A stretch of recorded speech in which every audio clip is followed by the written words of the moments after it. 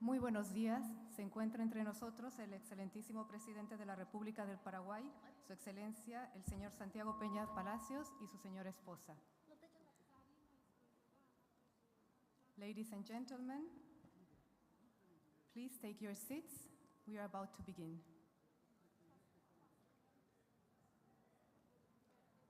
Estimados participantes, por favor tomen asiento, vamos a comenzar.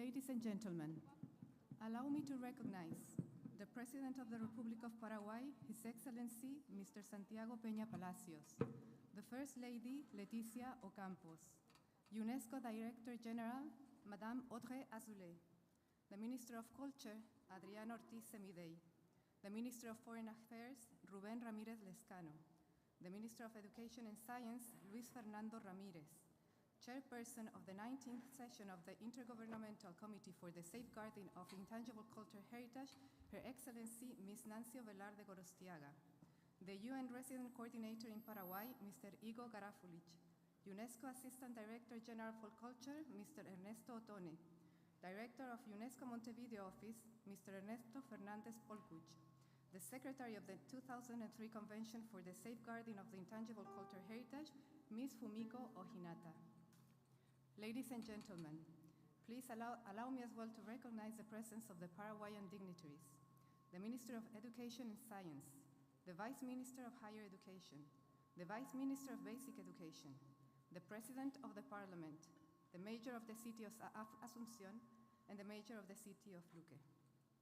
Invitamos a los presentes a ponerse de pie para entonar el himno nacional paraguayo.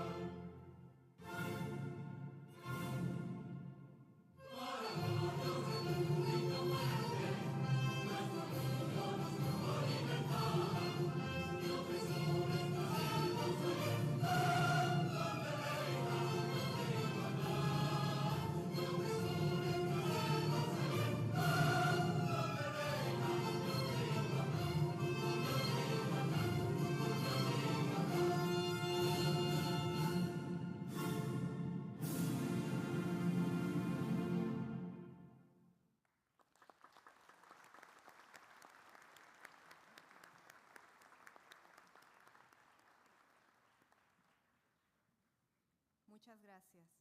Ahora me gustaría invitar a la ministra de Cultura, Su Excelencia Adriana Ortiz, a tomar la palabra.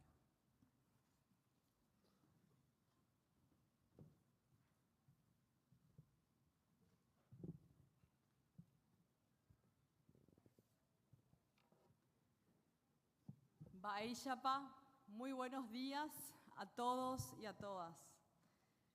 Señor Presidente Santiago Peña, señora Primera Dama de la Nación Leticia Ocampos, señora Azoley, Directora General de la UNESCO, distinguidos miembros del Comité Intergubernamental, delegados de los Estados partes, observadores, representantes de la UNESCO, señores y señoras. Con profunda emoción y orgullo, desde la coordinación general de este evento, doy la más cálida bienvenida a la 19ª sesión del Comité Intergubernamental para la Salvaguardia del Patrimonio Cultural Inmaterial de la Convención 2003 de la UNESCO. Hoy tenemos el honor de inaugurar aquí, con la música, con arte, en esta ciudad maravillosa que linda al lado de nuestra querida capital. Hoy estamos en la querida ciudad de Luque. En nombre de la República del Paraguay y de la Secretaría Nacional de Cultura, órgano de aplicación y seguimiento de la Convención 2003 en nuestro país, agradezco la presencia y el compromiso con esta causa tan noble, la salvaguardia de nuestro patrimonio cultural inmaterial alrededor de todo el mundo. Quiero destacar en este acto de apertura la presencia de los miembros del Comité Nacional de Salvaguardia del Patrimonio Cultural Inmaterial, así como a los integrantes del Comité Permanente de la Comisión Nacional de Cooperación con la UNESCO, encabezada por el querido ministro Luis Ramírez. Los importantes aportes en estas instancias han sido fundamentales para que Paraguay continúe fortaleciendo sus esfuerzos en la protección, en la promoción y transmisión de nuestras expresiones culturales vivas, que son el alma de todas nuestras comunidades. Nos sentimos honrados de recibir a ustedes, los delegados internacionales que vienen de muchas partes del mundo, a quienes consideramos aliados fundamentales en la tarea global de salvaguardar las tradiciones, saberes y prácticas. Este espacio es un espacio de diálogo, es un espacio de cooperación que brinda la oportunidad de reflexionar sobre los logros alcanzados desde la adopción de la Convención del 2003 y al mismo tiempo abordar los retos que enfrentamos para garantizar la continuidad de este patrimonio invaluable que nos reúne aquí en toda la humanidad.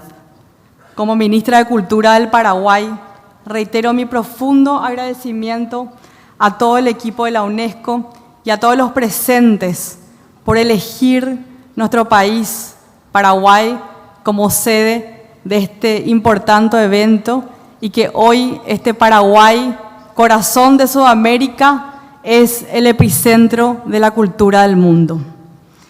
Este encuentro reafirma este compromiso de nuestra nación con el presidente de la República para trabajar junto con todos ustedes por la construcción de un mundo de la paz, que valore, que preserve la riqueza cultural y que nos vuelva a unir en la amistad para ese bien común. Les deseo una fructífera sesión y los invito a disfrutar la hospitalidad de nuestra gente, nuestra sencillez, nuestra música, nuestra gastronomía y sobre todo que sepan amar al Paraguay como ese país único en el corazón de Sudamérica. Con estas palabras quiero dar apertura a la 19ª sesión del Comité Intergubernamental de la UNESCO del Patrimonio Cultural Inmaterial de la Convención 2003 de la UNESCO. Muchas gracias, Taupey Yaquená, y bienvenidos al Paraguay.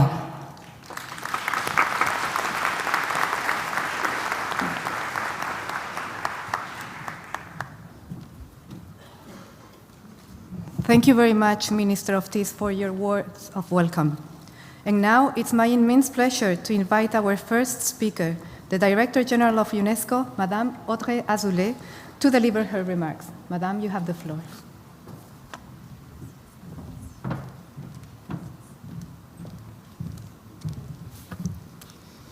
Valle Chapa.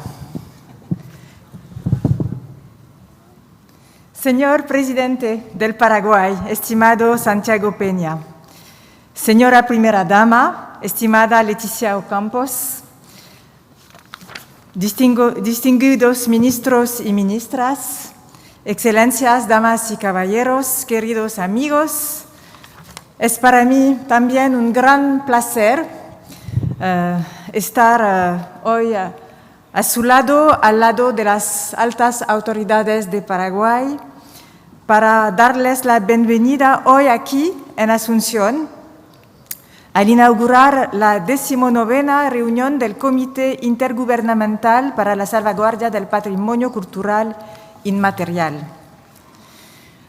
Ante todo, estoy muy agradecida de ver a tantos de ustedes, amigos y amigas, aquí, más de 900 personas procedentes de más de 120 países.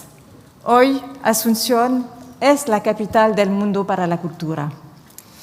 Contamos entre nosotros con representantes de estados, representantes de organizaciones no gubernamentales, instituciones relacionadas con el patrimonio vivo, expertos, miembros de las comunidades que custodian las numerosas prácticas que hoy honramos.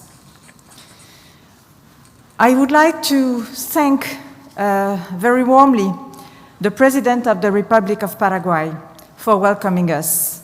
His presence, the presence of the First Lady last night and with us this morning, reflect the commitment at the highest level to make Asunción a success for culture and for the world.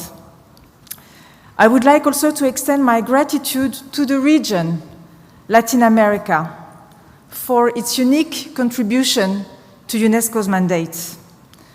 Remember, we had the World Press Freedom Day in Chile last spring, the Global Education Meeting in Fortaleza, and the G20 in Brazil, with UNESCO as a privileged partner for the first time. We had the COP16 on biodiversity, also very close to our mandate and close to the issue of the day, in Colombia last October, and today, this World Meeting for Intangible Heritage. These events, these initiatives, show how much the region is contributing to UNESCO's mandate, offering the world platforms and solutions to address our common challenges. And today we meet in a country with a uniquely rich and diverse living heritage. And I think we will hear more of that later. A heritage that was also very beautifully showcased last night in yesterday's gala. And I would like to thank very much the Minister of Culture, Adriana, for this wonderful celebration. It's also a country that boasts a deep-rooted bilingualism, both in its daily life, its literature, its art, its craftsmanship, its talent, its music. This coexistence of the diverse heritages and languages reflects a long and very still present history, exactly like the practices that our convention seeks to safeguard and uphold. Our convention is still young, barely 20 years old, but it has already achieved wonders, not only by linking our generation to all those that came before, but also continuously strengthening the bond between its now 183 member states, signatories. Its success is the result of your collective commitment. It has transformed the understanding, the perception of heritage. I would like to thank in particular the states that contribute on a voluntary basis to the Intangible Cultural Heritage Fund, which has supported almost 70 countries in their heritage safeguarding efforts since 2018. And aside more than 700 inscriptions to date from over 180 countries, this convention has reinvented the very notion of heritage to the extent that today we can no longer, and we should no longer, separate the tangible, the sites, the places, from the intangible, the sites from the practice.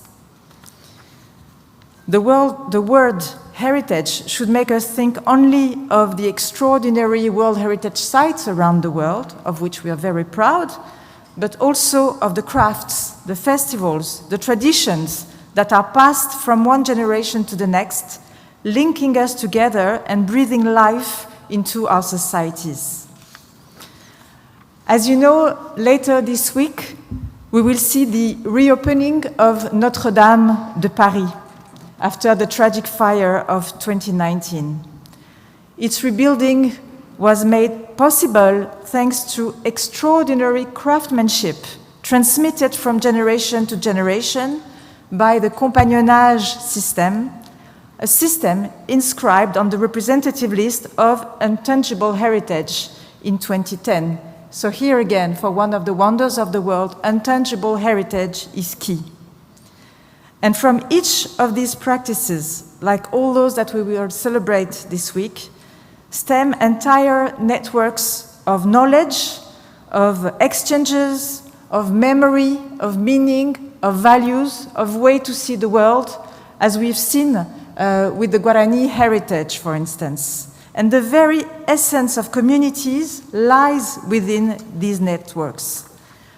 Also, as shown once again this year by the 16 multinational nominations involving 62 states, this heritage is not only practiced and passed on by local communities, but it also unites communities, sometimes across borders.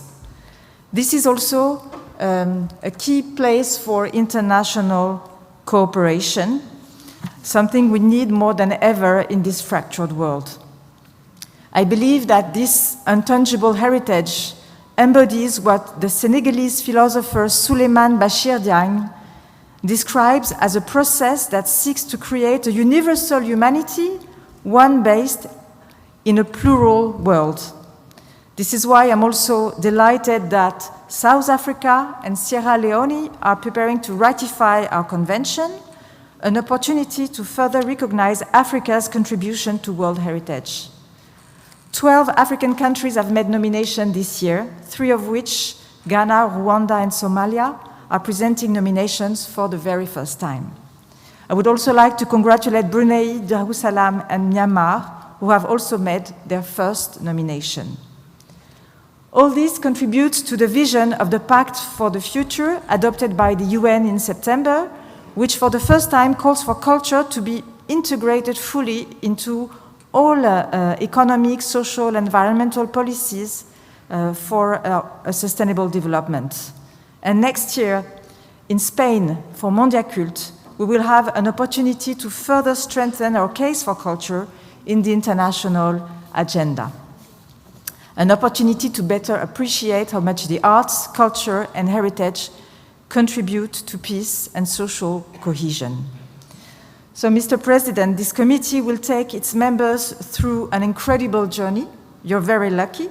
A journey of indigenous heritage, dances, food, music, fabrics, water management, memory of slavery, memory of migration, and so much more. And all this is much more than mere folk customs. They're a very powerful set of resources to face the challenges of today. And in this world, which is torn apart by conflicts, wars, you know that the civilian people always pay the highest price. But here, in this committee, you have the chance to recognize their contribution, their heritage, what they have, which is the most precious for them. So I will wish you all a fantastic committee and a fantastic country, enjoying this very positive agenda and contributing to peace. Thank you very much. Gracias.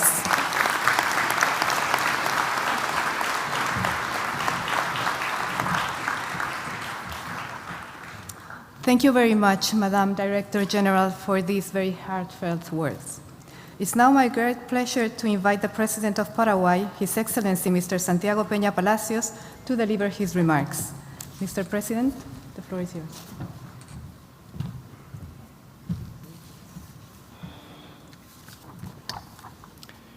Distinguidas autoridades, representantes de los Estados miembros, estimados delegados, señoras y señores, es una tremenda alegría darle la más cálida bienvenida esta mañana a esta tierra en la que convergen caudalosos los grandes ríos de Sudamérica para forjar una nación que es única, en donde el guaraní y el español tejen una sinfonía única de identidad cultural, en donde la cultura hace a la esencia misma del pueblo paraguayo. Bienvenidos, en suma, a este país extraordinario, único, singular, cuya historia tan gloriosa no se escribe en prosa, sino en verso, como lo dijo alguna vez memorablemente el gran poeta y prócer cubano José Martí. Es que si existe un país que ha luchado con sangre, con sudor y lágrimas para sobrevivir, para subsistir, pero por sobre todo prevalecer orgulloso en su identidad nacional, ese ha sido el Paraguay. En nuestra historia nos hemos repuesto al terrible aislamiento geográfico en la época de la colonia, a la más cruenta y dura guerra que ha visto el hemisferio occidental, la guerra de la Triple Alianza, que aniquiló a 2/3 partes de nuestra población, a la guerra del Chaco con Bolivia y a años de oscuros gobiernos militares. Todos estos desafíos nos han forjado con una fisonomía única, como un país con un patrimonio cultural rico, proteiforme y eterno, para constituirse en ese milagro americano del que hablaba un destacado intelectual paraguayo, Natalicio González. No es una coincidencia entonces que esta 19ª sesión del Comité Intergubernamental para la Salvaguardia del Patrimonio Cultural Inmaterial se celebre en el corazón geográfico de nuestro continente, pues se trata de un país que ha hecho de la preservación de su herencia cultural una causa nacional, integrante de su ADN como nación misma. La historia nos enseña que los pueblos que preservan su identidad son aquellos que construyen su futuro sobre cimientos sólidos. Paraguay encarna esta verdad fundamental. Somos una nación que ha sabido mantener viva su lengua originaria como un idioma oficial, que conserva sus tradiciones no como una pieza de museo, sino como expresiones vivas de nuestra cotidianeidad. El patrimonio cultural inmaterial que hoy nos convoca no es un concepto abstracto. Es el arpa paraguaya que resuena en nuestras fiestas patrias, es la medicina ancestral que perdura en nuestros campos, es nuestra gloriosa bebida nacional, el tereré, que circula en rueda como símbolo de comunidad, es el yandutí que teje historias de resistencia y belleza. Son estas manifestaciones las que nos definen y nos proyectan hacia un futuro. En esta era de transformaciones profundas y encuentros entre culturas, nuestra misión adquiere un significado especial. Estamos llamados a ser arquitectos de un futuro donde la singularidad de cada expresión cultural encuentre su espacio y su reconocimiento. No estamos aquí simplemente para catalogar tradiciones, sino para garantizar que las futuras generaciones hereden un mundo donde la diversidad cultural sea fuente de riqueza y de orgullo. Durante los próximos días seremos testigos de un diálogo que trasciende fronteras. Cada decisión que tomen será un paso hacia la consolidación de un marco internacional que proteja efectivamente nuestras expresiones culturales más valiosas. A la UNESCO, cuyo liderazgo ha sido fundamental en esta misión, nuestro reconocimiento por su visión y compromiso inquebrantable con la diversidad cultural. A los Estados miembros, gracias por compartir esta responsabilidad histórica de salvaguardar el patrimonio inmaterial de la humanidad. Les invito a descubrir más allá de estas sesiones de trabajo, un Paraguay que vive su cultura con pasión y autenticidad. Encontrarán un pueblo que hace de su diversidad cultural no solo un motivo de celebración, sino una herramienta de desarrollo y cohesión social. Quiero cerrar recordando aquí al gran y sabio pueblo originario de estas tierras, el pueblo guaraní. Sobre su hermosa cultura se asienta orgullosamente buena parte de nuestra paraguayidad. De entre sus innumerables legados, los guaraní nos dejaron un sugerente mito de la creación, llamado el Aibura Putá, que quiere decir el fundamento del lenguaje humano. Según este mito, el padre Ñamandú, autor del universo, creó primeramente el lenguaje humano. Con la creación del lenguaje, el Padre trajo luz a las tinieblas primigenias. Palabras poéticas con las que el gran antropólogo australiano-paraguayo León Cadogan tradujo el original guaraní, tinieblas primigenias, que era lo único que existía antes de la creación del universo. Con esto, nuestros hermanos guaraníes nos enseñaron que el principio mismo de nuestra humanidad está en el lenguaje, en el diálogo, en la capacidad de hablar entre nosotros. Estoy seguro que en los próximos días de fructífero intercambio de este encuentro, ustedes sabrán, queridos amigos, utilizar esa capacidad del lenguaje para idear nuevas maneras de proteger lo más sagrado que tenemos, nuestro patrimonio cultural. Muchísimas gracias.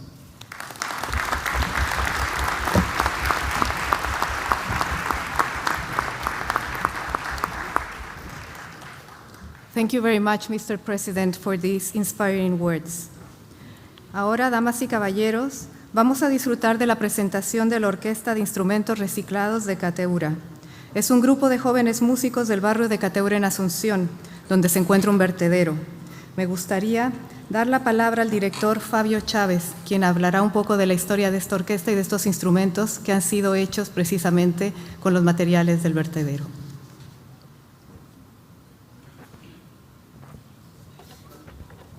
Buenos días, Baeshapa. Somos la Orquesta de Instrumentos Reciclados de Cateura.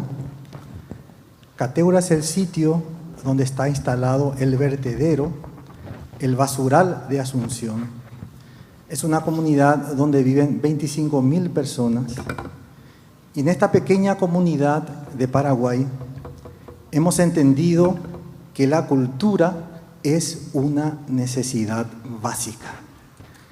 Es una necesidad que tienen que acceder todas las personas, independientemente de su condición social. A esta comunidad llegan toneladas de basura todos los días, pero nosotros hemos aprendido a transformar la basura en música. Y en esta ocasión tenemos el orgullo de reivindicar una expresión musical que sentimos en el corazón, que es la guarania. Reivindicar nuestro idioma guaraní y reivindicar al creador de la guarania, José Asunción Flores. Entonces ustedes van a escuchar, muchos seguramente por primera vez, música que emana de la basura. Pero estos son los jóvenes que transforman la basura en música. Bienvenidos al país donde la basura se transforma en música, donde la basura permite que muchos niños y jóvenes accedan a la cultura.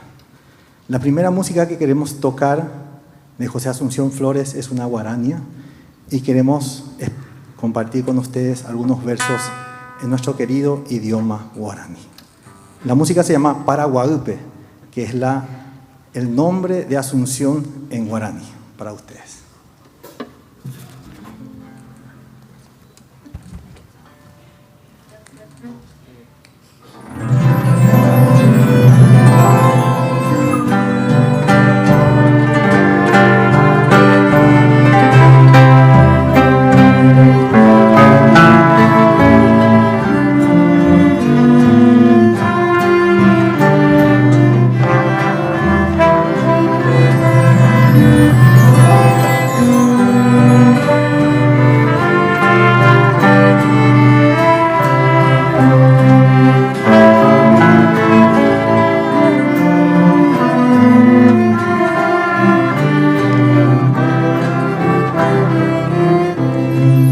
Vallaje ota pende aptepe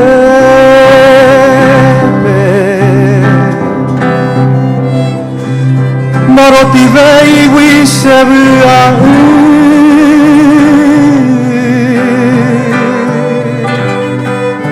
Akpinita kopharebe Serezaupe Paraguay Plaza Uruguaya, selva aromada,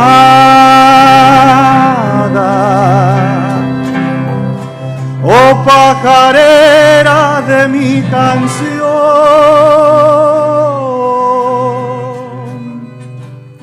orgullo mío, cúpula amada, el oratorio de la Asunción.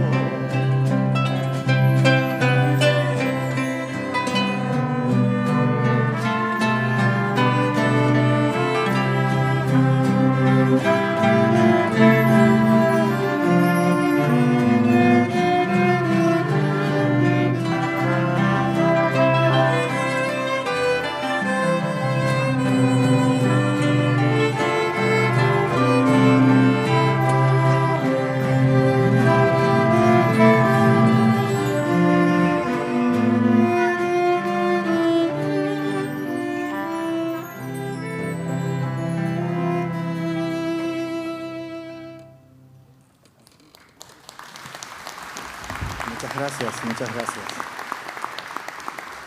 Y de José Asunción Flores, 2 obras sinfónicas más. La primera es Jolie y la segunda, Gallito Cantor.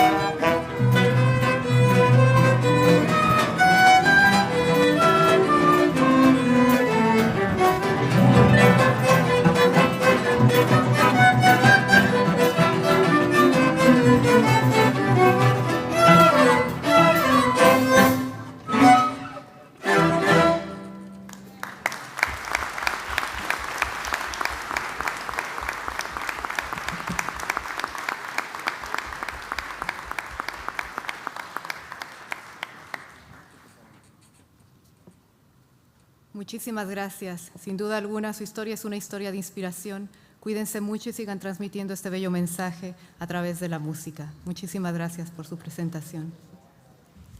Dear ladies and gentlemen, time has come for the chairperson of the 19th session of the Intergovernmental Committee for Safeguarding of the Intangible Cultural Heritage to take the floor.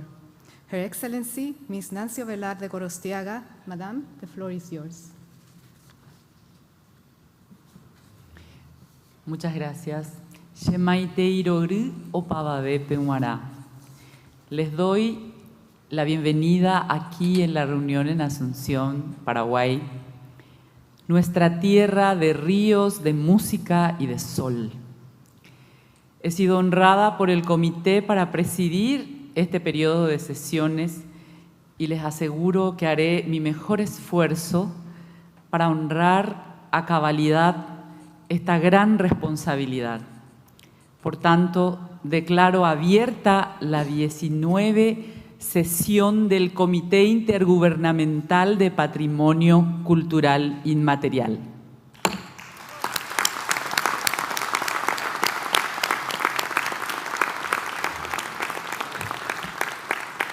Ladies and gentlemen, the dignitaries are going to take their leave. Damas y caballeros, las autoridades se van a retirar. Por favor, permanezcan sentados.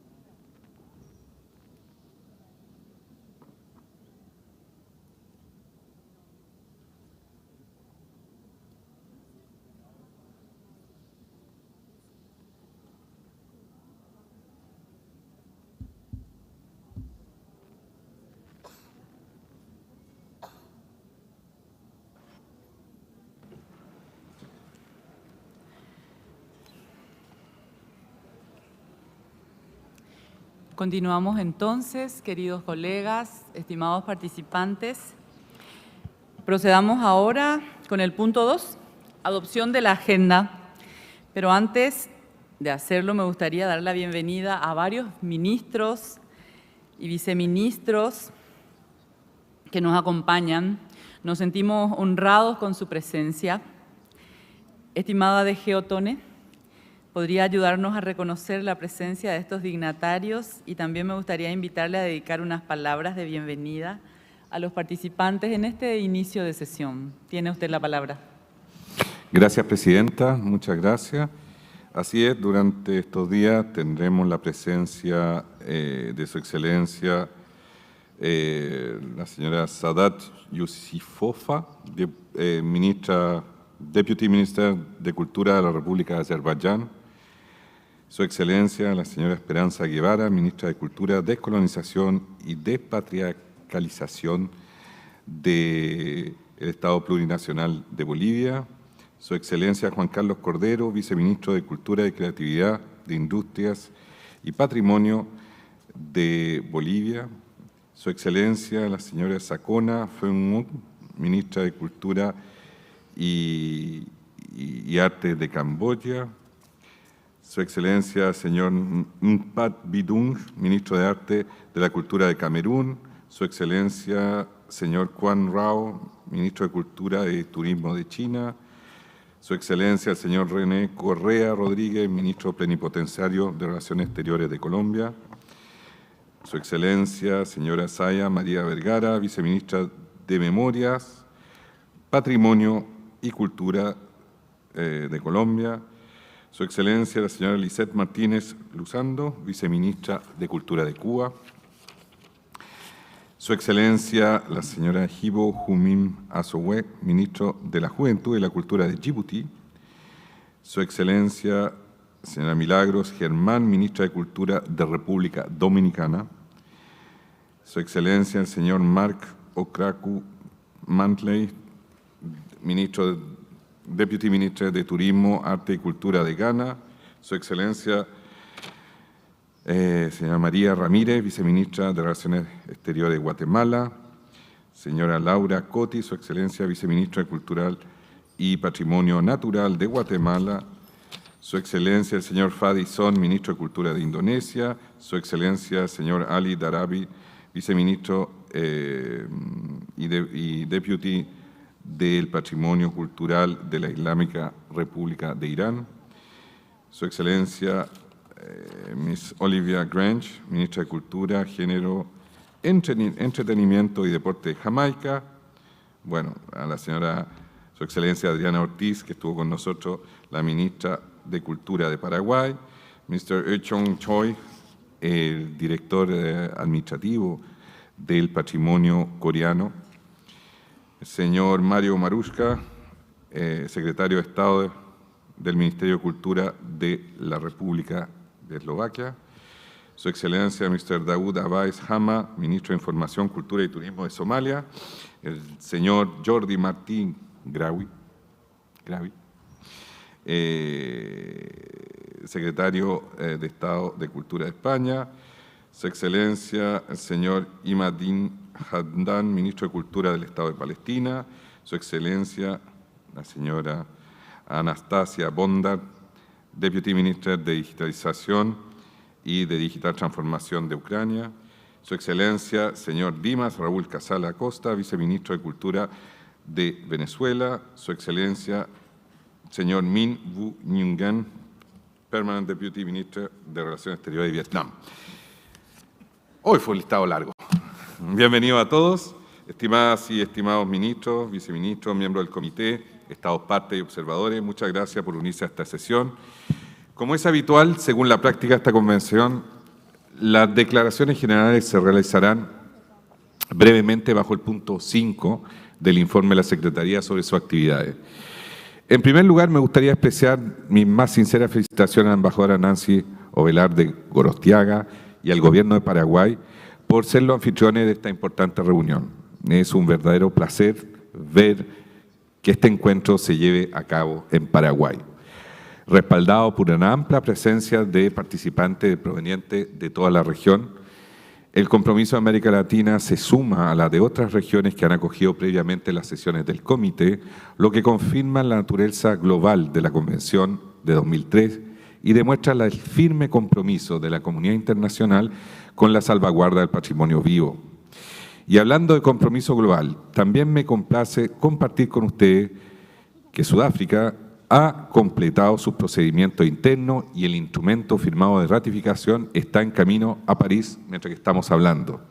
Por lo que pronto podremos dar la bienvenida al Estado parte 184 de nuestra familia del patrimonio vivo. Tal como lo dijo la directora general, también puedo compartir que Sierra Leona pronto está siguiendo el mismo camino. Estimadas y estimados miembros del comité y participantes, si consideramos cada década como un capítulo, la Convención del 2003 acaba de comenzar su capítulo número 3.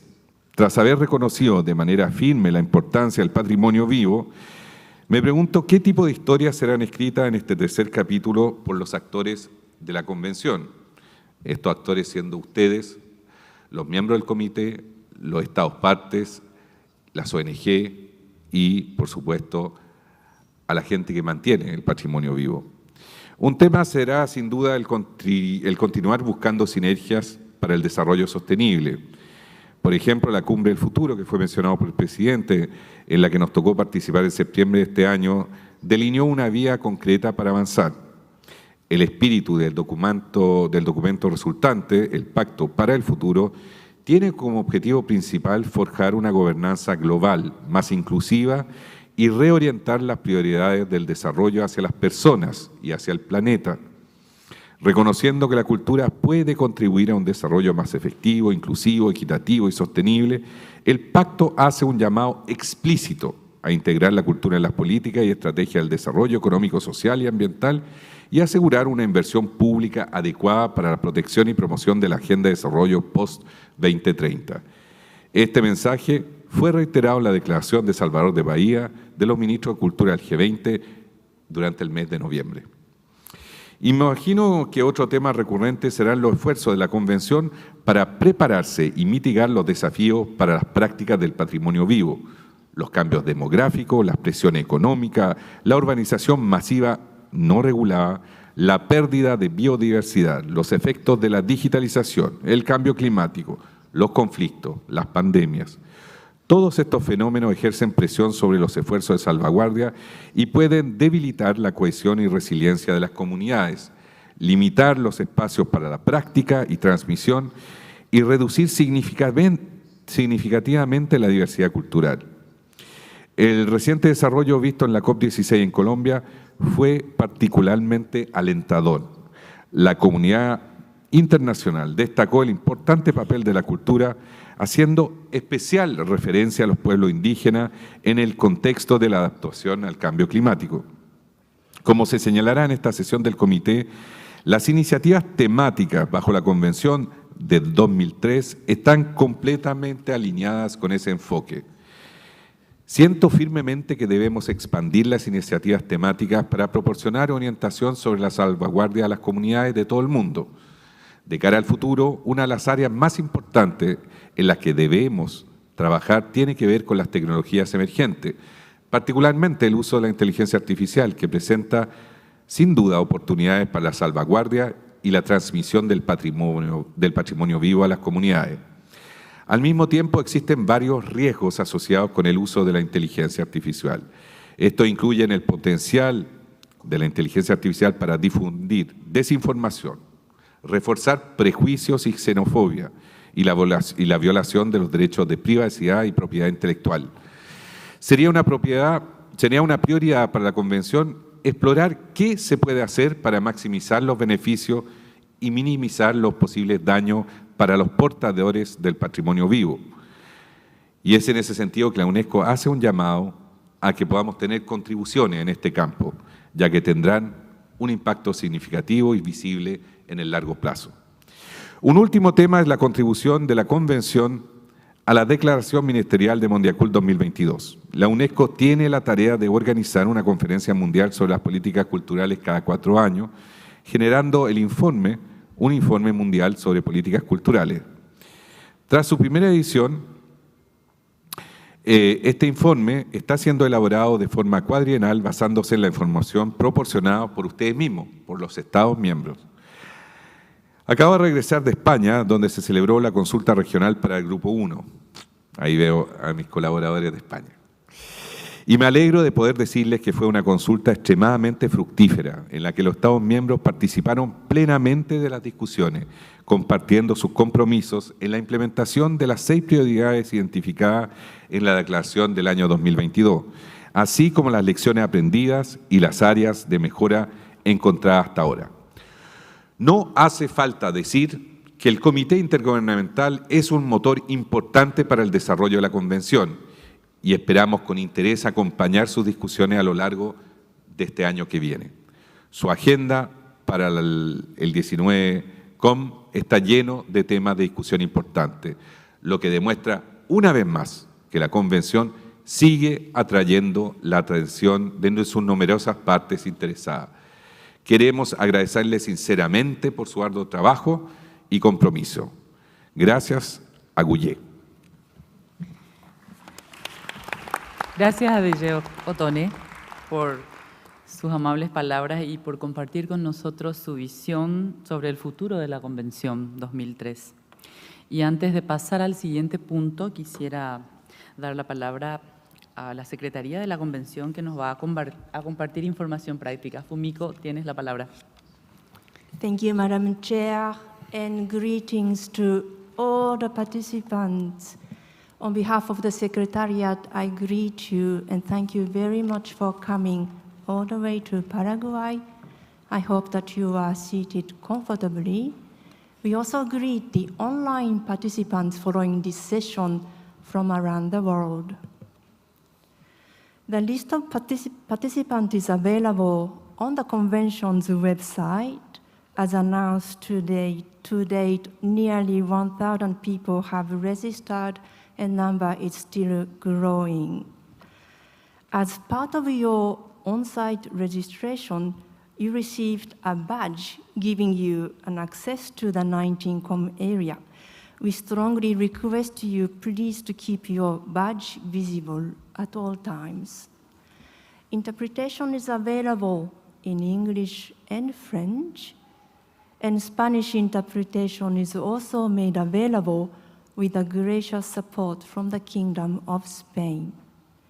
You will see on the screens the interpretation channels for the different languages.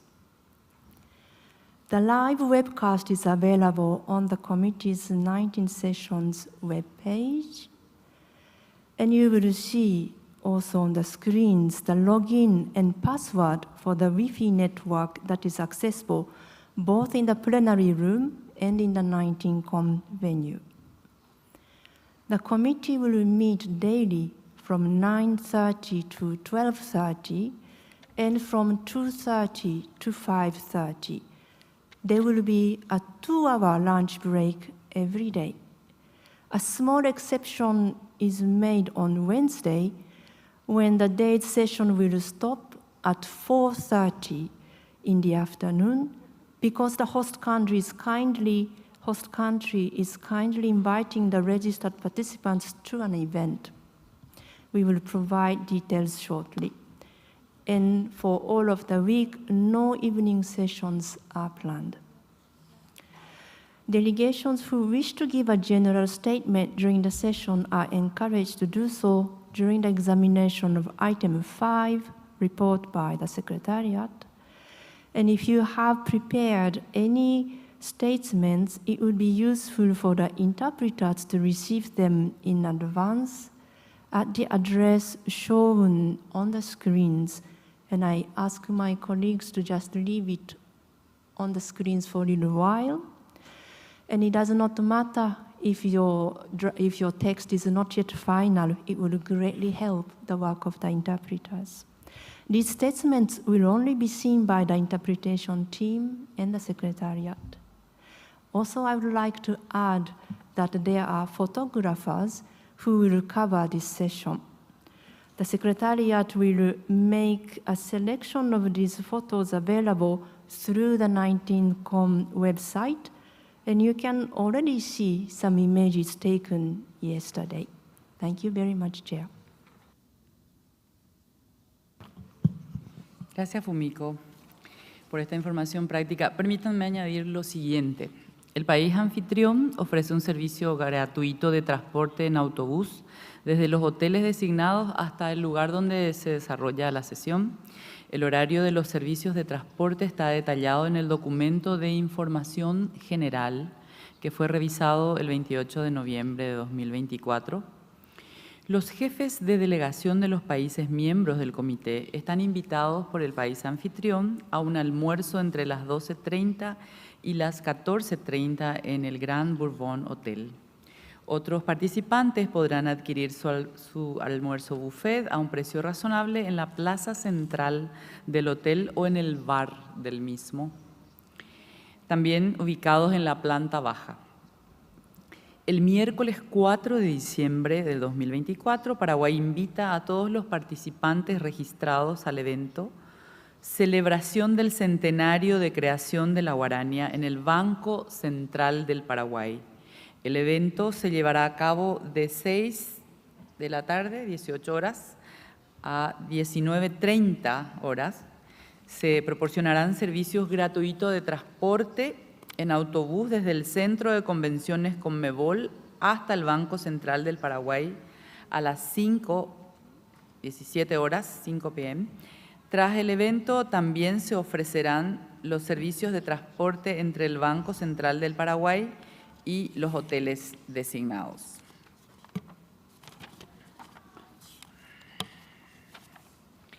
¿Estamos preparados para pasar a la adopción?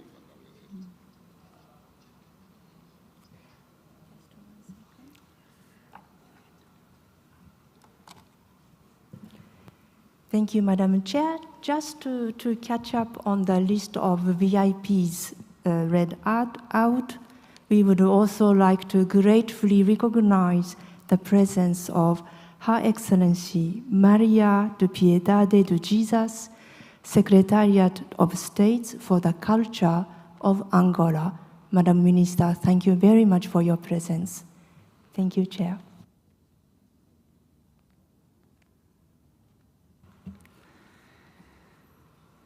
Estamos preparados para pasar a la adopción de la agenda, el punto 2. Fumiko, ¿podrías presentarnos la agenda provisional de nuestra sesión, por favor? With pleasure, thank you very much. So the provisional agenda is contained in document 2.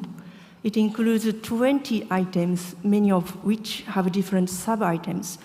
The provisional agenda was prepared in accordance with Rule 9 of the committee's rule of procedure.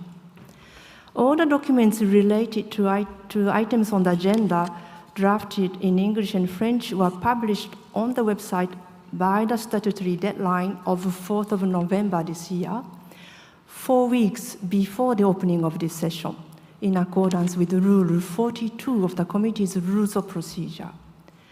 The list of documents can be found in document INF 2.2, which is revised regularly to reflect the revision of the working documents.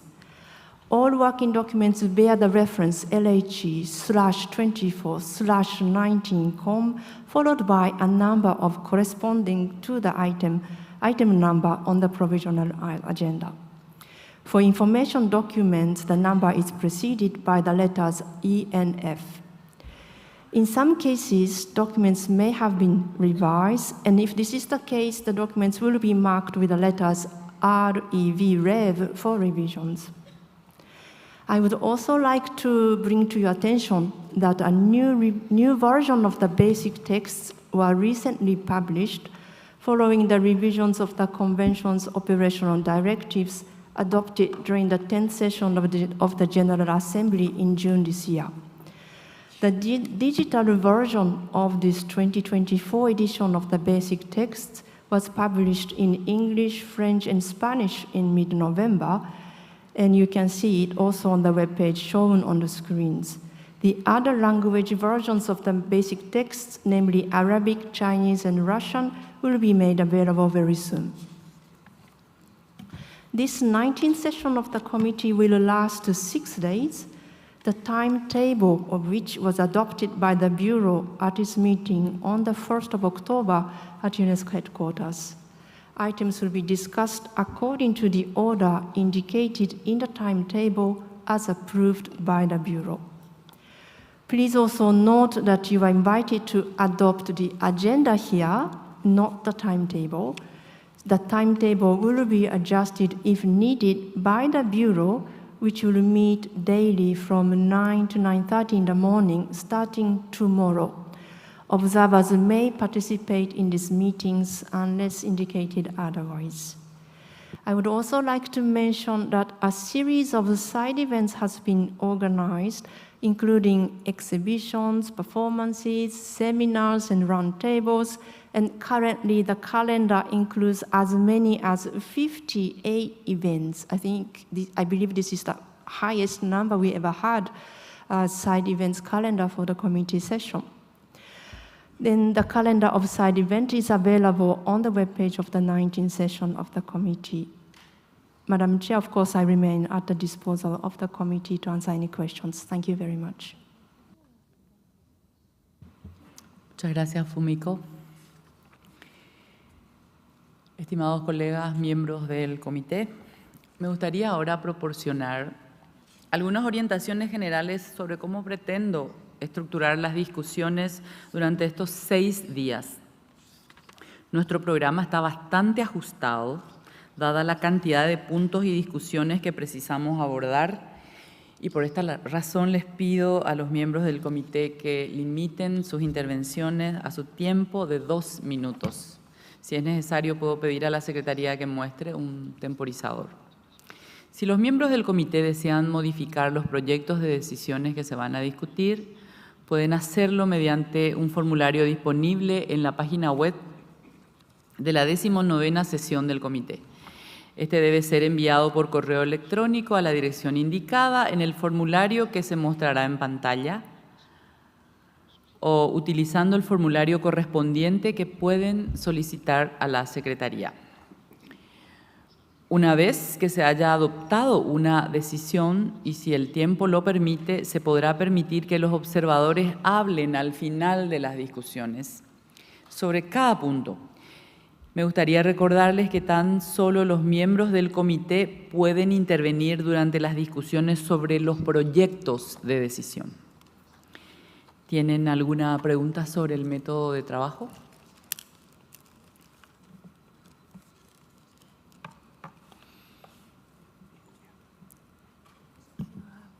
India tiene la palabra. Su Excelencia, adelante. Excellency, very good morning. I just wanted a quick clarification from the Secretary of the Convention regarding the timetable which has been agreed by the Bureau. Can you please let us know the web link of this mysterious timetable so that we can also access it? Thank you. Thank you very much. I wonder if my Barco colleague can help to display, but basically this is provided as part of the working documents of this committee under the code INF 2.1. I would just try to take a little time to know if yes, INF 2.1 is the timetable for this session. I wonder if this responds to the query by the distinguished delegate from India.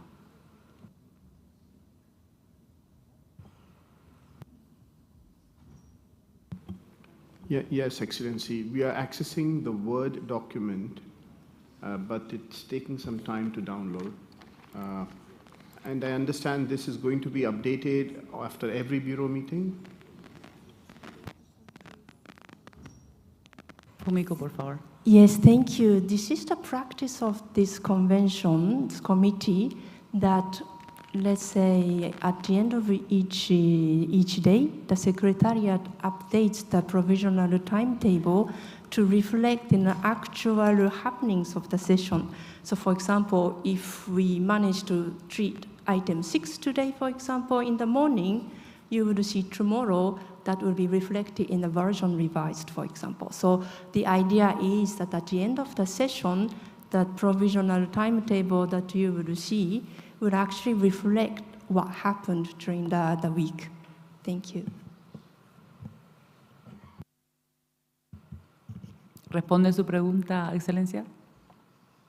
Vishal. Thank you, Excellency. What we have, my question was not regarding what is the procedure. My question was just a yes and no, that yes, this will be updated after every Bureau meeting, so that we know we have to keep a check on it. My also second question is that as we have seen in the WHC, when it comes to the inscription of the nomination dossiers, given the request by member states, the item numbers are shifted up or down. So would you also be following this at this point on the provisional timetable? And is there a separate table wherein the individual item numbers are mentioned? And if there is, then I would be very grateful if you can let me know which document it is. Thank you. Sí, Fumiko, por favor. Thank you very much. So I confirm again that the provisional timetable will be revised, yes. And as to the nomination-related timetable management, the Secretariat has published what we call the order of files, which is available on our website under item 7, which indicates which nomination item is likely to be examined by block of session. And this also is updated according to the actual happenings as we go along. So please do keep an eye on the website. Thank you very much.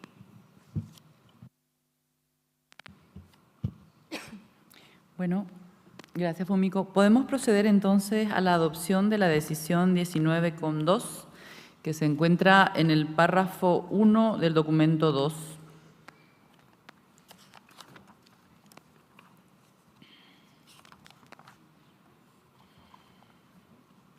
Puedo solicitar al comité que se adopte la decisión 19.2 tal como se muestra en la pantalla. No veo objeciones. Por tanto, declaro adoptada la decisión 19.2.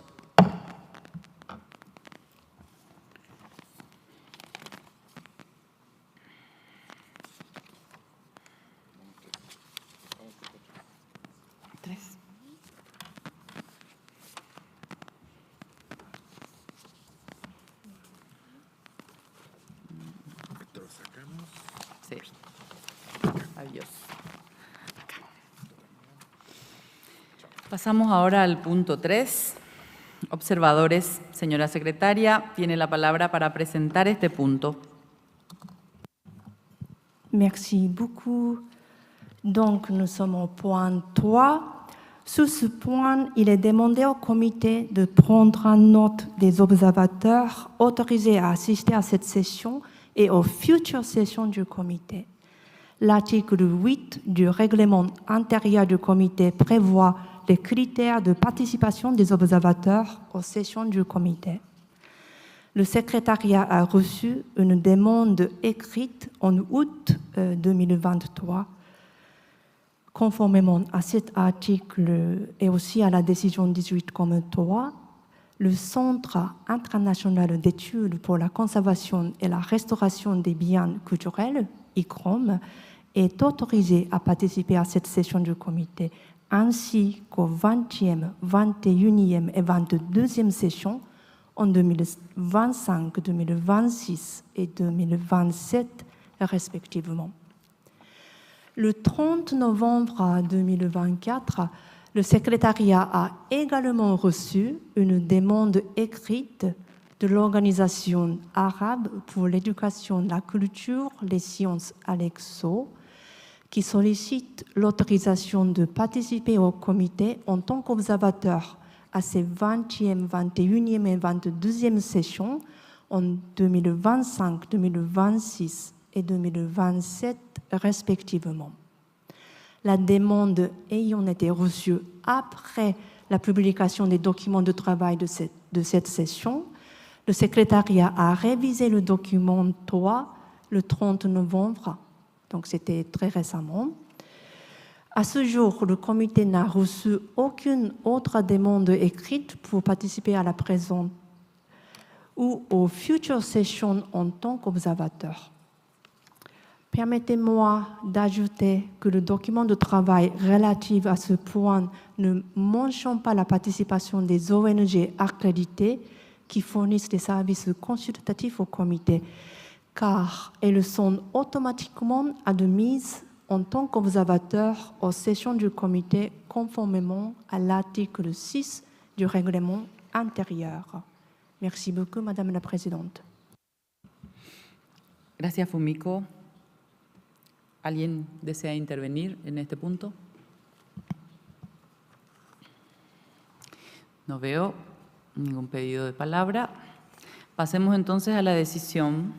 Por favor, consulten el documento LHE 2419-COM en su proyecto de decisión en el párrafo 6. ¿Podemos verlo en pantalla?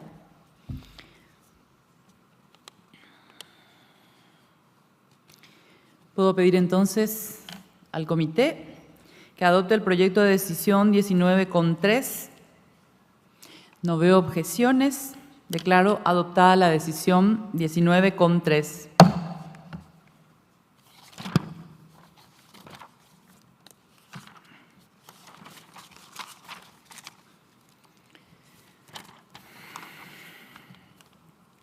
Pasamos ahora al punto 4, acta resumida de la 18ª sesión del comité. Señora secretaria, le cedo la palabra para que nos presente este ítem, por favor. Thank you very much. So in application of Rule 45 of the Rules of Procedure of the Committee, Document 4 presents the summary records of the 18th session of the committee. We hope that the document provides a faithful summary of the interventions made by all the members of the committee and observers during that session. Recordings of the debates are available on the webpage of the 18th session of the committee. Thank you, Madam Chair.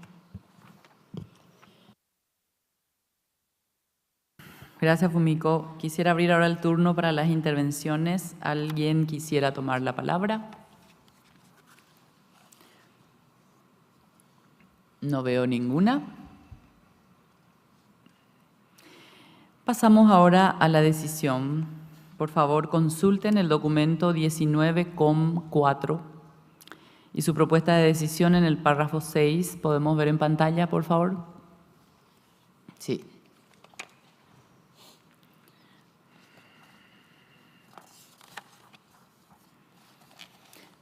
¿Puedo pedir al comité que se adopte la propuesta de decisión tal y como aparece en pantalla? En ausencia de objeciones, declaro adoptada la decisión 19-4.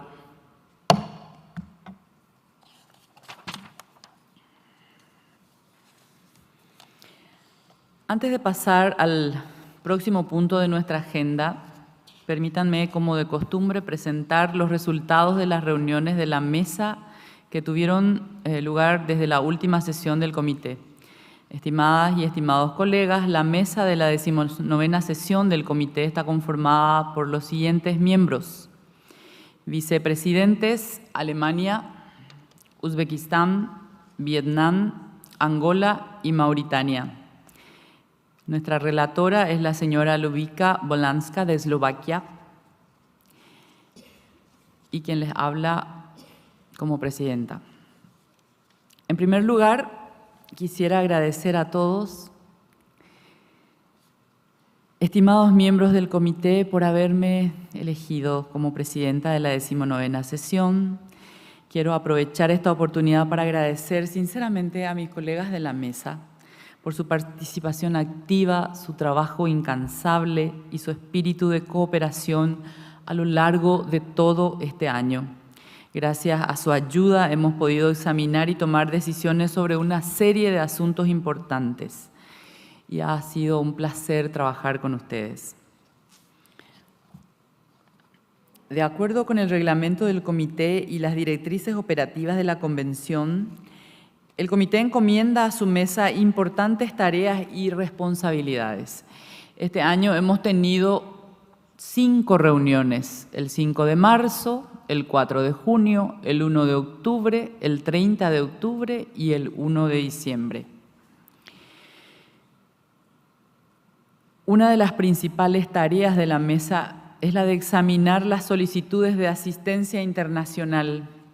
El año 2024 constituyó el primer ciclo en el que los resultados de la reflexión global sobre los mecanismos de inscripción en las listas de la Convención 2018-2022 entraron plenamente en vigor. Esto significa que la mesa del comité tiene encomendado el examen y la aprobación de las solicitudes de asistencia internacional hasta $100.000 de los Estados Unidos de América, así como las solicitudes de asistencia urgente independientemente a su monto. La mesa examinó 10 solicitudes de asistencia internacional de un monto de hasta $100.000. Todas ellas fueron aprobadas por una cuantía total de $983.387.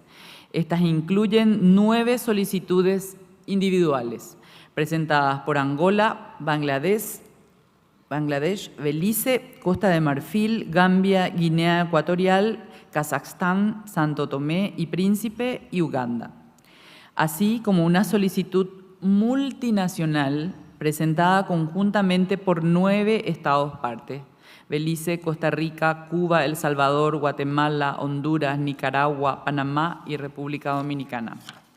La mesa examinó una solicitud de asistencia urgente. Esta solicitud se otorgó a Hungría en apoyo a las comunidades ucranianas desplazadas por un monto total de $99.710. Por último, la mesa examinó y aprobó 2 asistencias preparatorias por un monto total de $17.970 para que Papua Nueva Guinea y Uganda puedan preparar sus candidaturas a la lista de salvaguardia urgente. Recibirán una explicación más detallada sobre los últimos avances relativos a la asistencia internacional en el ítem 9, en el que se destaca una tendencia positiva con respecto a este mecanismo de cooperación internacional. Por el momento, les invito a que se unan a mí a felicitar a los estados beneficiarios que han recibido una asistencia financiera este año y desearles éxitos en la salvaguardia de su patrimonio vivo. Además de examinar las solicitudes de asistencia internacional, la mesa también debatió cuestiones relacionadas con las candidaturas para el ciclo 2024 y el ciclo 2025. Cuando lleguemos a los puntos pertinentes de la agenda, tendré la ocasión de proporcionarles más detalles. Caso de extrema urgencia. En su segunda reunión, la mesa también debatió una solicitud presentada por una asociación para la inscripción de un elemento en la lista de salvaguardia urgente como un caso de extrema urgencia.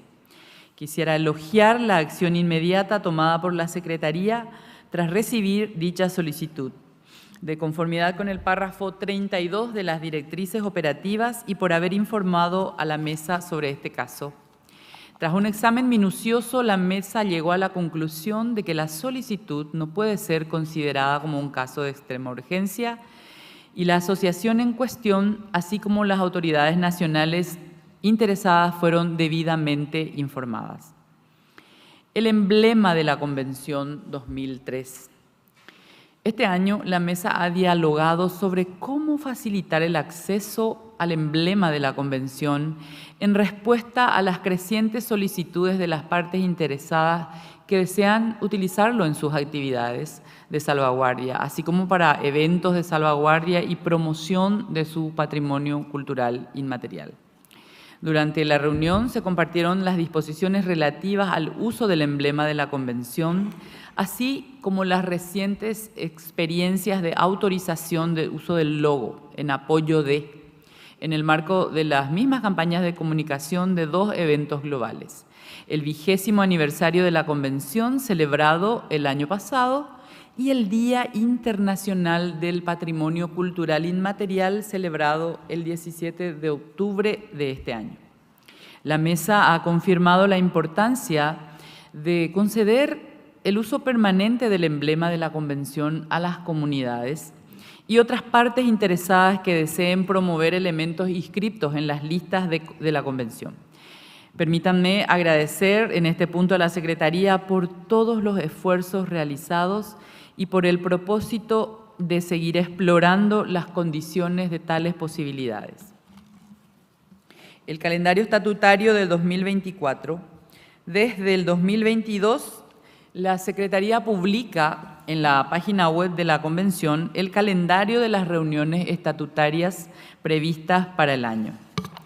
El calendario se publica a principios de año y se revisa a lo largo del año según sea necesario. Siguiendo la práctica habitual, la Mesa recibió en cada una de las reuniones una actualización sobre el calendario estatutario para el 2024. Me gustaría agradecer a la Secretaría por facilitar el trabajo de las partes interesadas, poniendo a su disposición información importante de manera oportuna. Estimados y estimadas miembros del comité, como punto final, me gustaría subrayar que la transparencia sigue siendo un principio rector para la organización de las reuniones de nuestra mesa. La agenda, los documentos y las decisiones de cada reunión de la mesa del comité de esta convención se publican en línea y están disponibles para consulta. Siguiendo la práctica habitual desde hace varios años y de acuerdo con la recomendación 69 del Grupo de Trabajo de Composición Abierta sobre Gobernanza, la Secretaría solicita a los miembros de la mesa que comuniquen la fecha y el lugar de cada reunión de la mesa, así como las decisiones adoptadas por la mesa dentro de su respectivo grupo electoral. Además, la Secretaría adoptó la costumbre de publicar noticias a través de la página web de la Convención para informar al público sobre la asistencia internacional otorgada por la mesa. Aquí termina mi presentación sobre las actividades de la mesa. Abro ahora brevemente el turno para comentarios o preguntas o aclaraciones con respecto a lo que he presentado.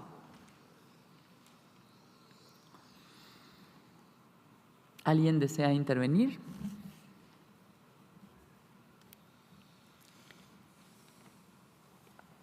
No veo ninguna solicitud.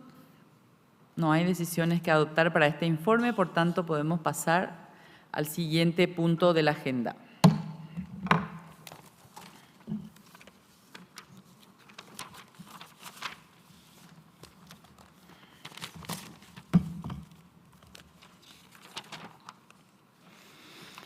Ahora pasaremos al punto 5. Informe de la Secretaría sobre sus actividades de enero a junio de 2024. Por favor, consulten el documento 5. Señora Secretaria, tiene la palabra.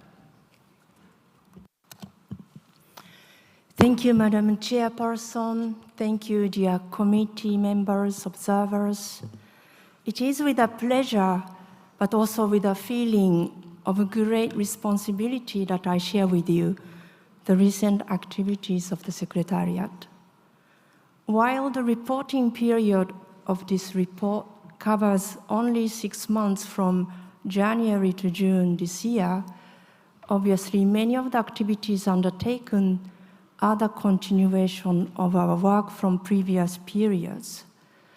And also the Secretariat's work has formed a basis for many of the items that this session of the committee will examine for the rest of this week.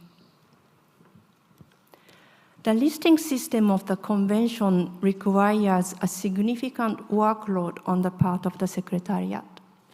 We took many actions to implement the conclusions of the global reflection on the listing mechanisms, which took place between 2018 and 2022, so that, for example, states parties could benefit from the revised and simplified nomination forms and procedures. The team also managed well the international assistance mechanism, which continued to be used extensively during the reporting period. And good progress can be noted also as regards the broader implementation of Article 18 of the Convention particularly as regards the development of a new online platform for sharing good safeguarding experiences. Moving on, the Secretariat continued to work on intangible cultural heritage in emergencies, for example, by facilitating cooperation between living heritage bearers and disaster management agencies, for example, by developing a handbook for humanitarian actors working with living heritage, or, for example, by supporting Ukraine, the state of Palestine, and so on. The Secretariat was also part of the international coordination meeting held in September this year to find ways to strengthen international coordination in safeguarding culture in emergencies. Another international mechanism of the Convention which showed a very promising development is periodic reporting. In particular, the capacity building approach undertaken for Africa has brought excellent results, as you will see later, and the Secretariat also provided similar capacity building support to the Asian Pacific region.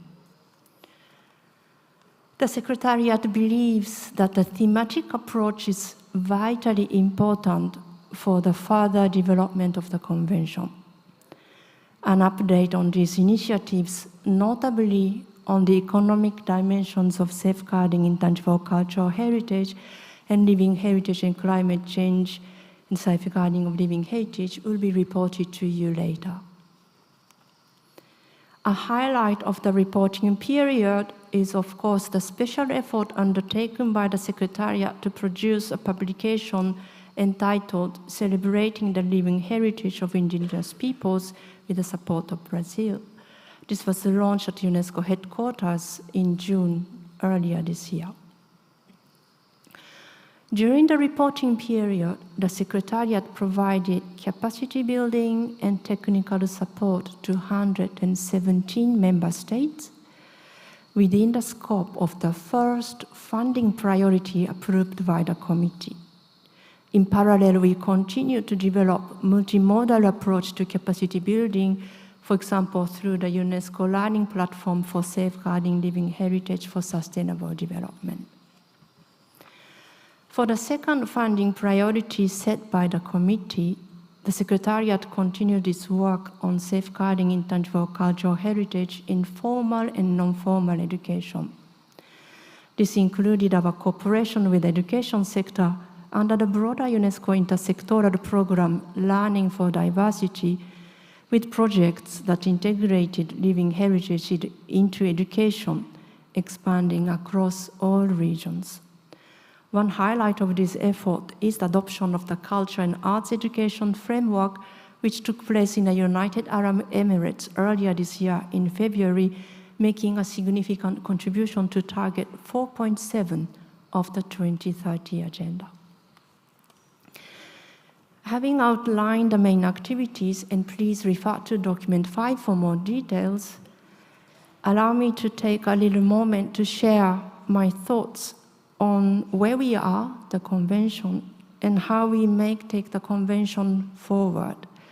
These thoughts are somewhat personal, of somebody who was present in the General Conference room when the Convention was adopted back in 2003, who has followed its course over the past 2 decades in different capacities, both at headquarters and field offices, and also as somebody who had just taken up the post of Secretary of this Convention a few months earlier this year. I would like to highlight 3 little points. I feel quite strongly that the implementation of the Convention over the past 2 decades made the different international cooperation mechanisms of the Convention connect better. The interconnectedness has been established. For example, the periodic reporting is now connected to the transfer procedure. The preparatory international assistance is made more accessible, therefore linking the international assistance to the representative list. Safeguarding approaches observed from different capacity building initiatives are going to feed into the Article 18 initiatives for sharing good safeguarding experiences, and so on and so forth. I feel that there is a coherence within our convention system, and I would like to nurture these connections going forward. My second point concerns a kind of feeling of the phases and development of phases. I often speak about the development of the conventions indeed in phases. We have gone through the initial phase of looking for ratifications, which was followed by a phase to sort out internal rules in the form of operational directives and other key documents such as ethical principles. And then another phase kicked in then to set up our capacity building approach. And now, having come out of the 20th anniversary of the convention last year, the feeling is that we are in the phase of further thematic development.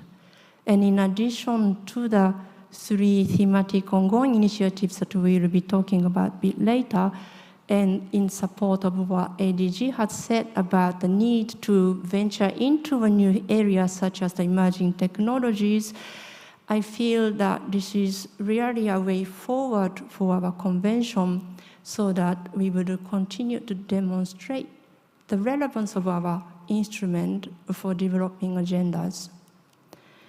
And to cap it all, above all, I am most grateful and encouraged by the presence and support of the Living Heritage family that has grown around the convention. I mean, these are the state parties, NGOs, Category 2 centers, UNESCO chairs, facilitators, and of course, communities around the world. And they are and will always be deeply important to me and to the Secretariat. On this note, lately, I have started to see some stronger signals coming out, for example, amongst periodic reports or international assistance project reports or other documents, that states are paying more and more attention to work on the inclusion of special needs groups. And I mean by, for example, visually impaired group or hearing challenged group, or people who are in prisons, in addition to more classic minority groups. And when we consider reaching out to different stakeholders, different groups under our convention's umbrella, I feel that we should not forget them. We are all living heritage, and we must look after each other.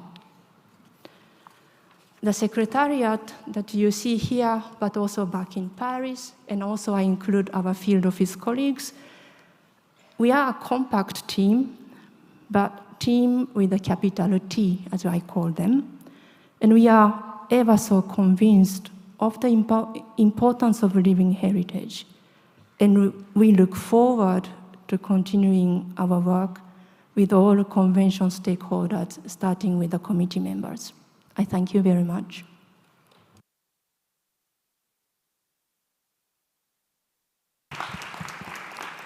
Gracias, señora secretaria, por su informe y por proporcionarnos una visión clara de las actividades desarrolladas por la Secretaría. Estoy segura de que muchos de ustedes quisieran hacer preguntas o comentarios, así que abro primero a los miembros del comité. Bangladesh, adelante, tiene la palabra, Excelencia.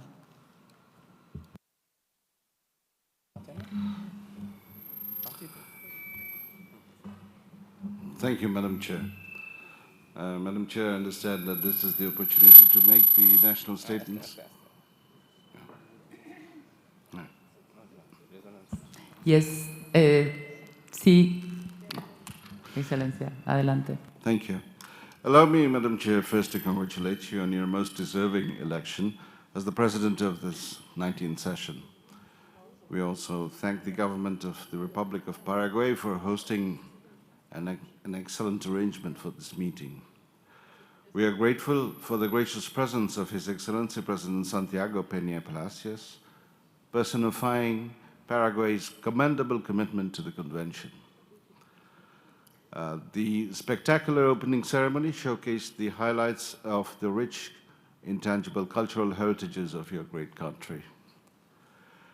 A land with such rich cultural heritage, a people protecting their beautiful mother tongue, Guarani, a country with delicious cuisines. What else could be a better place for this pilgrimage of ICH enthusiasts? Let me also thank the ADG Otone, Secretary Fumiko, and the entire team of the Secretariat and the evaluation body for their hard work. We understand and appreciate the voluminous task performed over the last 1 year leading up to today. Madam Chair, Bangladesh considers safeguarding of intangible cultural heritages as a medium of building a value-based society fostering culture, creativity, and innovation. The committee meetings are our opportunities to advance this convention for a better and inclusive global cultural ecosystem that UNESCO aspires to build.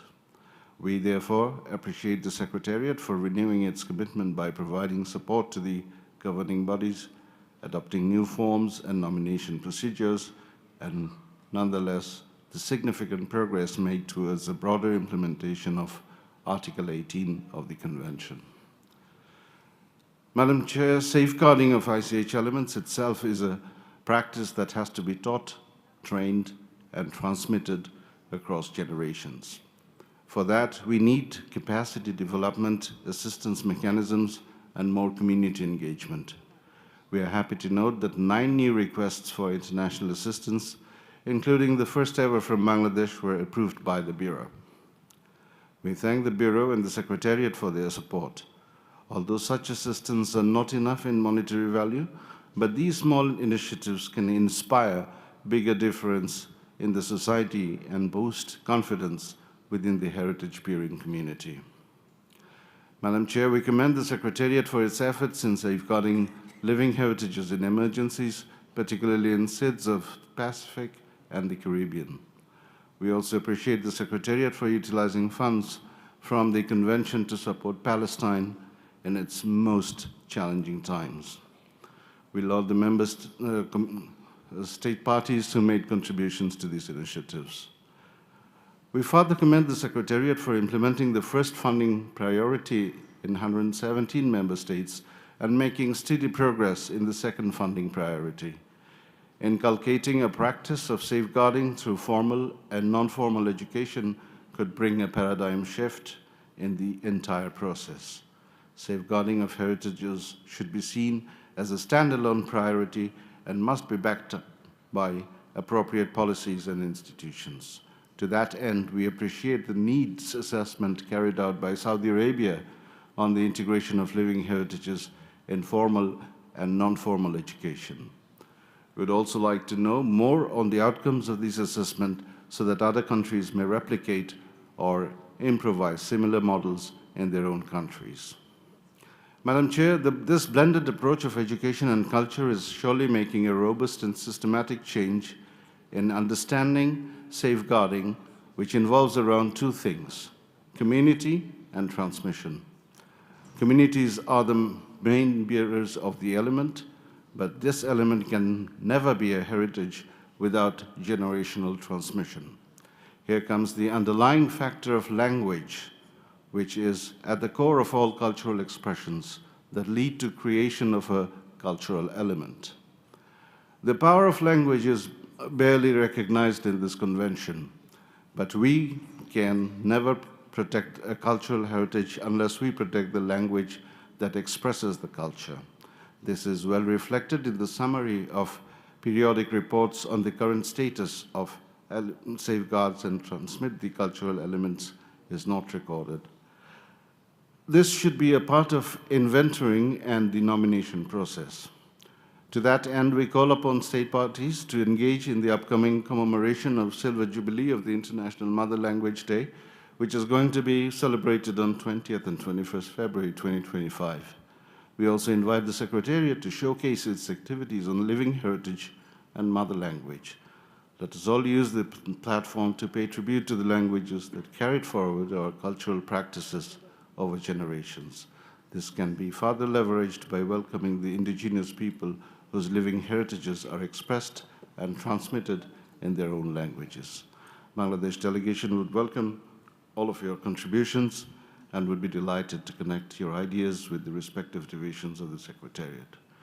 Finally, we look forward to another successful meeting here in Asuncion with joyous celebrations of the communities through inscribing our shared heritages. I thank you.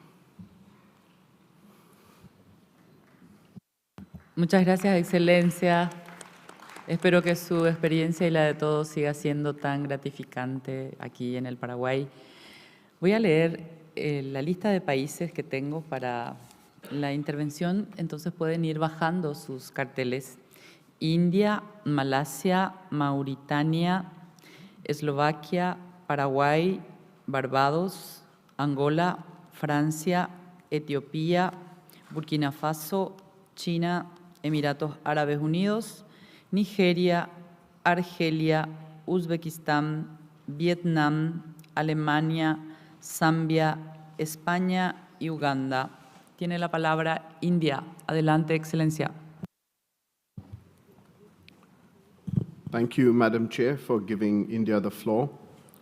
We appreciate your leadership in guiding this important session and express our gratitude to the government of Paraguay for graciously hosting this meeting. We thank the Secretariat for their ongoing dedication in advancing the objectives of the 2003 Convention.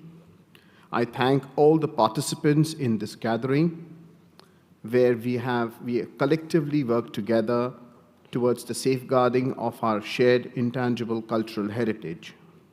India acknowledges the Secretariat's comprehensive report on its activities and appreciates its efforts.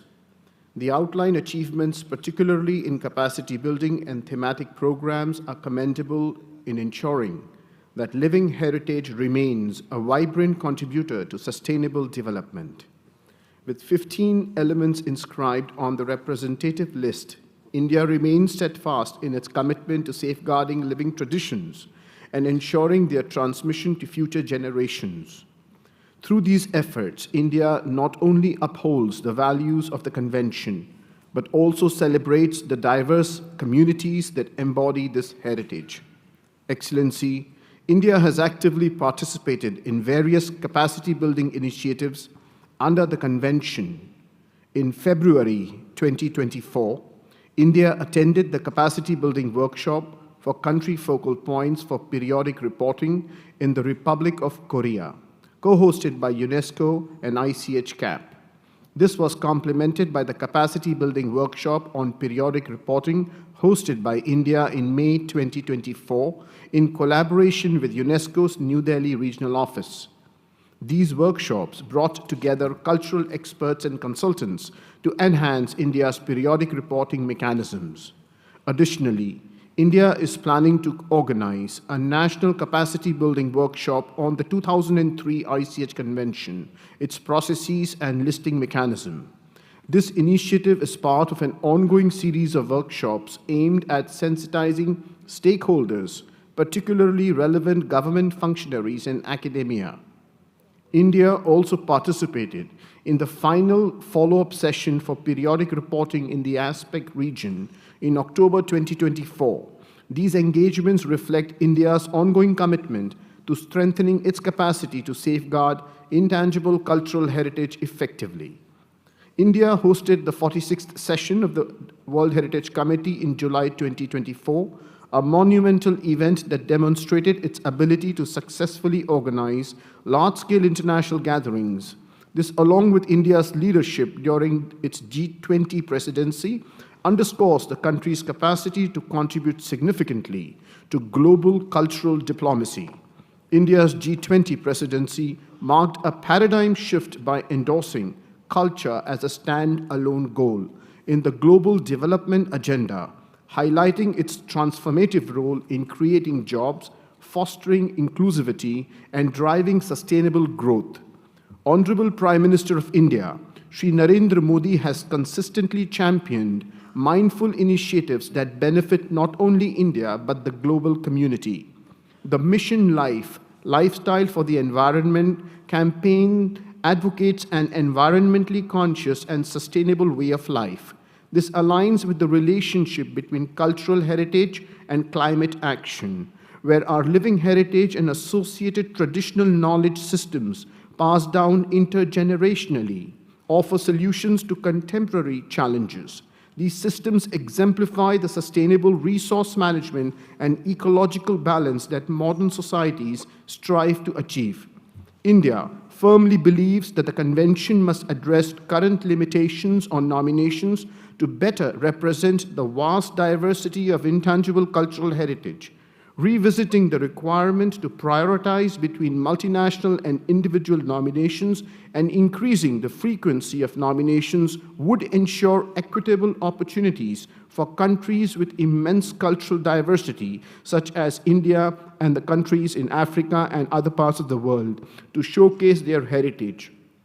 India reaffirms its support for the Secretariat and looks forward to continuing its collaboration with all state parties to achieve the shared mission of safeguarding intangible cultural heritage for the benefit of humanity. Thank you, Madam Chair.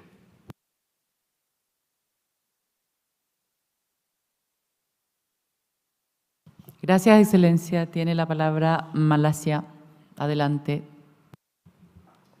Thank you, Madam Chair, for giving Malaysia the floor. Congratulations, Your Excellency, Ms. Nancy Ovalardi Goresteja, and the people of Paraguay for your appointment as the chairperson of the 19th session of the Intergovernmental Committee for the Safeguarding of the Intangible Culture Heritage. The opening ceremony at the Asuncion Port Culture Center last night was a beautiful testament of ICH in its truest manner, where we get to witness and appreciate the rich culture and heritage of Paraguay. From the food, music, crafts, and performances, we were blown away. Thank you. Madam Chair, Malaysia recognizes the intertwined importance of culture and environmental sustainability.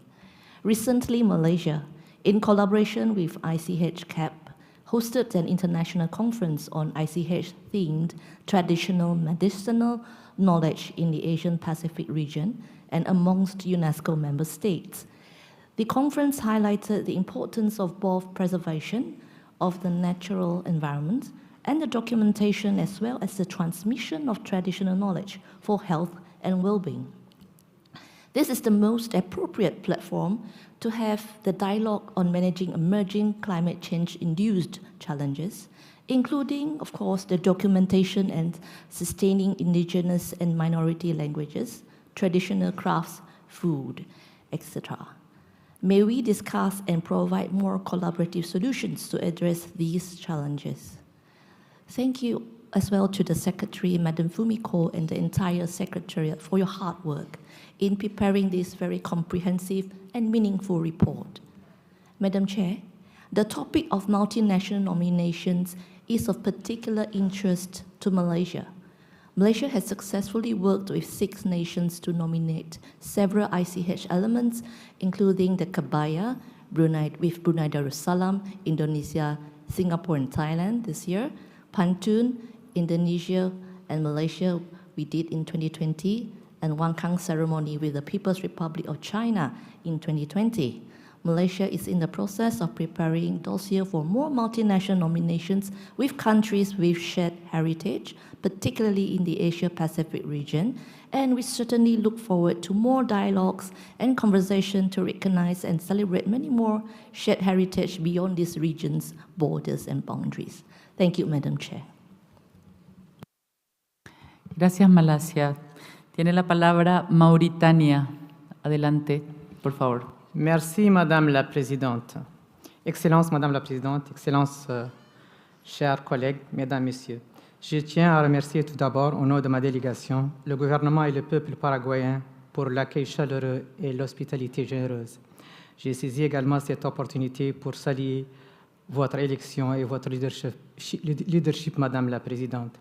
L'organisation des travaux de la 19e session du Comité de sauvegarde du patrimoine culturel et immatériel dans cette ville magnifique et moderne d'Ascension, ville qui incarne les valeurs de coexistence, de tolérance et de vivre ensemble, nous permettra sans nul doute de découvrir ce très beau pays situé au cœur de l'Amérique du Sud, riche dans son histoire et dans sa diversité culturelle. À cet égard, je voudrais exprimer notre gratitude au Paraguay pour la très belle cérémonie d'ouverture à laquelle nous avons eu le privilège de prendre part hier soir et qui a été pour nous une occasion de voir de près tout le charme de ce pays exceptionnel. Je tiens à remercier aussi la DG Culture et le Secretariat pour la qualité du rapport qui vient de nous être présenté, offrant un aperçu global sur les activités entreprises du 1er janvier au 30 juin 2024. Nos remerciements vont également à l'organe d'évaluation pour le travail accompli. Les travaux qui ont été réalisés en matière de renforcement des capacités de sauvegarde du patrimoine culturel et immatériel constituent un progrès significatif dans la mise en œuvre de la Convention. Dans ce cadre, la Mauritanie apprécie les résultats positifs atteints en termes de mise en œuvre des nouvelles procédures simplifiées pour les candidatures faisant suite à la réflexion globale sur les mécanismes d'inscription sur les listes. Madame la Présidente, Excellences, Mesdames, Messieurs, la Mauritanie, en sa qualité de membre du Comité intergouvernemental de sauvegarde du patrimoine culturel immatériel, s'engage durant son mandat à promouvoir les objectifs de la Convention et à encourager et assurer sa mise en œuvre. Madame la Présidente, distingués collègues, nous estimons que la question de la non-représentation ou sous-représentation géographique au sein des listes du PCI est un sujet important qui devrait être pris en considération et traité efficacement. À cet égard, nous devons valoriser la diversité de notre patrimoine culturel immatériel universel en proposant l'expertise requise aux pays sous-représentés aux listes du PCI pour l'élaboration de leur candidature. Cela contribuera à une mise en œuvre plus efficiente de la Convention. Madame la Présidente, distingués collègues, en effet, la Mauritanie est convaincue que la simplification de ce processus ainsi que la mise à disposition d'une expertise ciblée pour les pays sous-représentés sur les listes du PCI contribueront à une mise en œuvre plus efficace de la Convention. Il est essentiel que les pays non représentés ou sous-représentés sur ces listes bénéficient de mesures adéquates pour inscrire leur patrimoine culturel immatériel afin de promouvoir le respect de la diversité culturelle et de la créativité humaine. Par ailleurs, nous estimons qu'en favorisant les candidatures multinationales et en renforçant les capacités des ONG actives dans ce domaine, la sauvegarde des PCI sera à la fois consolidée et mieux mise en valeur. Pour conclure, permettez-moi, Madame la Présidente, de vous réitérer au nom de ma délégation mes sincères remerciements pour l'excellente préparation et l'organisation de cette 19e session du Comité intergouvernemental de sauvegarde du patrimoine culturel et immatériel et de souhaiter totale réussite à nos travaux. Je vous remercie de votre aimable attention, Madame la Présidente, et l'honorable assistance. Gracias, Excelencia. Tiene la palabra Eslovaquia. Adelante, por favor. Buenos días. Dear Madam Chairperson, dear ADG for Culture, dear Secretary of the Committee, Excellencies, dear colleagues. Allow me first to congratulate you, dear Nancy, on your election. Your strong experience and strong personal dedication ensure the efficient and successful conduct of this committee meeting. In the region where I come from, when we think of Latin America, vivid images of colors, music, dances, and the warmth of its people naturally come to our mind. I must say, your hospitality has not only met, but exceeded these expectations. The opening ceremony was a remarkable showcase of the richness of your cultural heritage. Thank you for such a warm and memorable welcome. I would also like to commend the Secretariat for its unwavering commitment to safeguarding living heritage. And dear Fumiko, your intervention was a clear proof of this commitment. In this regard, Slovakia welcomes the increasing number of multinational nominations, which embody the spirit of collaboration among states and promote mutual understanding of the Convention. In this context, we believe it is crucial to enhance the preparation process for multinational nominations to better emphasize the shared nature of these elements, the practices and characteristics uniting the submitting states parties should be clearly reflected in the preparation and presentation of such files. We look forward to the forthcoming guidance note, which will serve as a valuable source for states parties engaged in this important work. This year, Slovakia continued its focus on integrating intangible cultural heritage into both formal and non-formal education through a range of initiatives. In June, the Institute of Ethnology and Social Anthropology of the Slovak Academy of Sciences organized an international conference titled Quest: How to Make Digital Work for, Not Against Learning. This gathering brought together teachers, educators, experts, innovators, and other stakeholders to explore the pivotal role of digital tools, educational applications, and gamification in shaping the learning experiences of students across age groups. At the conference, we were proud to present a new educational mobile application, Heritage Quest AR, developed as part of the project Exploring the Past in Peace. This application uses augmented reality to help children and youth discover living heritage elements in an engaging and innovative way. Additionally, during the 10th session of the General Assembly of the States Parties to the 2003 Convention, Slovakia organized a workshop on intangible cultural heritage and education. This event offered valuable insights into methods for supporting and inspiring the transmission of ICH-related knowledge in educational contexts. We also recognize the critical role of UNESCO in safeguarding living heritage in emergencies. We welcome the support and assistance provided to Ukraine, Palestine, small island developing states, and other regions and countries affected by conflicts or disasters. In conclusion, I wish to express my gratitude to ADG for Culture, Mr. Ernesto Ottone, to you, Madam Secretary Fumiko Ohinata, and the entire Secretariat for your extraordinary work and for preparing such a comprehensive report. And before I close, I would like to ask one question regarding the new form and nomination procedures implemented into this 2024 cycle. At this stage, is it possible to share any preliminary feedback or conclusions on the effectiveness of these simplifications? Thank you very much. Muchas gracias, Excelencia Ana Morinova. Tomamos nota de su pregunta y más adelante generaremos la respuesta. Tiene la palabra Paraguay. Adelante, por favor. Mba'éichapa.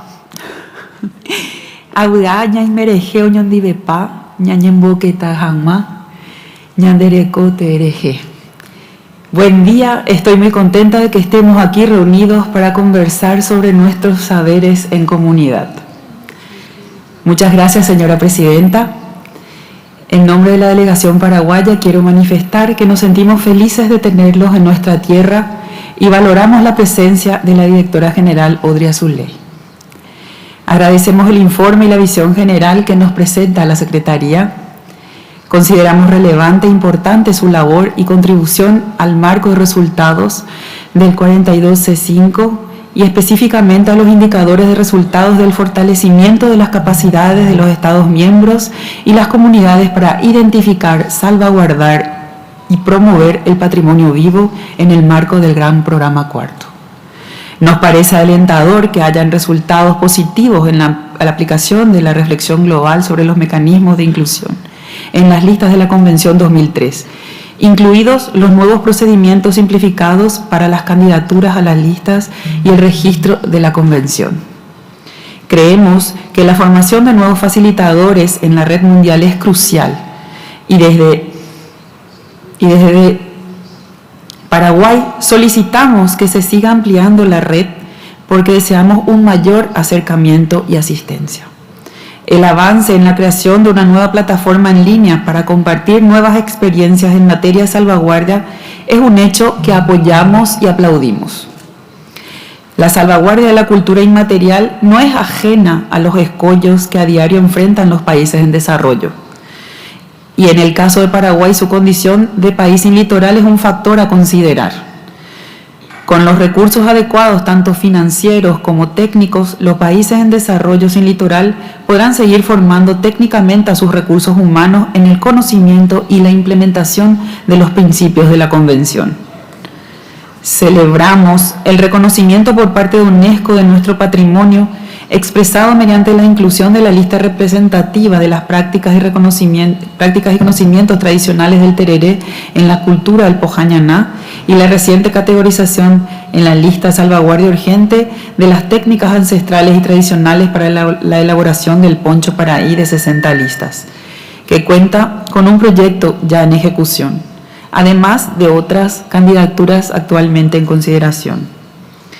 Deseamos el mayor de los éxitos a todas las candidaturas y que esta semana siga siendo una oportunidad para fortalecer lazos entre nuestros países a través del diálogo y el reconocimiento de las diversas manifestaciones culturales como un camino para la paz.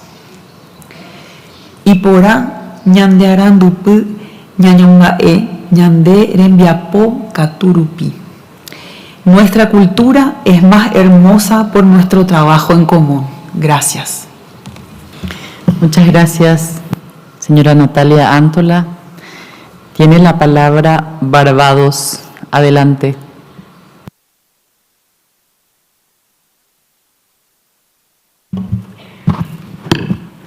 Muy buenos días a todos y todas. Señora Presidenta, permítame, en nombre de la Primera Ministra de Barbados, la Honorable Mia Motley, y en representación del Gobierno y el pueblo de Barbados, saludarla a usted y a través de usted a todos los miembros de la mesa principal. También deseamos felicitarla sinceramente por su elección a esta distinguida posición. Su liderazgo será fundamental para guiar a este comité hacia el cumplimiento de sus objetivos. Barbados reconoce y valora el arduo trabajo de la Secretaria durante este periodo, especialmente en la salvaguardia del patrimonio cultural y material en situaciones de emergencia. En el Caribe, donde los desastres naturales amenazan cada vez más nuestro patrimonio vivo, apoyamos plenamente los esfuerzos de la Secretaria para fortalecer estrategias que aborden tanto las necesidades inmediatas como los desafíos a largo plazo derivados de la crisis climática.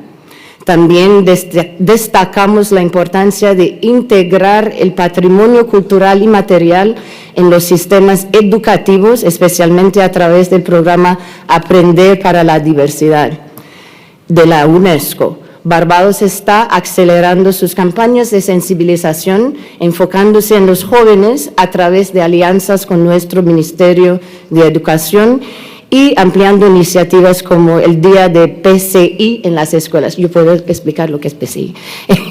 Señora Presidenta, subrayamos la necesidad de adaptar las medidas a los contextos específicos de cada Estado miembro, especialmente de los pequeños estados insulares en desarrollo, cuyas vulnerabilidades son únicas. Barbados reafirma su compromiso de enfrentar la crisis climática y garantizar la preservación y transmisión de tradiciones que son esenciales para nuestras comunidades. Para concluir, agradecemos a la Secretaria y a los Estados miembros por su dedicación y reafirmamos el compromiso de Barbados con la colaboración y una participación activa para avanzar en los objetivos de la Convención. Muchas gracias. Muchas gracias, Barbados, por sus aportes en esta reflexión. Quisiera dar la palabra a Angola, Su Excelencia. Adelante, por favor.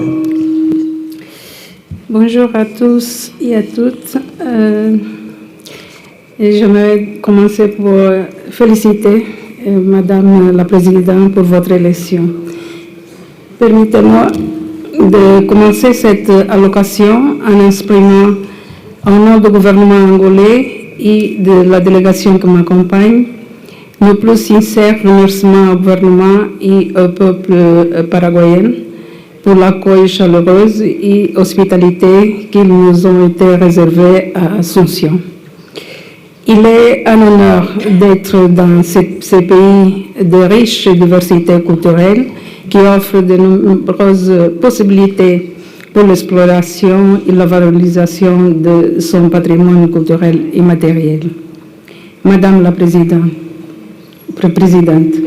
la Convention de 2003 est un outil indispensable pour la sauvegarde du patrimoine culturel immatériel, car elle reconnaît le rôle essentiel que ce patrimoine joue dans la construction d'identité, promouvoir le dialogue interculturel et la durabilité des communautés à travers le monde. Le caractère transfrontalier de nombreux éléments reflète l'essence universelle de la Convention qui transcende les frontières territoriales et unité des peuples pour la préservation de leurs traditions. L'Angola réaffirme son engagement envers les objectifs de la Convention, qui est une source d'une grande importance pour notre pays. Nous sommes fiers de rappeler qu'il y a un an, dans la belle ville de Kazan, au Botswana, nous avons inscrit notre premier élément, le sona, sur la liste représentative du patrimoine culturel immatériel de l'humanité.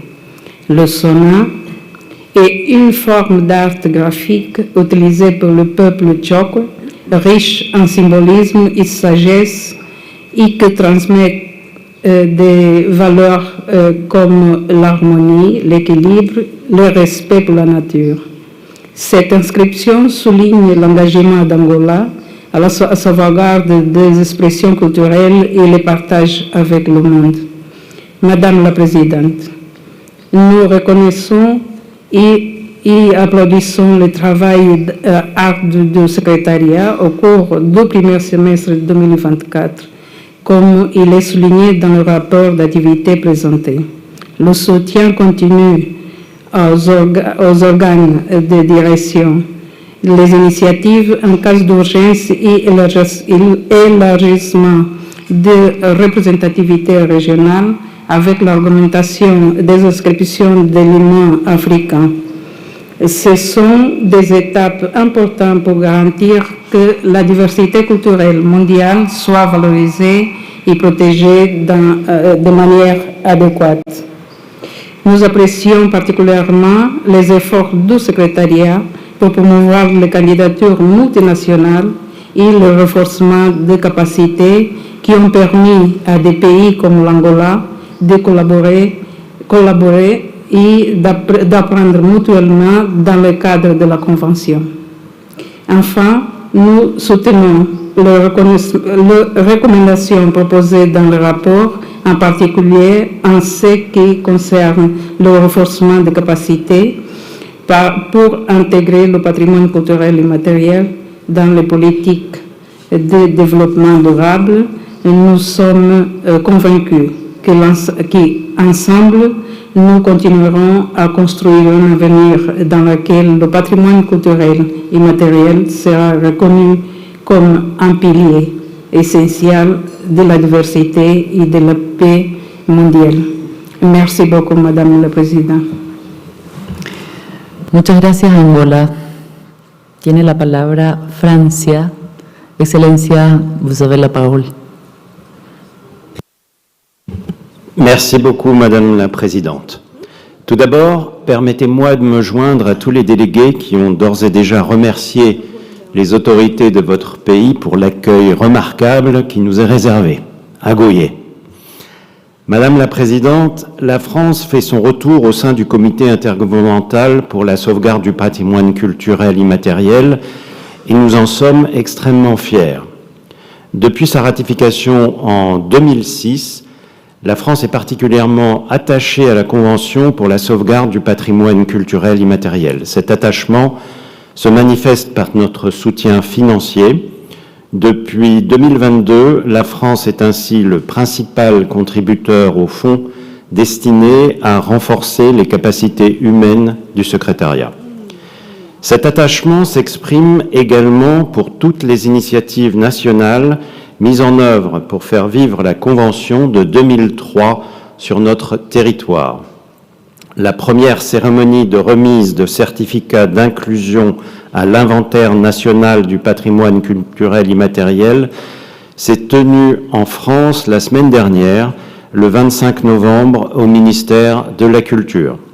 Ce sont ainsi 27 éléments patrimoniaux inclus à l'inventaire en 2023 et 2024 qui ont été célébrés en présence de la ministre. Venant récompenser l'engagement de toutes les communautés impliquées dans la sauvegarde de leur patrimoine vivant, cet événement a sensibilisé un large public à la valeur du patrimoine culturel immatériel pour la société. Cette cérémonie sera ritualisée chaque année. En parallèle de ce temps fort sera lancé en 2025 l'agenda national du patrimoine culturel immatériel qui permettra à tous les membres des communautés patrimoniales de partager les événements et activités liés à leur patrimoine vivant qui rythment leur vie locale. Il fera découvrir aux habitants la richesse des pratiques patrimoniales de leur territoire. Madame la Présidente, concernant les activités du Secrétariat, nous tenions à saluer le travail entrepris par le Secrétariat sur les initiatives thématiques, plus particulièrement le fait d'avoir mené des consultations techniques informelles avec des institutions spécialisées telles que l'Organisation mondiale de la propriété intellectuelle et l'Organisation des Nations unies pour l'alimentation et l'agriculture. Le caractère transversal du patrimoine culturel immatériel soulève en effet des enjeux qui dépassent bien souvent le champ patrimonial. Cela implique de renforcer les coopérations entre des domaines spécialisés afin de créer des politiques publiques décloisonnées. Cela signifie aussi, bien sûr, continuer à inscrire notre travail dans le cadre de la Convention de 2003 au cœur des priorités globales de l'UNESCO. À ce titre, la France souhaite rappeler son attachement à la lutte pour l'égalité des genres qui a toute sa place au sein du patrimoine culturel immatériel. Je vous remercie. Muchas gracias, Excelencia. Tiene el turno Etiopía. Adelante, por favor.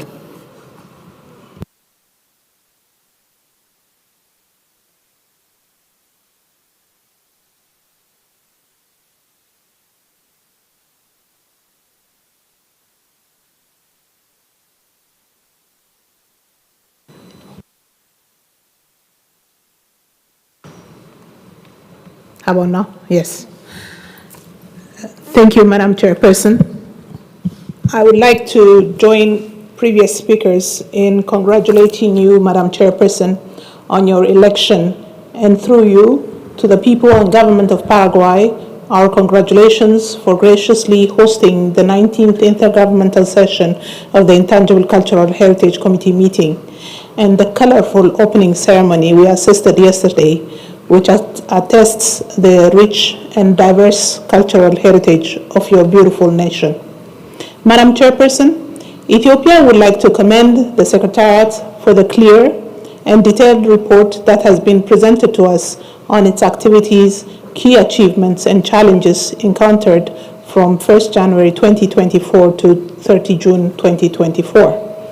We note several elements, but would like to express appreciation for the important renewed efforts carried out by the Secretariat to support various organs of the Convention in the realization of activities, as well as the revised and simplified procedure for nomination procedures of files. Equally appreciated is the commitment and extensive work carried out by the Secretariat to implement and provide assistance to safeguarding ICH. As a beneficiary to the fund, Ethiopia is particularly thankful for the assistance provided to revitalize the traditional church education in the World Heritage Site of Lalibela at a time of an emergency.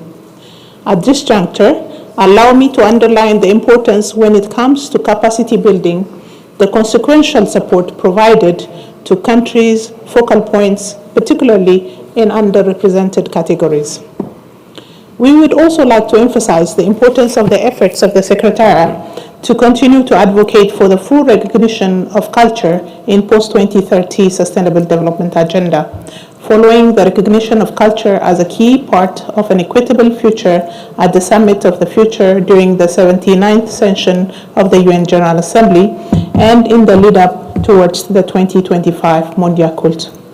Finally, Madam Chairperson, looking forward to describe our respective heritage, I would like to conclude by wishing us a successful deliberation. I thank you. Muchas gracias, Etiopía.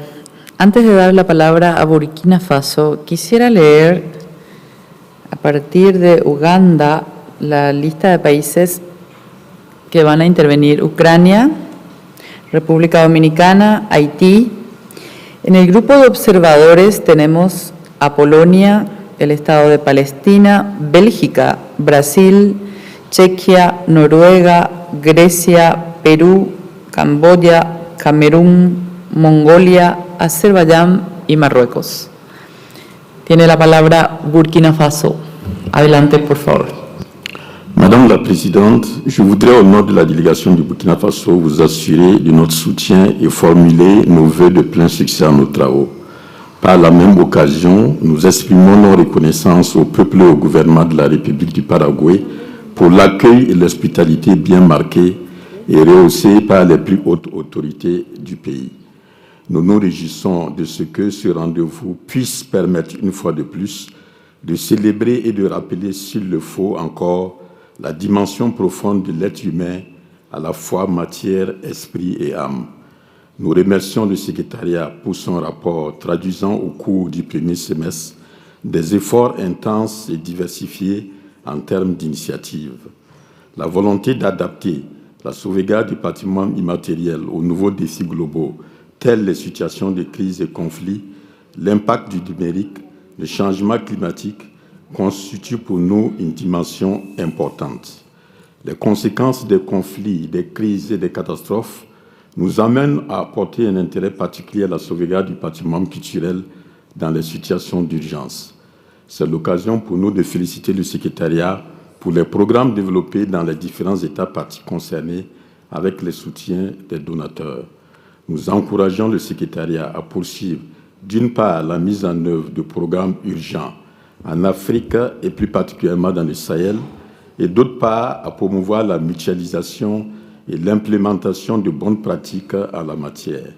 Dans le même esprit, nous saluons le renforcement de la collaboration et la coordination entre acteurs de la sauvegarde du patrimoine vivant, ONG et acteurs humanitaires et de la gestion des risques.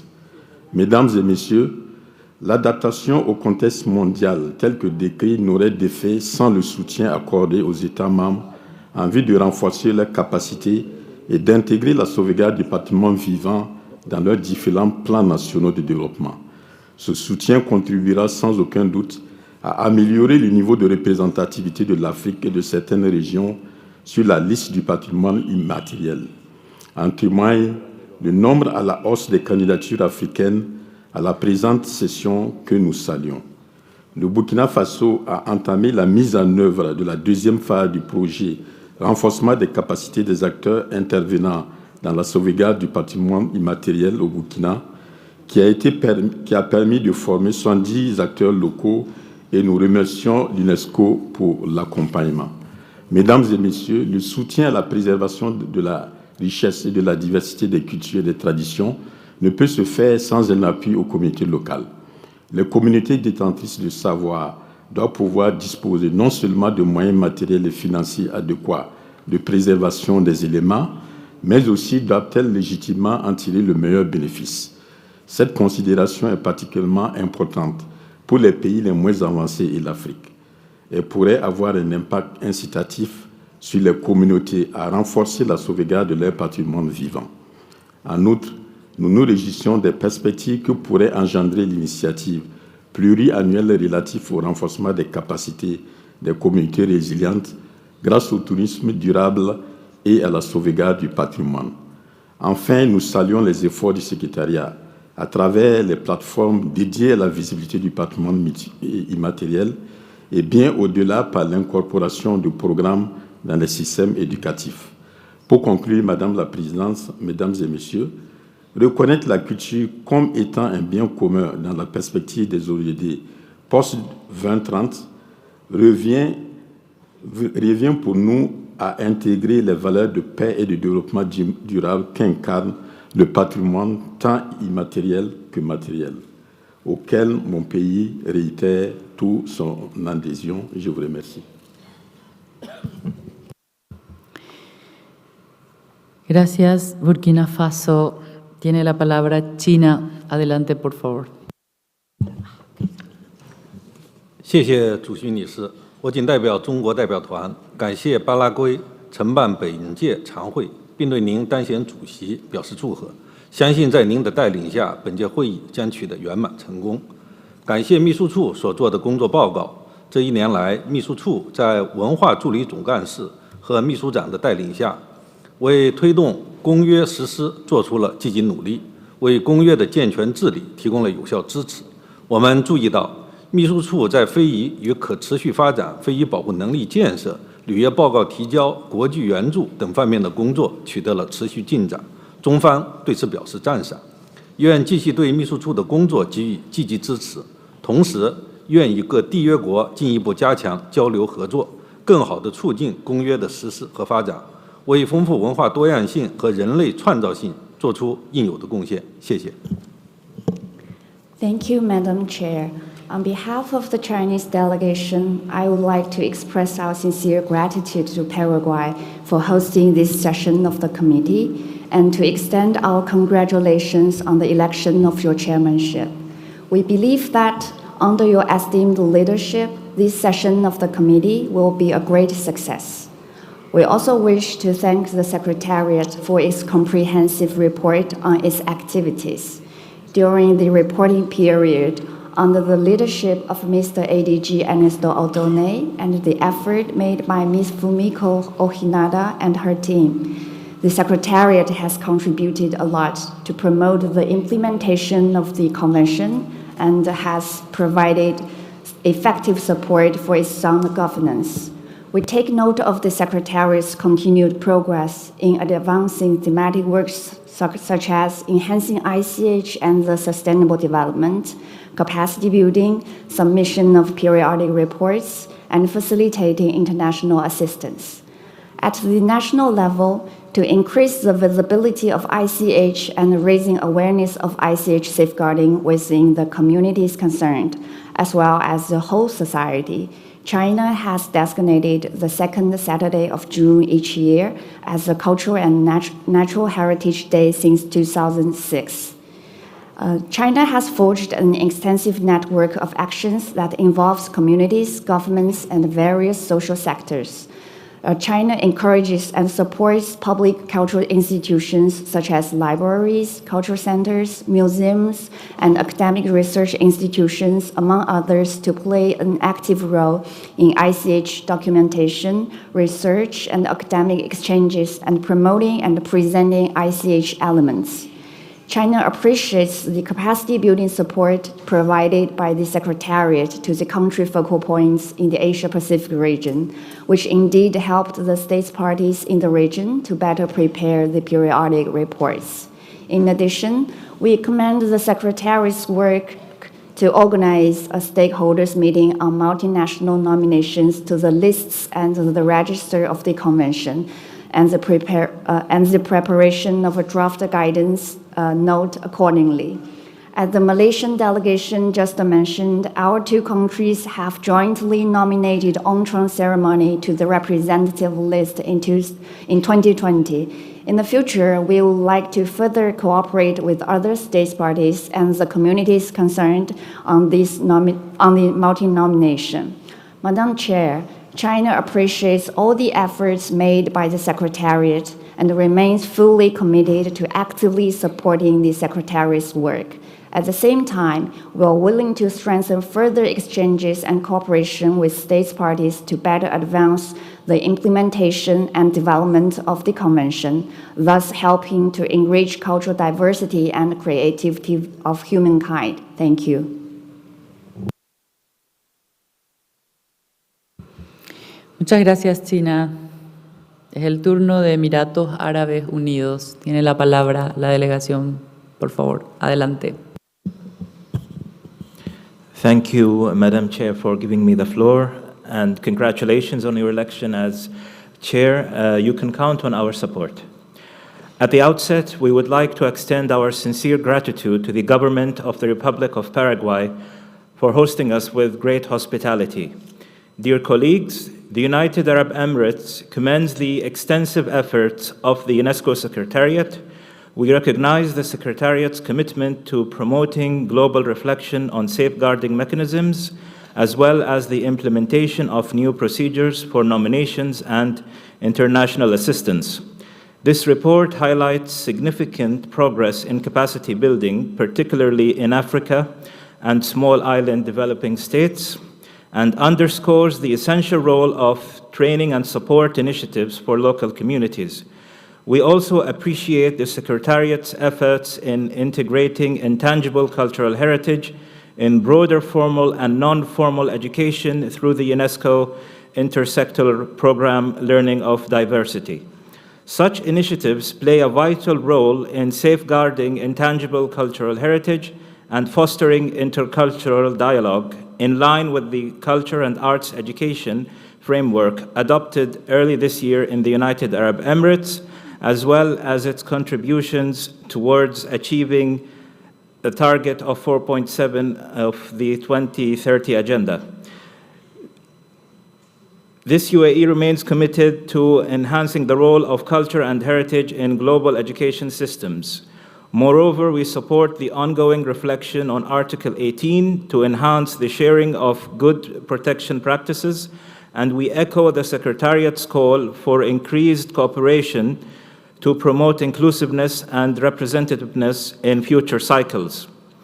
In this spirit, we also support increased capacity building to ensure diverse expertise in safeguarding intangible cultural heritage and its transmission for unique local contexts and perspectives, such as those from indigenous knowledge systems. In closing, we thank the Secretariat for its efforts and remain committed to working together to safeguard our shared intangible heritage for future generations. Thank you very much, Madam Chair. Muchas gracias, Emiratos Árabes Unidos. Compartimos la visión de la importancia de la educación para la preservación del PCI.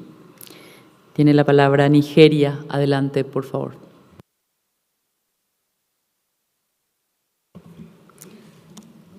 The Chairperson of the Committee, Madam Director General, Assistant Director General of Culture, Mr. Otoni, members of the Committee, Excellencies, distinguished colleagues.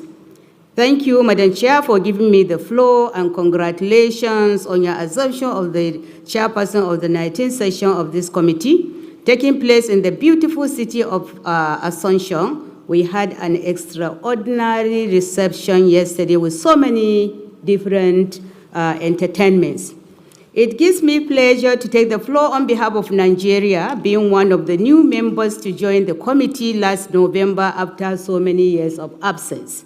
Although Nigeria was steadfast in its cooperation with the Secretariat as an observer member state of the committee, we are pleased to be back and looking forward to our constructive contribution, and particularly for a successful 19th section here in Paraguay. Madam Chair, we would like to first of all appreciate the Secretariat for the report submitted under item 5 on its activities around the 2003 convention covering January to June 2024. We note the increasing intensity and scope of the Secretariat's operations and strategies owing to the demand of the growth at the convention clocked 20 years in 2023. It is no gainsay that it has become a victim of its own success, as we have witnessed tremendous appreciation of its values as a vector for showcasing our unity in diversity, where living heritages, a very high number of them, are a reminder of what unites us as a global village.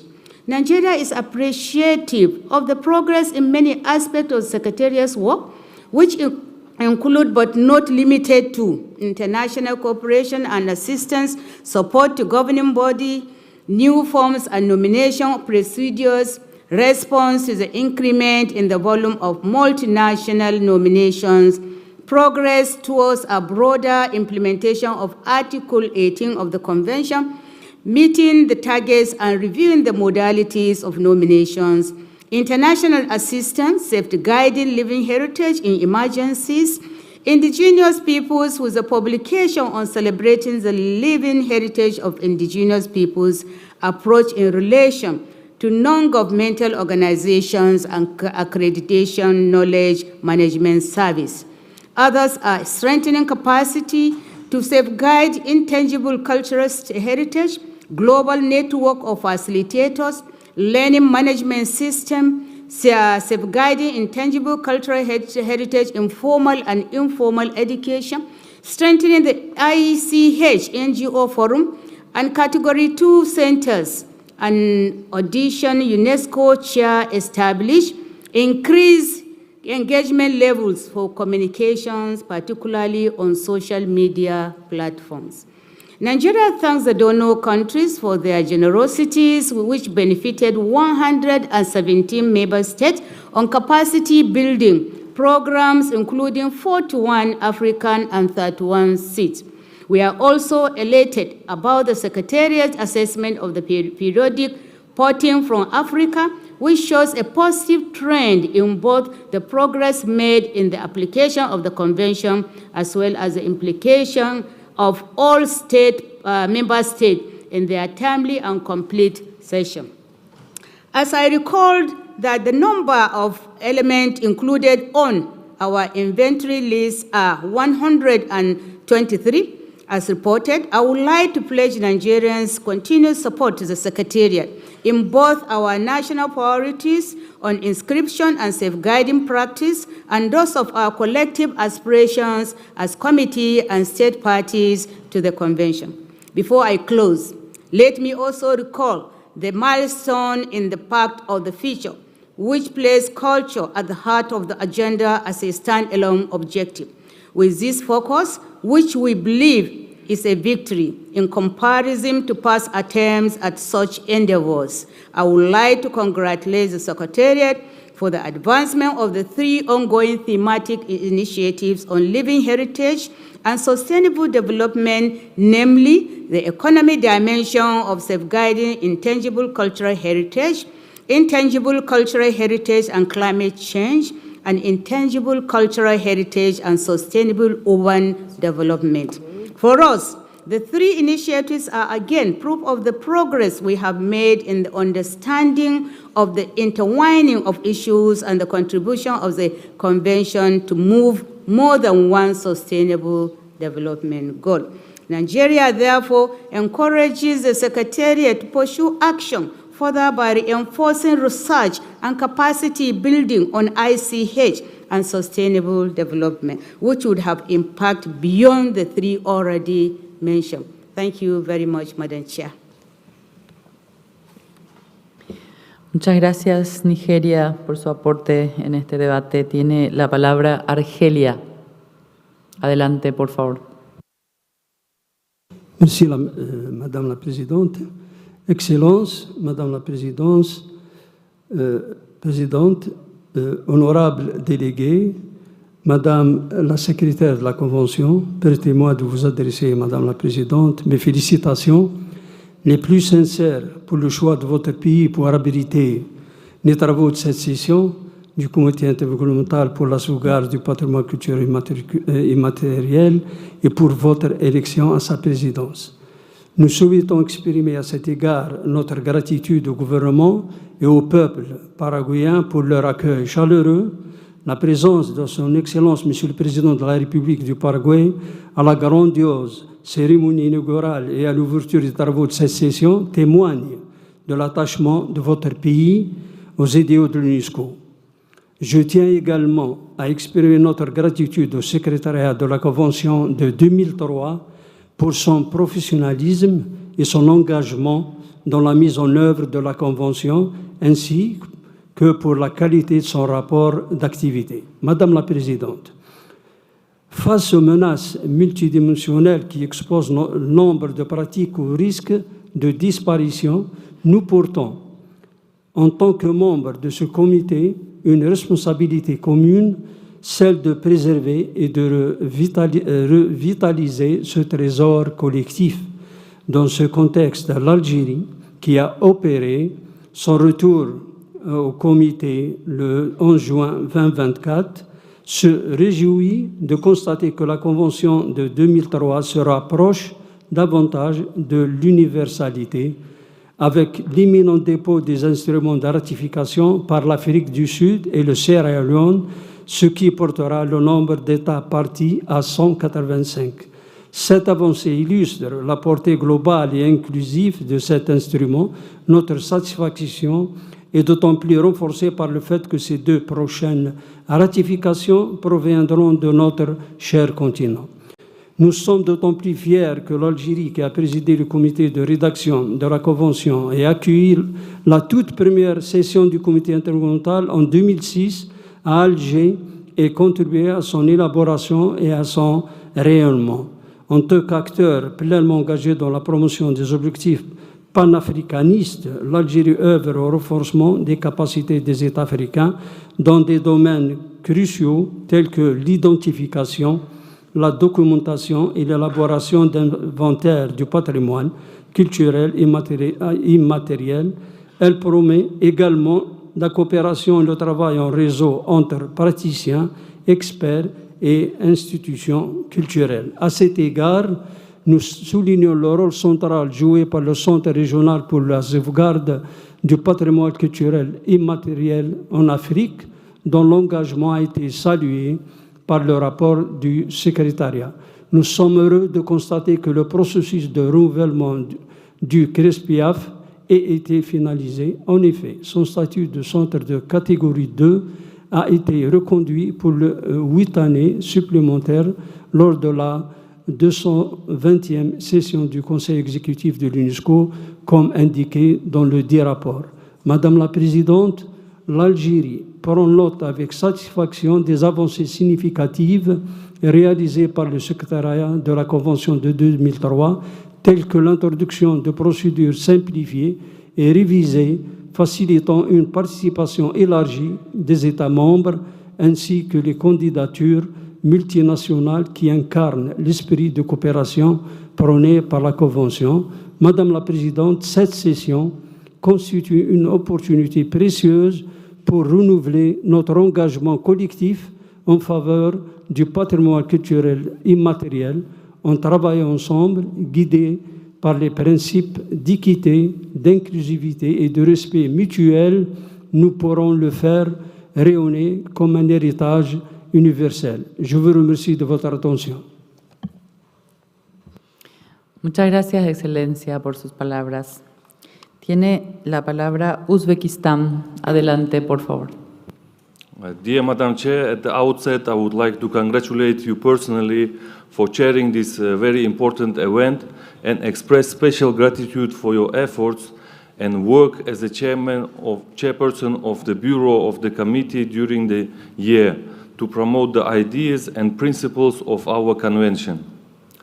I extend my heartfelt appreciation to the government and to the people of Paraguay for bringing the committee meeting to Asunción, their general hospitality and excellent start of the meeting.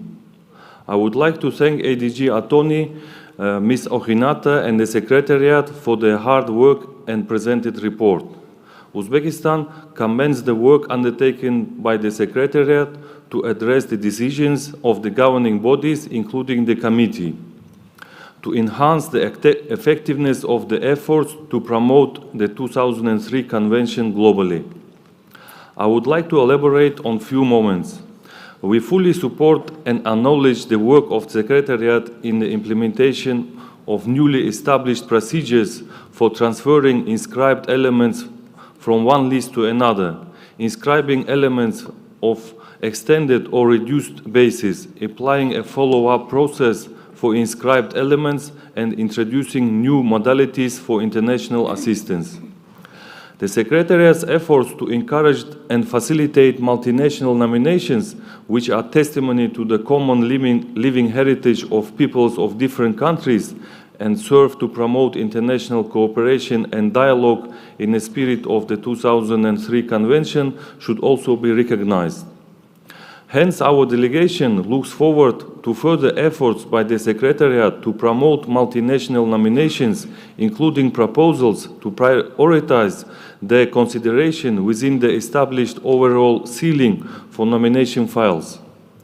Our delegation also endorses the Secretariat's efforts to establish an online platform for sharing good safeguarding experiences, which will provide communities and other stakeholders of the Convention with a digital instrument to share experiences, communicate and build capacity on safeguarding approaches and methodologies, as well as to serve to enhance the implementation of the Article 18 of the Convention. The efforts of the Secretariat to support capacity building in terms of enhancing the potential and experience the Member States in safeguarding intangible cultural heritage are always welcomed and endorsed by us.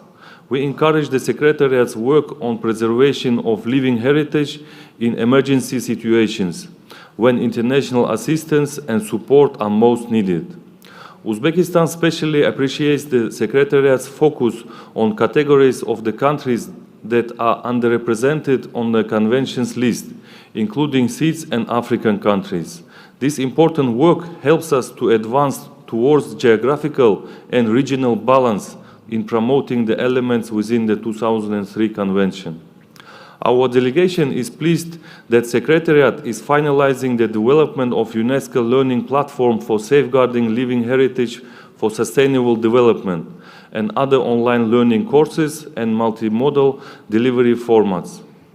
We recognize the key role of formal and non-formal education in strengthening the safeguarding of intangible cultural heritage with the assistance of the whole world. This is a very important interdisciplinary approach. In this regard, we call for further increase in the number and scope of projects and programs in this direction. Other key aspect I would like to mention is the work aimed at strengthening dialogue and communication among stakeholders of the Convention, in particular the dialogue process. It has proven its effectiveness and we already have some impressive results. We must continue and expand this process in the most productive way for all parties. In this regard, we look forward to the Secretariat's proposals for expanding and enhancing the activities of the dialogue process between evaluation body and Member States on nomination files. Thank you. Muchas gracias, embajador Kamol, por sus palabras. Tiene la palabra Vietnam. Adelante, por favor. Thank you, Madam Chair. We wish to congratulate you on your able leadership of this important committee. And Madam Chair, Mr. ADG Culture, Excellencies, ladies and gentlemen, on behalf of the Chairman of the Vietnam National Commission for UNESCO, we wish to extend our sincere thanks to the government of Paraguay for the warm hospitality and excellent arrangements of the committee. And we are strongly impressed by the beautiful gala dinner with the presence of the President, full of incredibly rich and diverse heritage of the extraordinary, unique country of Paraguay. Thank you so much for this. Ladies and gentlemen, Vietnam wishes to thank the ADG Culture, Ms. Fumiko, and the Secretariat for the excellent report. We wish to commend the effective work that has been done so far by the committee and the Secretariat to promote the objectives of the Convention, to encourage and monitor its implementation, provide guidance, strengthen capacity building, especially in nearly 120 countries, and introduction of the newly simplified listing mechanism and successful implementation of periodic reporting mechanism. The thematic initiatives on living heritage and sustainable development are meaningful and pertinent to the interests of the states parties. Ladies and gentlemen, Vietnam is firmly committed to the implementation and the noble objectives of the Convention. We have made extensive efforts to mainstream the spirit of the Convention into Vietnamese laws, especially the revised law on cultural heritage and the 10-year National Program on Cultural Development, recently adopted by the National Assembly last month.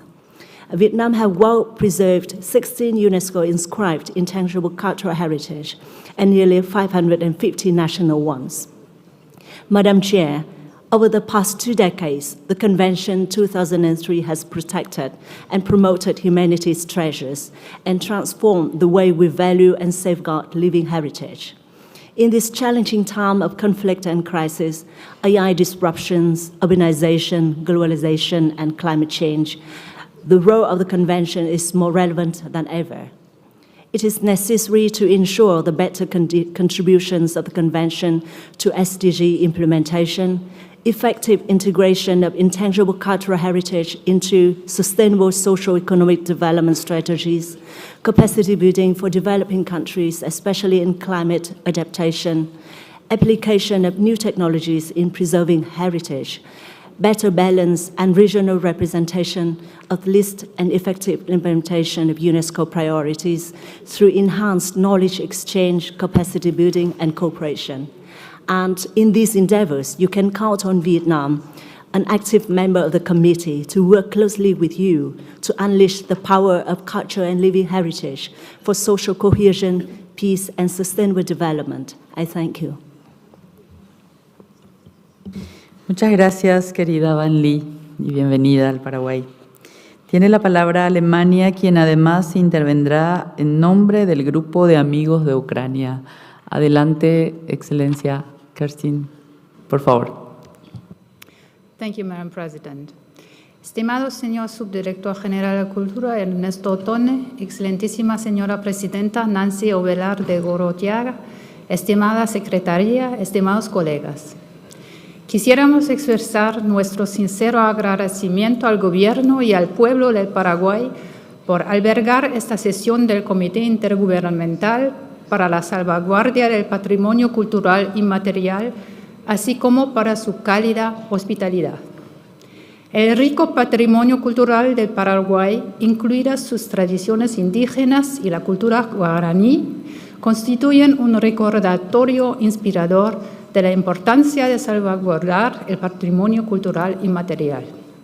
Esta mañana en esta sala fuimos todos testigos de esta importancia de salvaguardia y de involucración de todas las comunidades en este empeño cuando escuchamos al pequeño concierto muy inspirado y moviente de jóvenes quienes transformaron basura en música. Muchas felicitaciones a estos jóvenes. Asimismo, agradecemos profundamente a la excelentísima señora Presidenta Nancy Ovelar de Gorotiaga por su liderazgo ejemplar, su dedicación y sabiduría para dirigir los procedimientos de este comité. Confiamos en que bajo su guía, estimada Nancy, nuestras sesiones se distinguirán por sus debates propositivos y resultados de relevancia. Furthermore, we wish to commend the outstanding work of the UNESCO Secretariat, which plays such a vital role in the success of the committee's initiatives. I'd like to also thank you, dear Fumiko, for having shared your reflections on the future of our convention this morning in this room. We are convinced that the recent periodic reportings and the nomination files present a wonderful diversity of intangible cultural heritage all around the world. They illustrate that the 2003 Convention represents an intersection of tradition and innovation. Furthermore, the Convention is also an instrument to facilitate the further development of the societies towards the freedom of every individual. Hence, it is not merely an instrument to preserve traditional social structures and historical values, but demands us to go further. Accordingly, Germany wants to also underline the need for an inclusive understanding of gender roles in the implementation of the Convention, in alignment with UNESCO's priority for gender equality. En conclusion, bien que des défis demeurent, nous restons confiants que, grâce à une coopération renforcée avec le Secrétariat, le Comité, les communautés et tous les acteurs concernés, nous trouverons ensemble les solutions nécessaires pour assurer la protection et la promotion du patrimoine culturel immatériel pour les générations futures. Notre objectif commun doit être de préserver la diversité et la richesse de la culture humaine afin qu'elle puisse continuer à être une source d'unité et de résilience pour tous et toutes. Agouye, and I will now turn to the statement on behalf of 38 countries, state parties to the 2003 Convention. As we gather here in Asunción, Paraguay, for the 19th session of the Intergovernmental Committee, we reaffirm our collective commitment to safeguarding intangible cultural heritage under the framework of the 2003 UNESCO Convention for the Safeguarding of the Intangible Cultural Heritage. This effort reflects our recognition of living heritage as vital expressions of diversity and essential pillars of sustainable development. However, as we speak, the Russian Federation continues its unprovoked and unjustifiable aggression against Ukraine and its people. This full-scale invasion, now persisting for more than 1,000 days, has caused devastating loss of life, immense human suffering, and widespread destruction across all regions of Ukraine. Statistical data compiled by UNESCO and the Ministry of Culture and Strategic Communication of Ukraine highlights the extensive physical damage, as over 1,000 cultural heritage sites were affected by the atrocities, including 2 World Heritage Sites. Among the irreparable damages are numerous sites of profound cultural significance, highlighting the intersection between war and the erosion of cultural identity. Yet, while the loss of tangible heritage is immense, the repercussions on Ukraine's intangible cultural heritage, rooted in the shared intergenerational sense of belonging and identity, are far harder to quantify and, in many cases, irreversible. Every aspect of intangible cultural heritage recognized under the 2003 Convention now faces unprecedented threats, underscoring the urgent need for continued unified international action. Therefore, we commend UNESCO's continued efforts to support Ukraine's endangered heritage, both tangible and intangible, including its assistance in enhancing intergenerational transmission through the provision of a resource kit for teachers and educators. This kit promotes an innovative methodology that bridges living heritage, education, and science. We reiterate our demand that the Russian Federation immediately, completely, and unconditionally cease all military action against Ukraine and withdraw from its territory within its internationally recognized borders.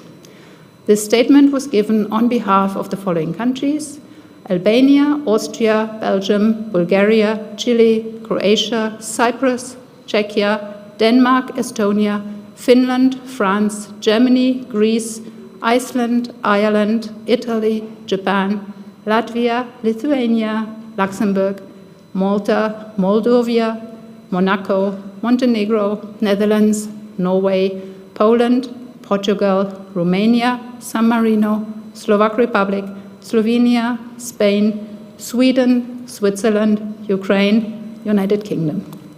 Agouye, thank you very much, Madam President. Muchísimas gracias, querida Kerstin. Gracias, Alemania. Estamos llegando al final de esta sesión matinal y antes de irnos a comer, quisiera dar la bienvenida a 2 intérpretes que van a presentarnos una breve pieza musical de una canción que representa la hospitalidad paraguaya. Ellos son Marcelo Gabriel y Sol Codas, 2 jóvenes intérpretes que unen sus voces en este saludo musical interpretando Bienvenido, hermano extranjero, de Carlos Sosa, acompañados con el arpa paraguaya de Marcelo Rojas. Vamos a tomarnos un momento antes de ir a almorzar para disfrutar de la música paraguaya. Muchas gracias.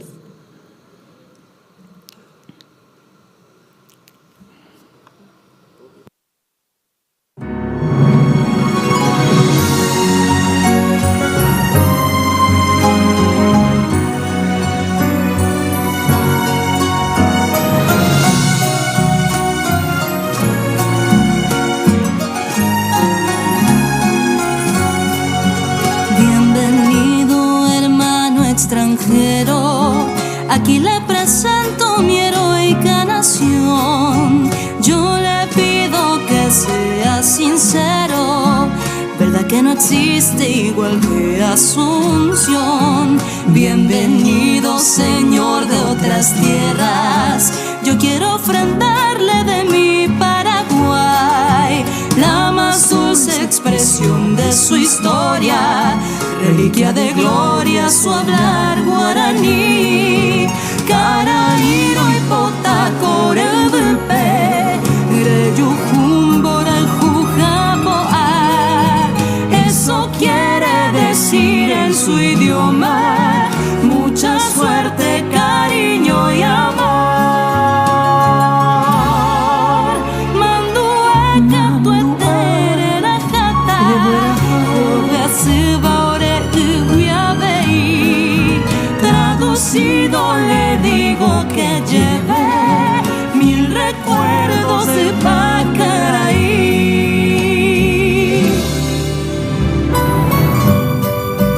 Bienvenidos a nuestra tierra guaraní.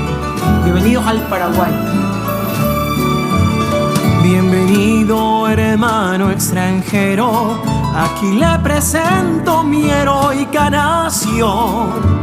Serenata con arpa y guitarra y una enredadera de luna y jazmín. Bienvenido, señor de otras tierras. Mi pueblo está lleno de cordialidad y un paisano al pasarle la mano es un libro abierto de sinceridad. Caraíro y potacorelpe, reyujú, boraijú, japoa. Eso quiere decir en su idioma mucha suerte, cariño y amor. Cariño y amor. Mando acá tu etere la jata, obeasiba, ore ubeabei. Traducido le digo que llevé 1000 recuerdos de Pacaraí. De Pacaraí. De Pacaraí. De Pacaraí.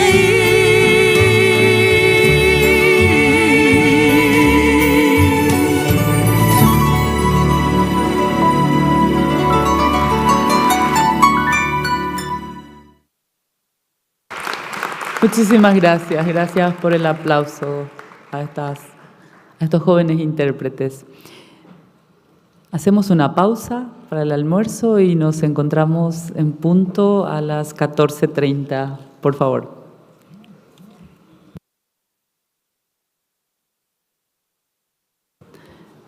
Lo siento, perdón. Ucrania pide la palabra. Tiene la palabra, por favor. Disculpen, no lo vi. Distinguished Chair, members of the committee, Excellencies, let me begin by expressing my deepest gratitude to UNESCO and to all member states for their unwavering support and collaboration during these challenging times for Ukraine. I would also like to sincerely thank Paraguay for hosting this significant event and for the warm hospitality. My special thanks go to the joint statement by the Group of Friends of Ukraine in UNESCO, announced by Germany and joined by 38 countries. Your solidarity has been a light of support as Ukraine fights to safeguard its cultural heritage while defending its identity against the unprovoked war of aggression of Russian Federation. In Ukraine, culture is far more than the inheritance from the past. It is the essence of our identity, a force of resilience in the present and a proud investment to the future. The war has caused devastating damage, and yet, even in the face of the destruction, the spirit of our people grows stronger. From traditional songs and crafts to rituals, our intangible heritage continues to bind us together and inspire our resistance. The war of aggression has brought unimaginable changes. We have lost many bearers of intangible cultural heritage. Some of those were defending our country, others innocent civilians. Many artists, tradition keepers have been displaced, forced to leave their homes and livelihoods. We would like to attract special attention to the need for a deep analysis of the impact of conflicts for living heritage and the cultural erasure in the context of ongoing war of aggression in Ukraine, as well as climate and nature change affecting human existence and intangible heritage practices caused by the continuing for over 1,000 days of missile and drone attacks. This deliberate cultural threat is not only a crime against Ukraine, but an assault on the humanity's shared heritage. In these difficult times, the support of the international community remains crucial. Only together we can ensure that our intangible heritage survives and proves the ability and the intention not to conquer, but to inspire and unite nations. Thank you. Muchas gracias. Ahora sí, vamos a la pausa del mediodía, por favor. Muchas gracias a Ucrania.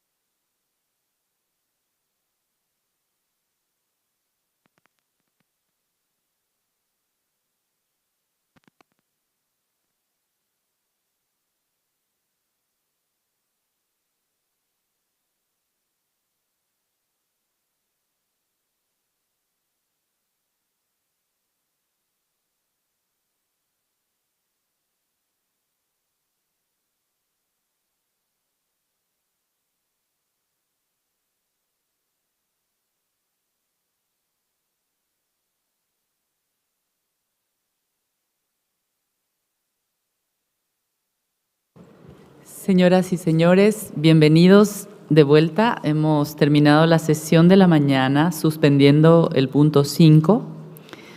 Y en mi lista tengo a los siguientes miembros del comité: Zambia, seguido de España, Uganda, República Dominicana y Haití. Quisiera dar la palabra a Zambia. Tiene la palabra. Adelante.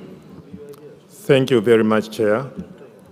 Please, Madam Chair, allow the Zambian delegation to congratulate the state of Paraguay for hosting such a magnanimous event.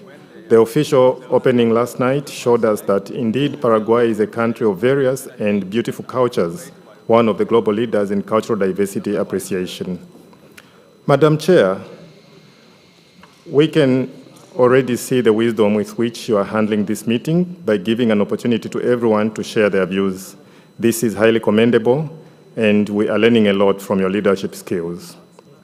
The Zambian delegation brings greetings from the people of Zambia, who are pleased to be associated with the good work that UNESCO is doing to help us safeguard our heritage as a highly multicultural country. This is something we will cherish forever. As Zambia, we believe that there can be no development without intangible cultural heritage, as ICH represents the philosophy of communities. It represents the people's outlook on life and therefore shows the people's hopes, fears, aspirations, and expectations. It is for this reason that we think that the role of the Secretariat in this regard cannot be ignored. The Zambian delegation, speaking on behalf of communities, groups, and individuals concerned, wishes to report that through the teaching of intangible cultural heritage at university level via the degree program that was sponsored by UNESCO, we are making strides to realize this need for ICH integration at all levels in development. Madam Chair, please allow the Zambian delegation to make a few comments regarding the report by the Secretariat on its activities from January to June 2024. We would like to thank the Secretariat for the comprehensive report and its dedication to duty under the leadership of the ADG for Culture, Mr. Oton. Zambia further wishes to thank the Secretariat for organizing and sponsoring a capacity-building workshop on periodic reporting. Like other countries, Zambia benefited from this initiative, and our success was partly due to the training. We extend our gratitude for this support. It is not very easy for countries to organize such capacity-building workshops, and through the Secretariat's arranging such, Many countries will benefit if these activities are sustained. The sustenance of such activities directly feeds into safeguarding ICH, as it is through these activities that communities interrogate both their activities and the associated impacts. For this reason, we thank the Secretariat for this activity. Furthermore, we wish to comment on the Global Facilitators Network. One of our experts is a member of this network, and our country has benefited from the continued support of the Secretariat, enabling our experts to attend the Intergovernmental Committee sessions. We hope this can continue. While we acknowledge the fact that central to all safeguarding activities are communities, the Zambian delegation still wishes to recognize the role played by experts in our countries. Experts, by working with communities, have helped communities better their safeguarding experiences of ICH. Communities live their ICH, but experts help these communities become more aware of the diversity beyond the said communities in safeguarding ICH. It is with this in mind that we wish to propose that the number of sponsored participating experts can be increased to 2 to broaden the recipient base of this valuable knowledge-sharing platform. Lastly, Madam Chair, we would like to comment on the nominations of elements whose files will be considered during this current session. In our view, the evaluation body conducted due diligence regarding the submissions. We would like to specifically mention the dialogue process, which we have found to be time-saving. We thank the Secretariat for implementing such an efficient system. In conclusion, Madam Chair, we look forward to enjoying Paraguay in addition to attending this session. We hope to return with beautiful memories of the hospitality of the people of Paraguay. Thank you very much, Chair. Muchas gracias, Zambia. En efecto, también pensamos que el PCI es fundamental para el florecimiento humano. Tiene España la palabra. Adelante, por favor. Muchas gracias, señora presidenta. Desde la delegación española quisiéramos darle la enhorabuena por ser presidenta y darle las gracias por la maravillosa ceremonia de ayer en la que pudimos ver la gran diversidad de patrimonio cultural inmaterial que tiene su país.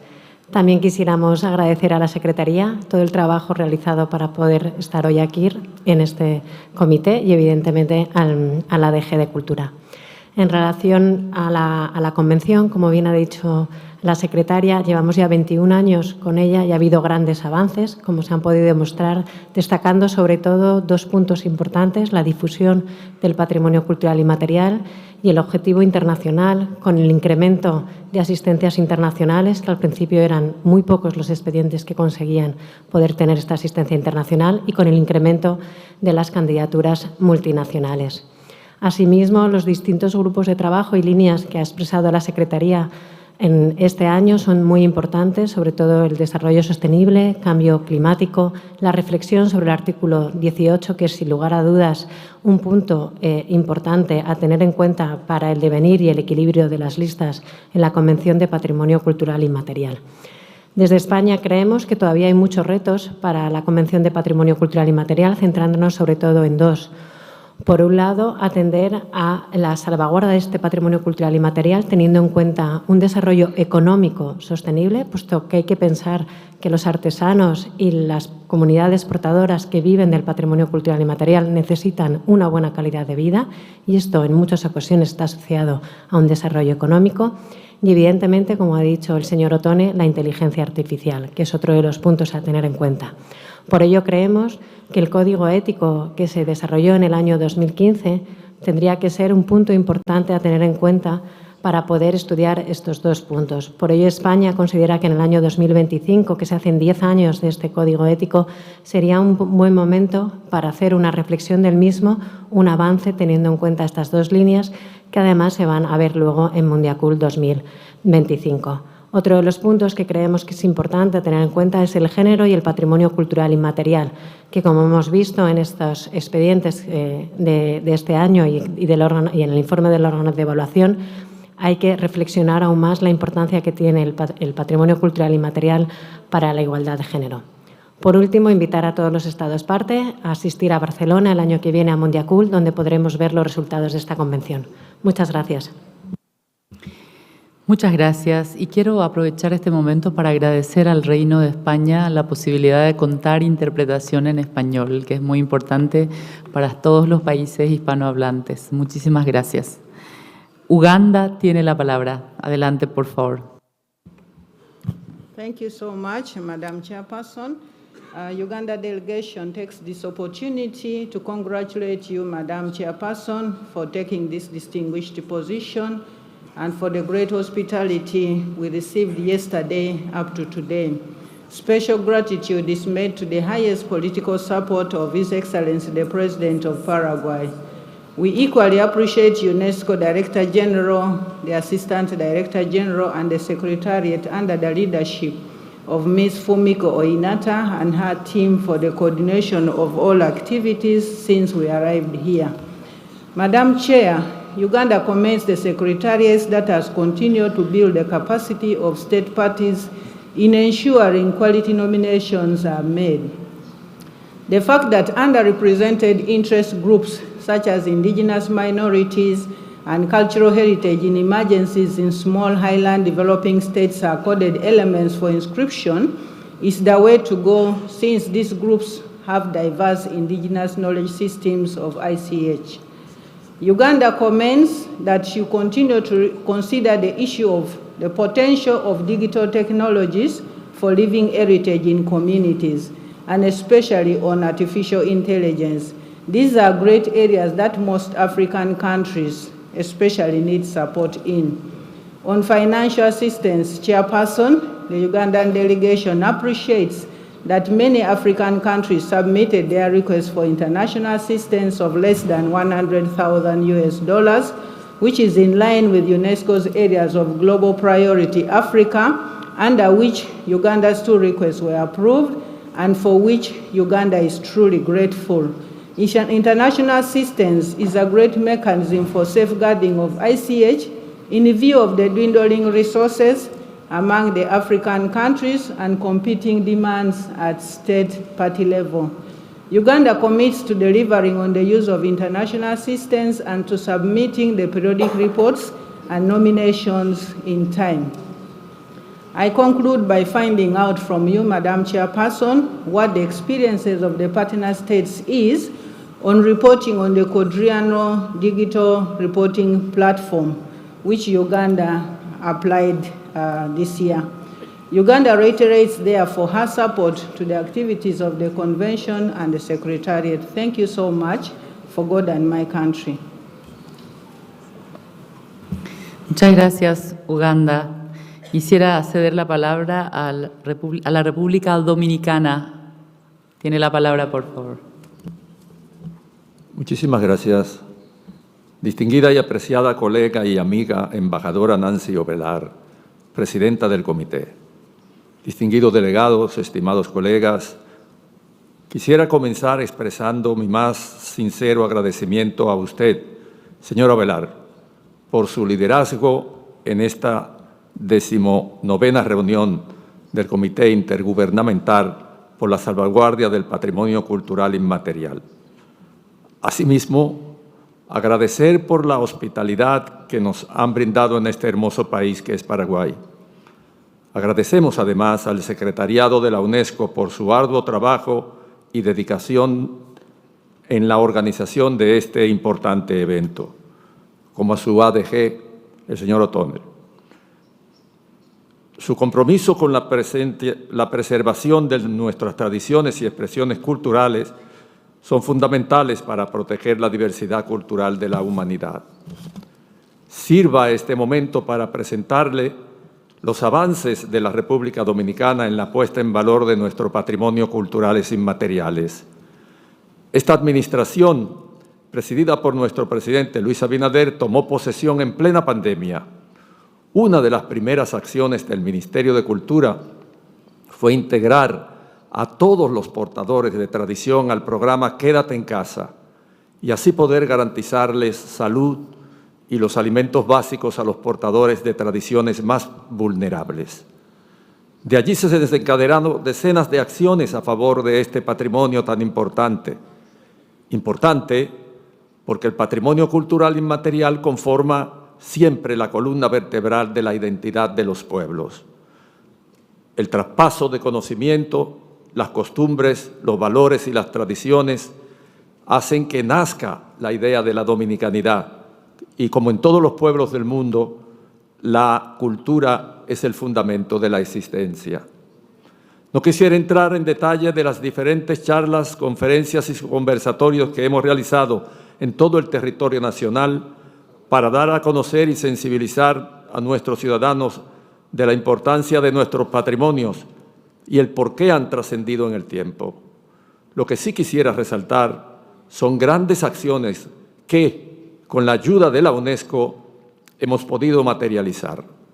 El plan piloto del inventario de patrimonio inmaterial, por ejemplo, identificamos dónde y cómo se comportan estos patrimonios y cómo se integran a la vida de los ciudadanos.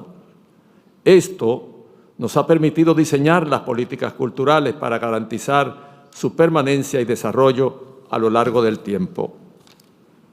Accedimos al Fondo de Emergencia para el Patrimonio, para el cual diseñamos un proyecto para dos de nuestras expresiones más antiguas y vulnerables, la Cofradía del Espíritu Santo, los Congos de Villamella y el Teatro Danzante Cocolo de San Pedro de Macorís.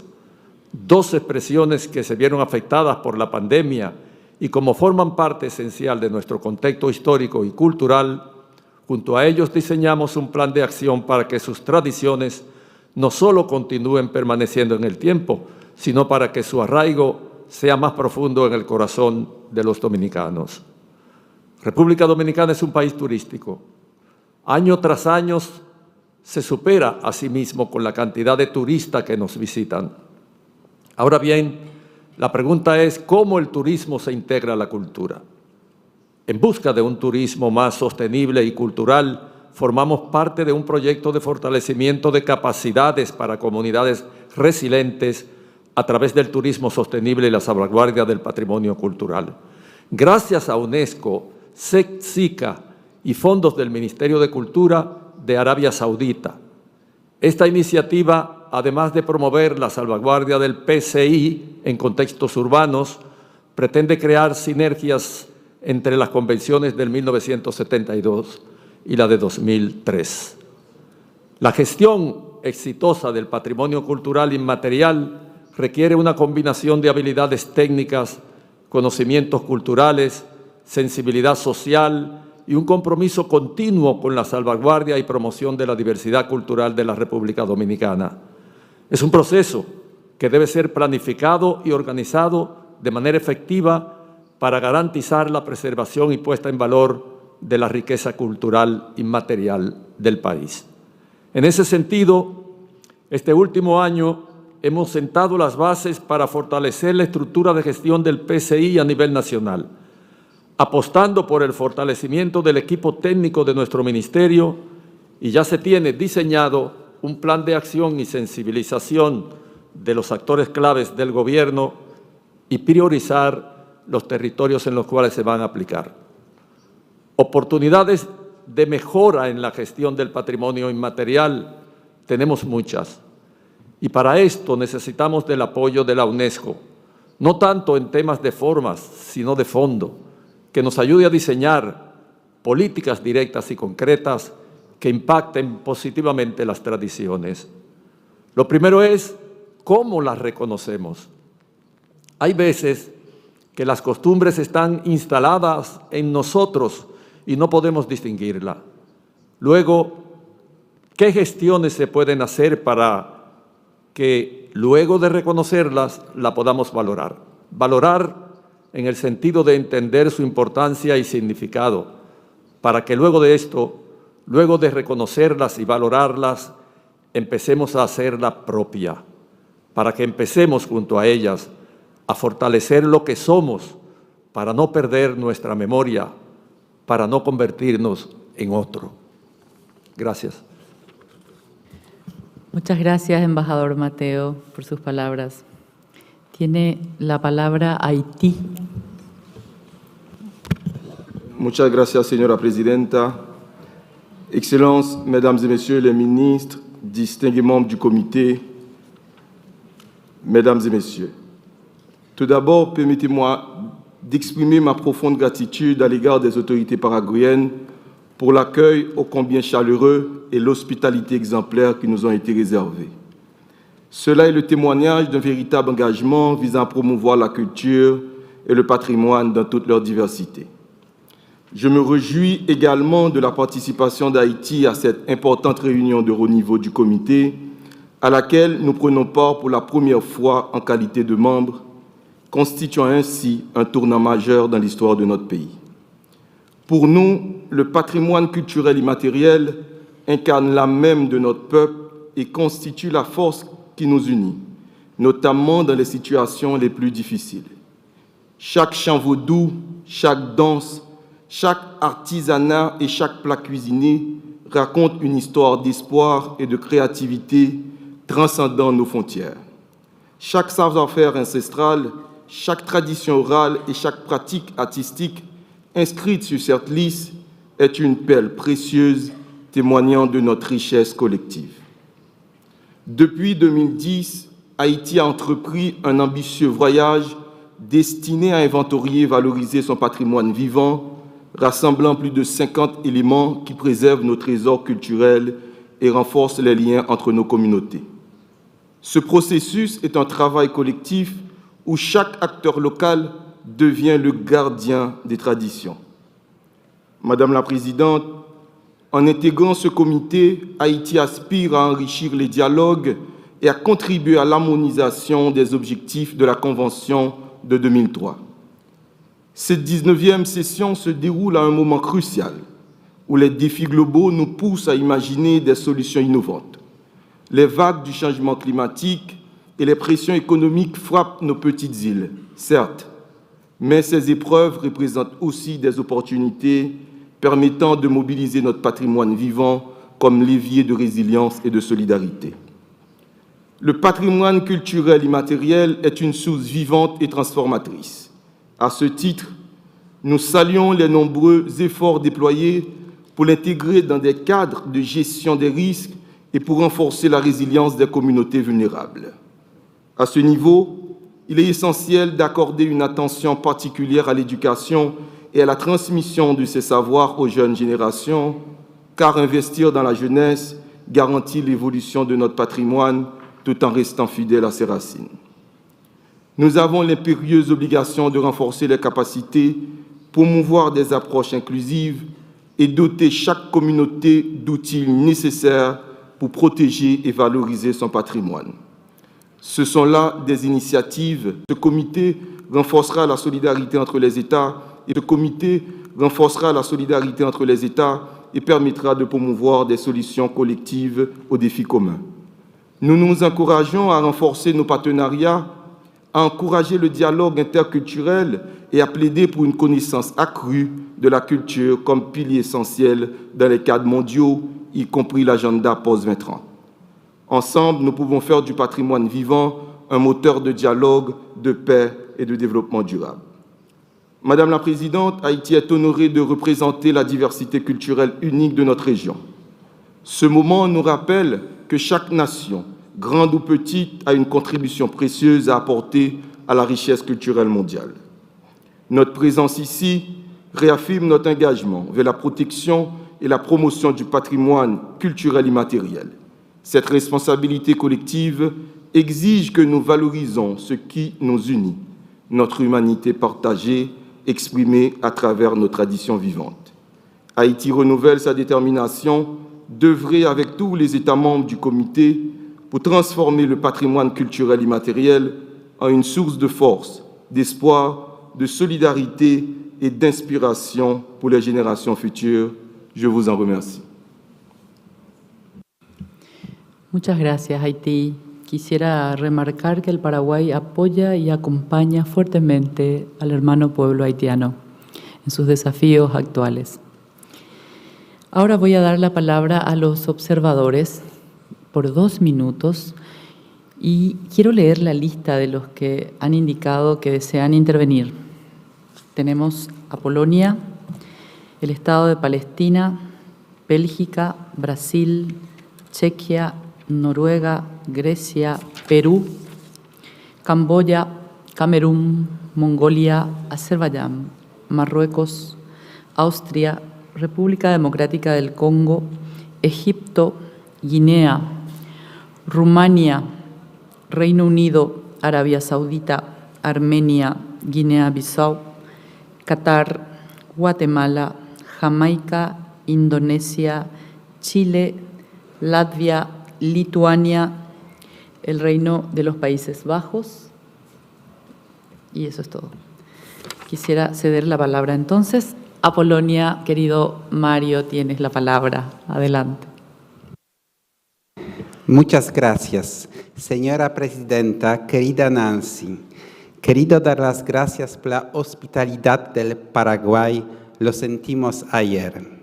Vivimos también la riqueza cultural del Paraguay. Otra vez, muchas gracias. Aguze.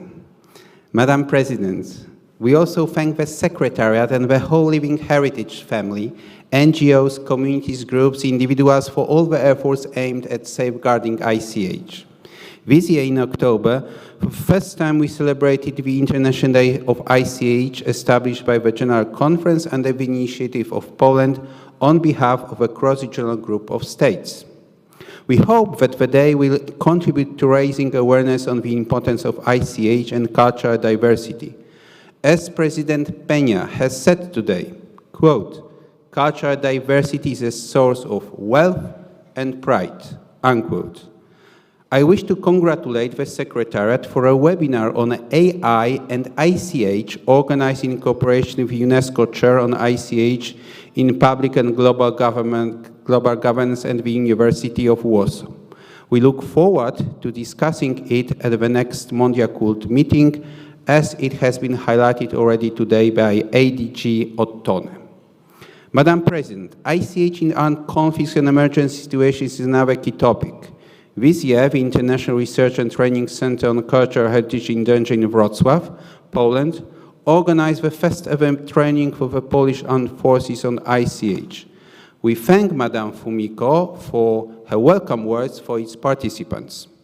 Given the increasing urbanization, we believe that we should focus more on strategies and good practices on making ICH a key element for the sustainable development of our cities. This is why, last September, we hosted in Warsaw experts from 15 Southeast European countries on a workshop on ICH in urban context, co-organized with UNESCO Venice office.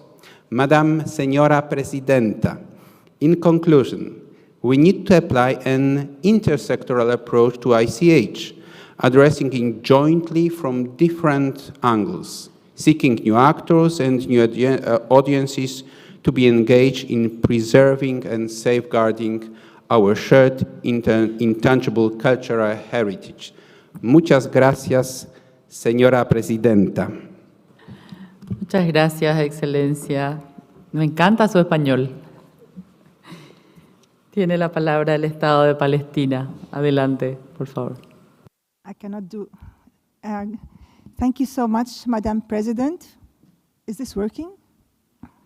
I would like to first congratulate you on your election and for your wonderful work in facilitating this session. I extend my heartfelt gratitude to the government of Paraguay for hosting the 19th session of ICH and for their very warm hospitality. My sincere appreciation goes to the Secretariat for their excellent reports on the current state of intangible cultural heritage globally. Madame Fumiko's inspiring words earlier touches us deeply and reminds us of the tireless effort and commitment to ensure that cultural heritage is recognized and preserved even in the most challenging circumstances. Thank you. Many thanks also go to Mr. ADG Culture, Mr. Ottone, for his leadership and support, not only to this ICH, but to in all other cultural conventions. Today, I want to emphasize the profound impact on the ongoing war by Israel, the occupying power, on the artists and cultural community in Palestine, particularly in Gaza. Since the outbreak of the war, 28 talented artists and writers have tragically lost their lives. Among them is Fathi Ghaban, a beloved contemporary artist whose work embodied the resilience and spirit of people. Equally devastating is the loss of Miss Mahasin Al-Khatib, a promising graphic artist whose bright future was extinguished way too soon. We must also honor the poet Miss Heba Abu Nada, whose poignant expressions of the human experience continue to resonate deeply with us. These individuals were not just creators, they were the heartbeat of the Palestinian community, its practitioners, weaving together the narratives, traditions, and aspirations of our people. Their loss leaves an irreplaceable void in a cultural landscape rich with stories and dreams. Each artist represented a unique voice, and together they formed a chorus that celebrated Palestinian identity and resilience. Madam President, every aspect of the intangible cultural heritage recognized under the 2003 Convention now faces unprecedented threats due to the ongoing Israeli war on Gaza. The destruction of art, cultural practices, and the silencing of voices represent a direct assault on identity of a community. The urgent need for continued unified international action has never been more critical. I call upon Israel, the occupying power, to stop its military actions against Palestinian cultural institutions and artists. The international community, including UNESCO, must also intensify efforts to safeguard Palestinian heritage and support the resilience and creativity of artists who continue to inspire despite these challenges. Finally, we must acknowledge that the loss of cultural heritage in Palestine is systematic and intentional. I call for immediate accountability, justice, and actions to confront this ongoing cultural genocide. Let us reaffirm from this beautiful country, Paraguay, our collective commitment to protecting artists and their communities everywhere they are under threat. Gracias de todos corazón. Thank you so much, Madam President. Muchas gracias, Palestina. Tiene la palabra Bélgica. Adelante, por favor. Thank you, Madam Chair. The delegation of Belgium would like to congratulate you on your presidency and thanks the host country for its warm and friendly welcome. We also thank the Secretariat for its excellent report and for the results achieved during this period. With regard to the Secretariat's reporting on the annual meeting of the Category 2 centers, the delegation of Belgium is pleased to announce its intention to establish a Category 2 center for Electoral Group 1, committed to foster the regional and international cooperation for safeguarding living heritage and to contribute to achieving the strategic objectives, program priorities, and themes of UNESCO. As many of you will be aware, after more than 20 years of working together worldwide around our wonderful convention dedicated to safeguarding living heritage, only the Group 1 region still lacks a Category 2 center. Hence, we are working on a proposal within Belgium to take this forward. The various Belgian authorities competent for culture and cultural heritage, at the initiative of the Flemish government and its Minister of Culture, are developing the candidature for the center, within which we aim to achieve broad stakeholder involvement and to meet the needs of many partners, other competent bodies in Belgium, other states parties, the UNESCO Category 2 centers, UNESCO field offices, the ENFP, European Network of Focal Points, accredited NGOs, UNESCO chairs, facilitators, the wider heritage field, and others. We hereby extend a cordial invitation to collaborate.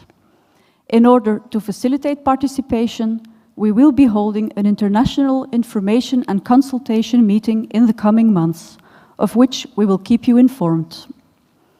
From the early days of the 2003 Convention, Belgium has been an active partner in the Convention.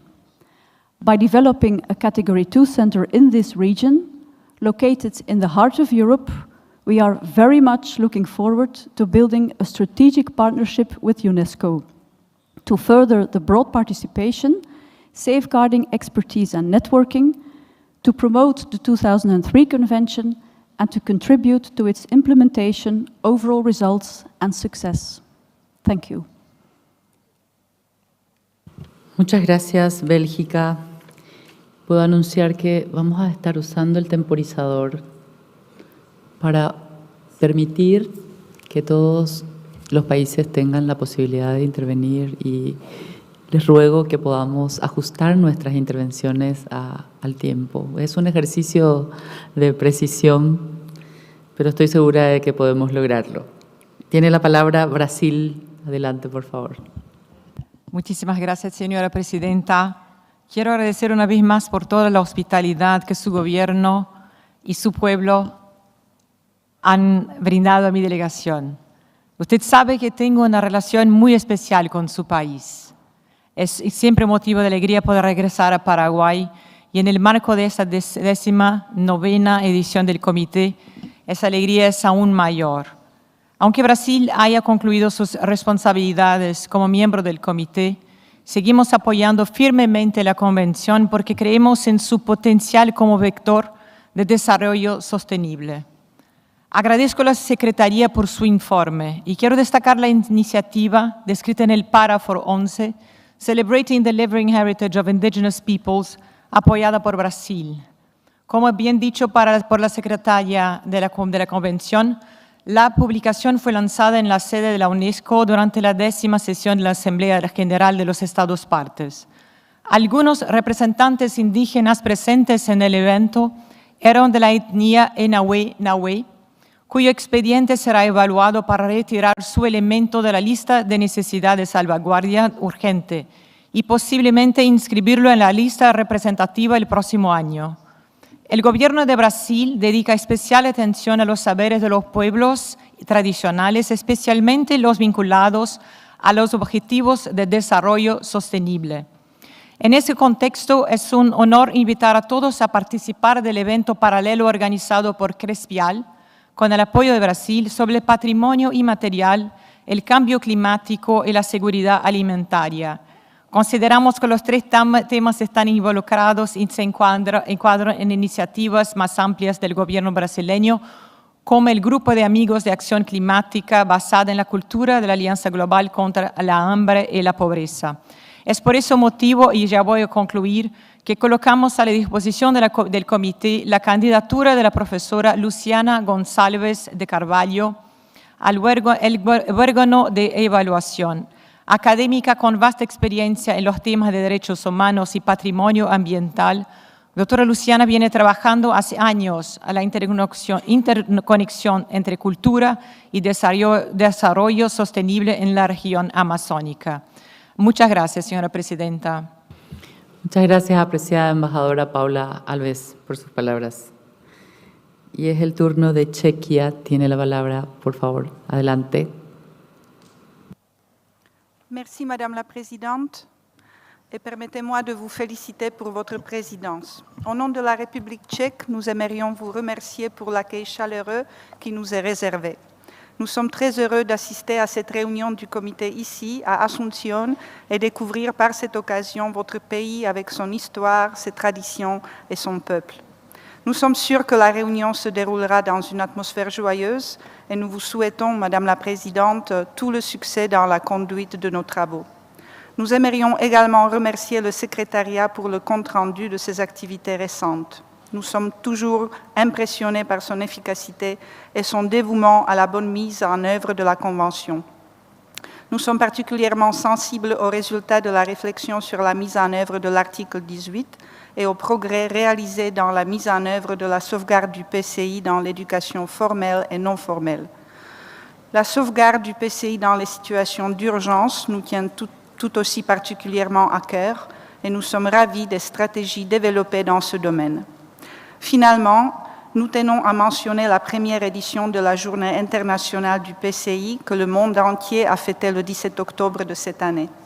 En préparant les activités dans notre pays pour souligner l'importance de la Convention, nous nous sommes rendus compte du besoin de la rapprocher encore plus au large public, d'en expliquer les opportunités, les initiatives et le développement général, d'être disponible et à l'écoute des communautés, des porteurs du PCI et des autorités locales et aussi de diffuser les informations sur les succès accomplis dans le domaine de la sauvegarde des traditions vivantes, de ce patrimoine fondamental pour chacun d'entre nous, car il est source de notre identité.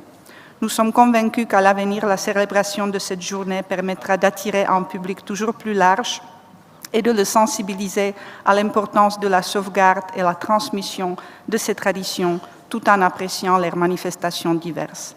Merci pour votre attention et bonne séance à tous. Muchas gracias, Chequia. Noruega tiene la palabra. Thank you, Madam Chair, and congratulations on your election. Allow me to say that we are very happy that the committee meeting is now taking place here in beautiful Paraguay. Let me thank the host country for the heartwarming hospitality. Norway would like to thank and commend the Secretariat for its consistently excellent work. The efforts and achievements made by the Secretariat are remarkable. We would like to express our support to the revision made regarding the listing mechanism, and especially the reflection on Article 18. We are delighted to see that the evaluation on the reflection process so far has led to new insights that will help us safeguard and ensure the sustainability and legitimacy for the broader work with the Convention. We would also like to express our support for the important steps that have been taken to see the work with the Convention as a contribution to sustainable development. As we have highlighted before, we would like to see emphasis placed on a stronger recognition and acknowledgement of the role of the civil society in general, and especially on the involvement of the indigenous communities in safeguarding intangible cultural heritage. We are happy to see that this work, how it will go on.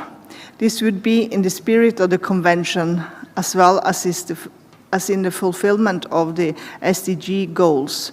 We stress that this should be reflected in work and activity plans beyond activities related to outreach or to SDH as such. We appreciate that the integral and significant role of indigenous peoples and communities was underlined in the Mondial Cult Conference in Mexico in 2022. This should be examined more closely. Thank you. Muchas gracias, Noruega. Grecia tiene la palabra. Thank you, Madam Chair. Let me join all the previous delegations in congratulating you for your chairmanship. And we would also like to thank Paraguay for hosting the 19th ICH Intergovernmental Committee meeting and allowing us to get a glimpse of the rich and diverse living cultural heritage of your country. Greece would like to make a special reference to the importance and impact of integrating living heritage in formal education based on the innovative approach introduced by UNESCO on teaching and learning with living heritage. Using ICH as a means of teaching various subjects at school has been proven an effective and creative pedagogical tool which helps, on the one hand, school children to connect with their living heritage, and on the other hand, schools to strengthen their bonds with their communities. Without any doubt, the relationship between living heritage and education is one of mutual reinforcement. Living heritage improves the relevance of educational programs and promotes an appreciation of cultural diversity and the role of culture in sustainable development, a key target of SDG 4. Meanwhile, education plays a vital role in building broad-based awareness of living heritage and efforts to safeguard it. When acknowledged and shared, especially at an early age, living heritage cultivates respect and appreciation for cultural diversity, facilitates intercultural dialogue, and contributes to more resilient, peaceful, and inclusive societies. Taking into account the innovative power of this holistic new approach and the interest reported by Greek teachers to implement it in their teaching practice, the Hellenic Ministry of Culture has been working quite systematically on raising awareness among educators about the pedagogical value of teaching with living heritage. After a series of seminars and dissemination events addressed to teachers of both primary and secondary education, in 2023, the Directorate of Modern Cultural Heritage undertook the initiative to invite ASP.NET schools to implement the method as introduced by UNESCO in the resource kit for teachers titled Living and Learning with Living Heritage. Based on the experience gained, we decided to proceed to the publication of the Greek Toolkit for Teachers, which has been very recently presented to the educational community on the occasion of a capacity-building workshop organized by the Directorate of Modern Cultural Heritage of the Hellenic Republic, with a valuable support and collaboration with the Regional Center for Safeguarding of ICH in Southeastern Europe under the auspices of UNESCO. We consider that the successful pilot implementation, as well as the digital publication of the Greek Toolkit, were indeed a key step in terms of introducing living heritage both to Greek educators and students under this new perspective. Therefore, we would like to express our deepest thanks to the Living Heritage entity for the support and guidance offered for the completion of this edition, which is available in open access on the website of the Intangible Cultural Heritage of Greece. We strongly believe that such initiatives to bring living heritage into classrooms and non-formal education spaces do contribute to appreciating cultural diversity, global citizenship, learning about the contribution of culture to sustainable development, and increasing educational relevance. Intangible cultural heritage can provide context-specific content and methods for education programs and thus act as a leverage to increase the relevance and quality of education and improve learning outcomes. Fostering respect and appreciation for cultural diversity and strengthening a sense of belonging and social cohesion are the most essential goals which we should aim for in terms of educating youth in citizenship, peace, human rights, and environmental sustainability. Thank you very much.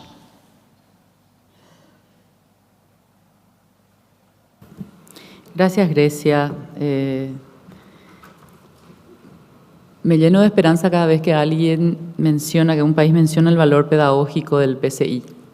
Y coincido plenamente con sus intervenciones. Pero quiero recordarles que tenemos el temporizador y no quisiera yo tener que interrumpirlos, así que les ruego si pueden ajustarse al tiempo de intervenciones para que podamos completar nuestro trabajo. Tiene Perú la palabra. Adelante. Muchas gracias, señora presidenta. Ante todo, quisiera felicitarla por su elección y desearle los mayores éxitos en la conducción de esta importante reunión. Asimismo, agradecerle por la cariñosa acogida que vuestro país nos ha brindado, muestra inconfundible de la calidez y la hospitalidad de las hermanas y hermanos paraguayos. El Perú agradece a la Secretaría por su completo informe que refleja importantes avances en distintos aspectos de la implementación de la Convención de 2003. En particular, deseamos destacar los esfuerzos hacia una implementación más amplia del artículo 18 de la Convención, aunque consideramos que se debe seguir trabajando, de manera que ello se vea reflejado en el registro de buenas prácticas de salvaguardia. De otro lado, deseamos resaltar la evaluación del proceso de renovación del Crespial, un actor esencial para nuestra región. Este proceso no solo reconoce la valiosa contribución de este centro a la salvaguardia del patrimonio vivo, sino que también establece bases sólidas para ampliar su impacto y alcance. La organización del foro Conectando el Patrimonio Vivo, los Derechos Culturales y el Desarrollo Sostenible desde América Latina, llevado a cabo en el Perú, en el marco del Día Internacional del Patrimonio Inmaterial, en octubre de este año. Este evento fortaleció redes regionales y propició reflexiones profundas sobre la interrelación entre el patrimonio inmaterial, los derechos culturales y la sostenibilidad, reafirmando su rol central en nuestras políticas culturales. Además, destacamos el esfuerzo de la Secretaría en la coordinación de la publicación Celebrar el Patrimonio Vivo de los Pueblos Indígenas, con el apoyo de Brasil, que acaba de hacer referencia la embajadora del Brasil, proyecto que articula las experiencias indígenas con los principios de la Declaración de Naciones Unidas sobre sus derechos, siendo una herramienta clave para avanzar hacia un enfoque más inclusivo y holístico en la salvaguardia del patrimonio cultural inmaterial. Finalmente, saludamos la importancia del fortalecimiento de capacidades reflejado en la formación de nuevos facilitadores en América Latina y el Caribe, mediante el taller desarrollado en Cali, Colombia, en mayo de este año. Señora Presidenta, el Perú reitera su apoyo a los esfuerzos de la Secretaría y nuestro compromiso con los objetivos que guía la Convención del 2003, especialmente promoviendo la más amplia participación de las comunidades de portadores en los procesos de salvaguardia, al respeto y al reconocimiento entre las mismas comunidades de portadores. Gracias. Muchas gracias, Perú, un gran protagonista realmente de esta convención. Tiene la palabra Camboya. Madam Chairperson and dear colleagues, it is both an honor and a privilege to address you today on behalf of the Kingdom of Cambodia at these significant sessions. As a state party to the 2003 conventions, we reaffirm our steadfast commitment to its mission of safeguarding the living heritage that defines our identities and fortify the social fabric of our communities. Cambodian extends its heartfelt congratulations to the Secretariat for its tireless effort in advancing the convention goal, particularly in alignment with the new direction set forth during the recent 20th anniversary celebrations. Cambodia deeply encouraged by the integration of cultural heritage into education system, a testament to the collective dedication of state parties. Embedding intangible cultural heritage within both formal and non-formal educational frameworks is not merely a means of preservation. It is a powerful way to inspire future generations and to ensure that this living tradition remains vibrant, relevant, and interwoven into the fabric of daily life. Madam Chairperson and dear colleagues, allow me to express my sincere gratitude to the warm hospitality of the host country, the Paraguay, to UNESCO and to all member states for your unwavering dedication to safeguarding our shared and tangible cultural heritage. Let us move forward, united in our shared mission to protect and celebrate the cultural treasures that enrich our life and bind us together as a global community. Thank you very much. Muchas gracias a Camboya. Tiene la palabra ahora el representante de Mongolia. Adelante, por favor.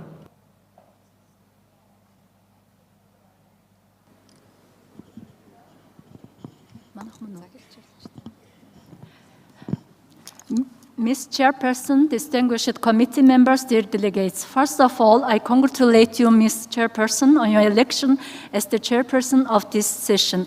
My delegation deeply appreciates the warm hospitality of the people of Paraguay. Mongolia commends the Secretariat for the quality of the report and its detailed presentation of its activities. We appreciate the progress on the broader implementation of Article 18 of the Convention, various capacity-building initiatives, and safeguarding of living heritage in emergencies, namely for sites and conflict-affected areas.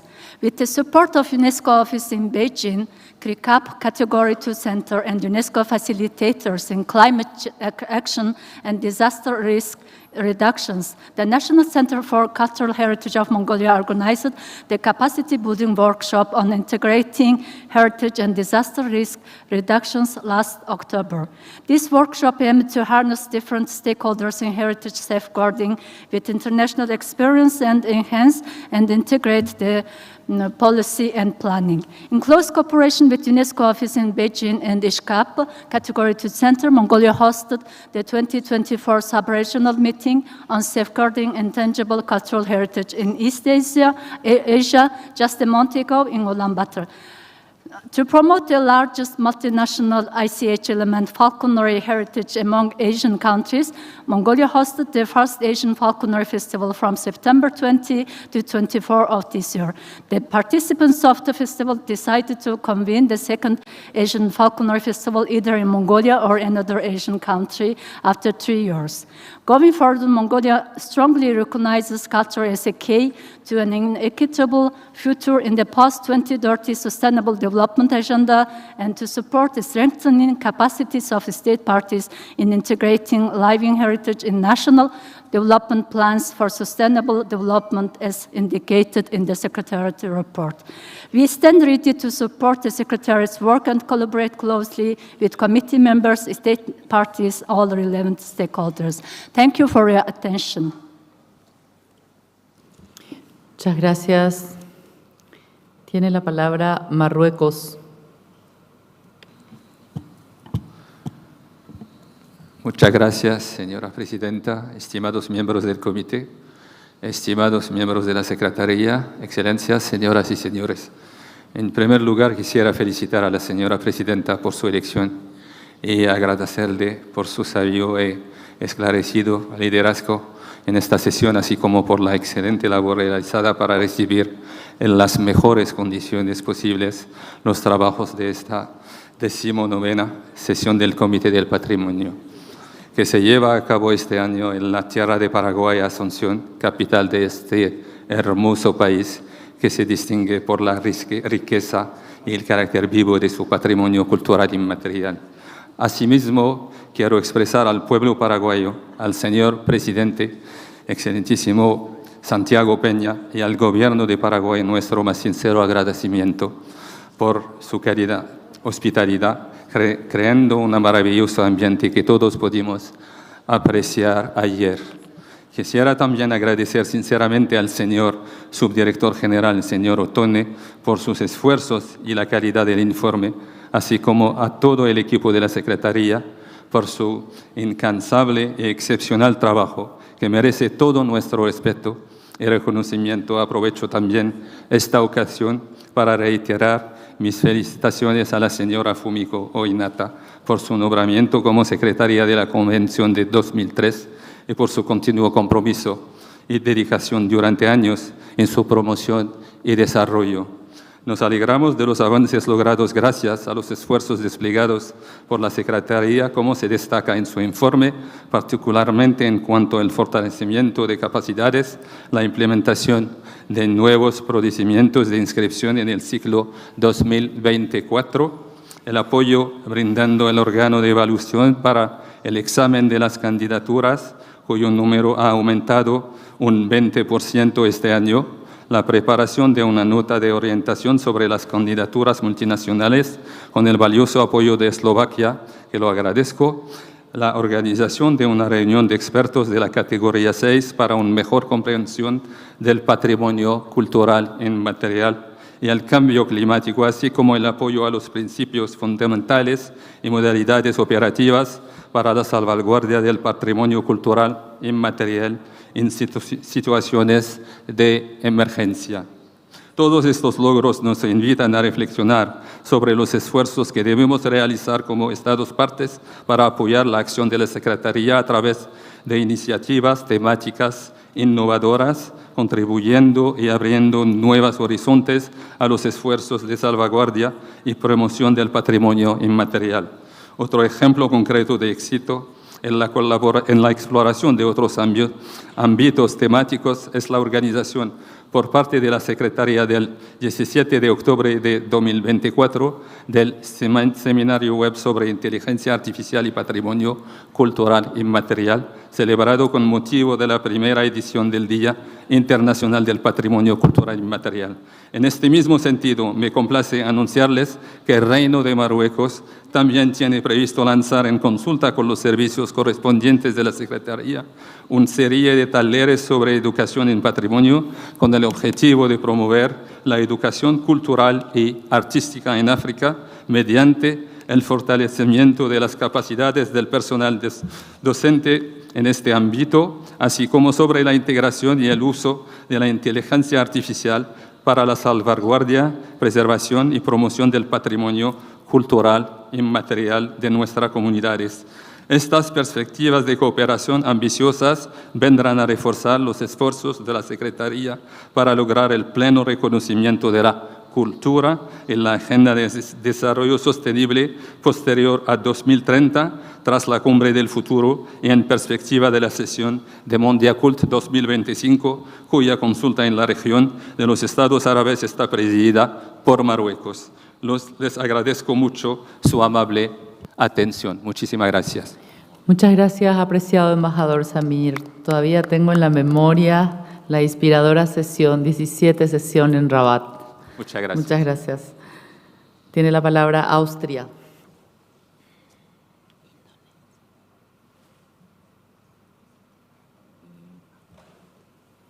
Dear Chairperson, dear DG for Culture, dear Excellencies, colleagues, ladies and gentlemen, first allow me to join the previous speakers in congratulating you, Madam Chairperson, on your appointment and your esteemed leadership. We would also like to extend our heartfelt thanks to the government of Paraguay for the generous hospitality in hosting this meeting. Furthermore, our appreciation goes to the Secretariat for once again preparing extensive and thorough documentation for this session.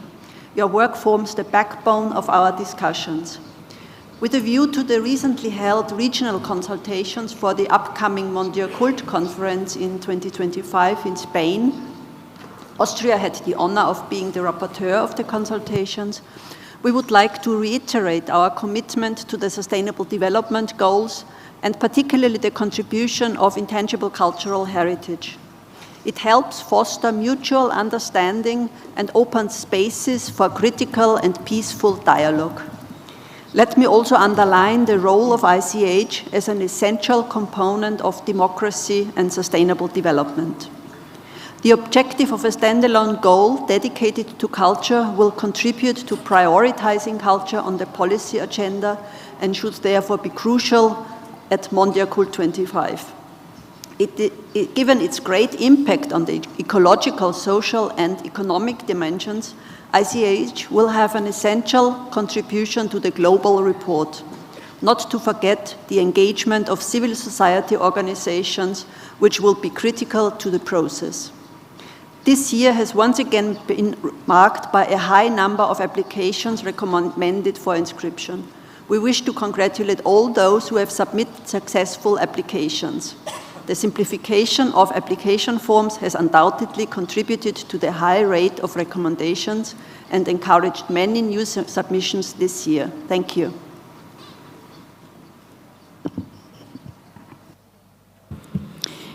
Muchas gracias, Austria. Tiene la palabra la República Democrática del Congo.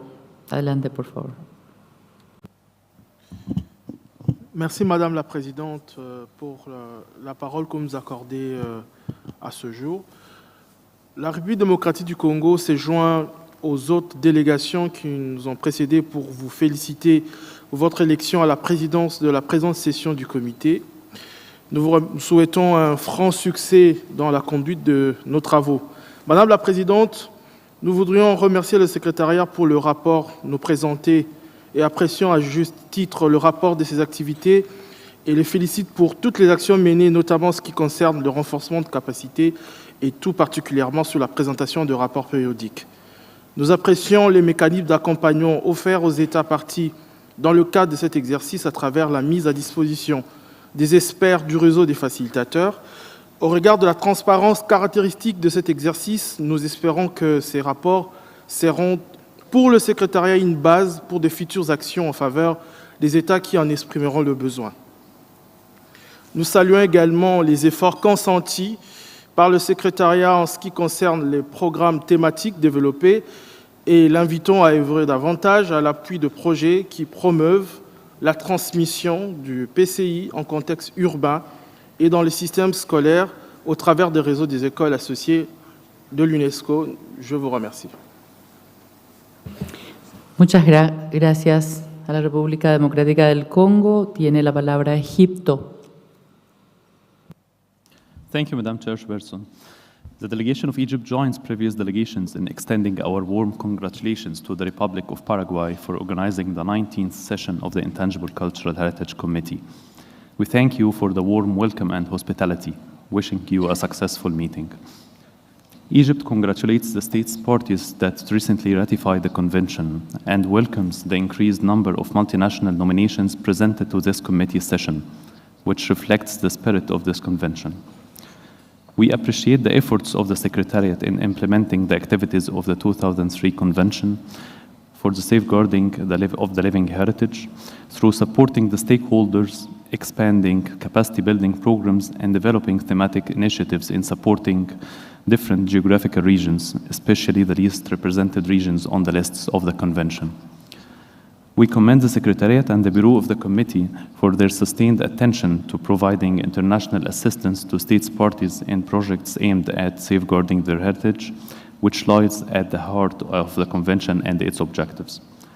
Finally, Madam Chairperson, my delegation is looking forward to a successful committee session under your leadership. I thank you. Muchas gracias, Egipto. Tiene la palabra Guinea. Adelante, por favor. Madame la Présidente, toutes mes félicitations pour votre élection. Monsieur le sous-directeur général pour la culture à l'UNESCO, Mesdames et Messieurs les membres du comité, distingués invités, c'est avec un grand plaisir que je prends la parole aujourd'hui à cette 19e session du comité intergouvernemental de sauvegarde du patrimoine culturel immatériel. Je voudrais tout d'abord remercier le Paraguay pour avoir abrité cette session et surtout pour nous avoir accueillis chaleureusement. Et ensuite à l'UNESCO pour le soutien technique et financier qu'elle ne cesse d'apporter à la Guinée dans le cadre de la mise en œuvre de la Convention de 2003. Je remercie le Secrétariat de la Convention pour l'assistance accordée à la Guinée pour la rédaction de son rapport périodique. Madame la Présidente, au moment où les économies de nos pays s'amenuisent tandis que les besoins s'accroissent de jour en jour, il est plus que nécessaire d'abriter l'attention de l'opinion publique, mais surtout celle de nos décideurs, sur l'importance de la culture au plan de la préservation de l'identité de nos communautés, du renforcement de la cohésion sociale et de la paix, mais aussi et surtout sur celui du développement durable de nos communautés. À l'instar des autres pays d'Afrique, la République de Guinée dispose d'un patrimoine culturel immatériel caractérisé par une diversité inouïe, parce qu'il est le fruit du génie créateur des communautés de 4 régions naturelles aux traits physiques, humains, économiques et culturels très distinctifs. Les éléments de ce patrimoine qui constituent notre identité culturelle et la contribution de ces différentes communautés à la civilisation universelle sont intimement liés aux différentes étapes de l'évolution de notre pays.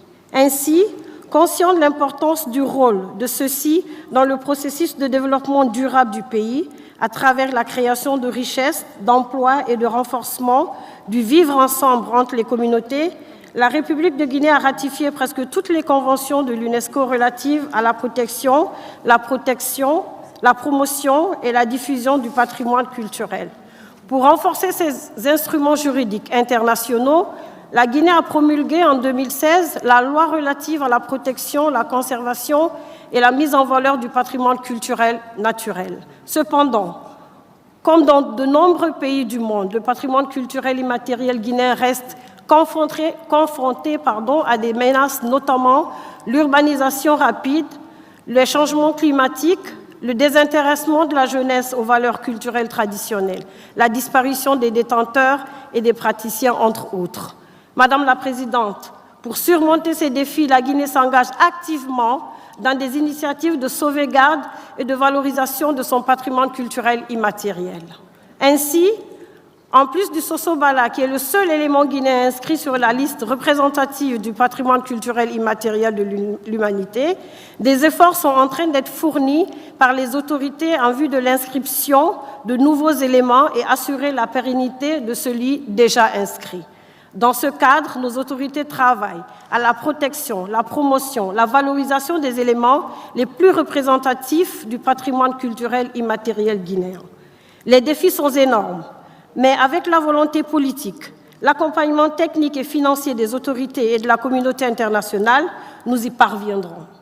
C'est pourquoi je lance, au nom de mon pays, la Guinée, un appel à la communauté internationale, aux partenaires techniques et financiers ainsi qu'à l'UNESCO, d'appuyer mon pays dans la mise en œuvre des projets concrets pour la meilleure sauvegarde de son patrimoine culturel immatériel. Convaincu de la contribution du patrimoine culturel immatériel au processus de développement socio-économique du pays, je réaffirme l'engagement indéfectible de la Guinée, mon pays, à contribuer aux objectifs de la Convention 2003. Pour terminer, je souhaite plein succès à la présente session. Vive la coopération internationale, vive l'UNESCO, je vous remercie. Muchas gracias, Guinea. Quisiera volver a reiterar la necesidad de ajustarnos al tiempo, por favor. Voy a dar la palabra a Rumania y quisiera saludar especialmente a la embajadora Simona Mirela Miculescu, presidenta de la Conferencia General, que está presente aquí y nos acompaña. Tiene la palabra, Excelencia. Distinguished Madam Chairperson, Romania is grateful for the warm hospitality of Paraguay and congratulates you for presiding over this session. And I'm convinced that under your graceful stewardship and the leadership, the committee will take a lot of meaningful decisions. Let me also tell you that we are humbled by the richness of the living heritage that Paraguayan communities are generously sharing with us during these days. May I also congratulate ADG Ottone and his team for their hard work and profound engagement on many levels and topics dealing with better strategies and tools supporting states and communities to safeguard their living heritage. We are especially thankful for the possibilities of increased dialogue and community participation through online modes and learning platforms devoted to ensuring enhanced safeguarding capacities at local and national levels. And we commend the Secretariat and the committee for supporting the much-needed thematic initiatives that highlight the contribution of the living heritage to sustainable development. And in this respect, we are pleased to inform you of the success of the recent capacity building workshop organized in Bucharest by the Ministry of Culture with the support of the National Romanian Peasant Museum and of the Regional Center in Sofia. And this training offered actually a practical set of tools for our new generation of experts and community leaders to safeguard the living heritage with a community-based and sustainable development framework. We believe this is the wisest vision for the future of our common work. We are also foreseeing the positive results of the new evaluation cycle with the implementation of simplified forms and procedures, which should not, however, decrease the overall quality of the process of inscription. And Romania is currently coordinating the new extension wave of the transhumans file, and we are totally devoted to bringing the depth and diversity of communities and institutions supporting mobile pastoralism within the 18 state parties that are our partners in this complex initiative. Dear colleagues, the 2003 Convention and the work of this committee have a very special place in our work within the cultural mandate of UNESCO, and the 10 elements inscribed by Romania on the representative list are testimony of our passionate engagement in favor of the living heritage and of our solid expertise, main reasons why we chose to present our candidature for the committee in 2026, seeking to be part of the guardians of the world's grandeur that you are these days. And I wish you constructive debates and the wisest decisions possible. Muchas gracias. Muchas gracias, Excelencia. Tiene la palabra el Reino Unido. Adelante, por favor. Thank you, Chair, and thank you very much for Paraguay to the wonderful welcome and hosting of the meeting. The UK State Party and our NGOs present are very pleased to be attending our first committee meeting as a full member, and we are grateful for the Secretariat's support in our ratifying this year.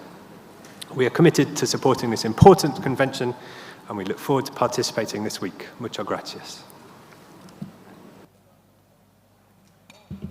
Muchas gracias, agradezco su brevedad realmente.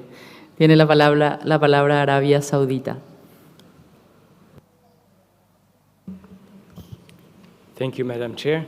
I would like to congratulate you on your election and wish you all the success.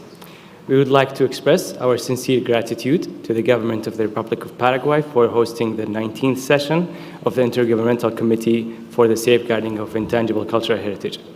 Asunción overwhelmed us with warm welcome and great hospitality, and we were honored by the presence of His Excellency, the President of Paraguay. Moreover, we would like to thank the ADG, Mr. Atoni, and the Secretariat for their dedication and excellent work that has been done for this session and supporting member states. Excellencies, esteemed colleagues, safeguarding cultural heritage of humanity represents not only the commitment to conserve our shared cultural treasures, but also a remarkable demonstration of global solidarity and peace building. The Kingdom of Saudi Arabia reaffirmed its commitment and dedication in contributing and transforming the principles of the 2003 Convention, as well as the Declaration of UNESCO Mondial Cult 2022 and the Naples Conference into practice through various initiatives from the Saudi Fund and Trust. This includes a significant international initiative, which is the project of International Food Atlas and digital platform for preserving, promoting, and transmitting foodways to future generations. This project aims to document and safeguard global culinary traditions, enhancing awareness of traditional food preparation methods, and ensuring their transmission to future generations.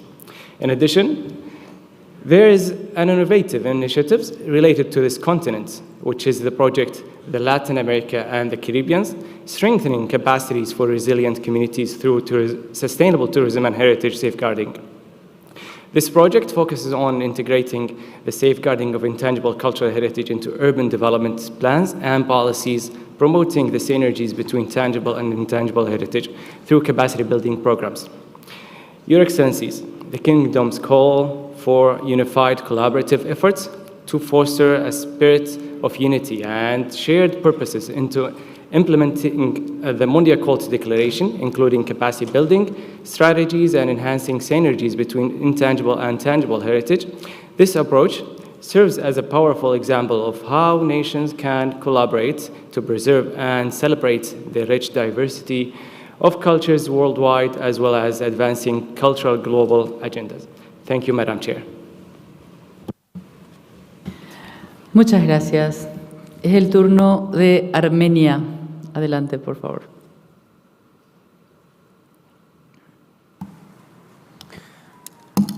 Thank you very much. Madam Chair, ADG for Culture, Secretary of the Convention, Excellencies, dear colleagues. First of all, our heartfelt gratitude to you, Madam Chair, and to the Republic of Paraguay for your very warm hospitality. We thank the Secretariat for the detailed overview of the activities undertaken. The last few cycles showed a substantial increase in the number of submissions, demonstrating the growing global interest in the Convention. This popularity comes with its issues, notably in terms of processing all the files and creating a backlog, which should be addressed by the committee. The reporting period also saw a significant increase in the implementation of international assistance projects. As a beneficiary state, Armenia can attest to the efficacy of international assistance as a robust mechanism for cooperation.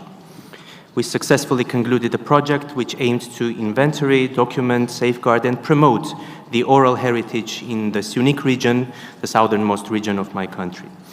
We welcome the progress made in capacity building with support provided to 117 member states, including in Africa and small island developing states, to develop or revise policies, strategies, and programs for safeguarding intangible cultural heritage. Madam Chair, living heritage is an important contributor to sustainable development. One can even say that community practices and traditions are an embodiment of the global pledge to leave no one behind. But indeed, living heritage faces many threats, including conflicts, displacement, climate change. In our own region, Armenian refugees from Nagorno-Karabakh, whose cultural identity and heritage are at risk as they rebuild their lives in new landscapes, face difficult challenges related to their intangible cultural heritage.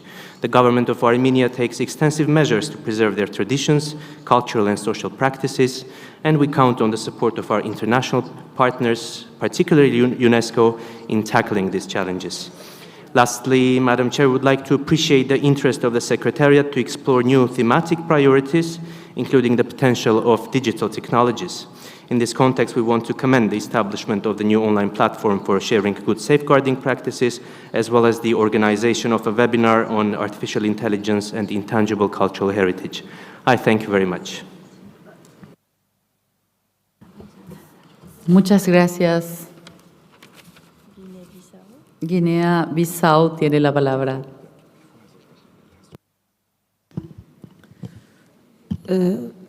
Merci beaucoup, Madame la Présidente. Merci au Paraguay pour l'accueil.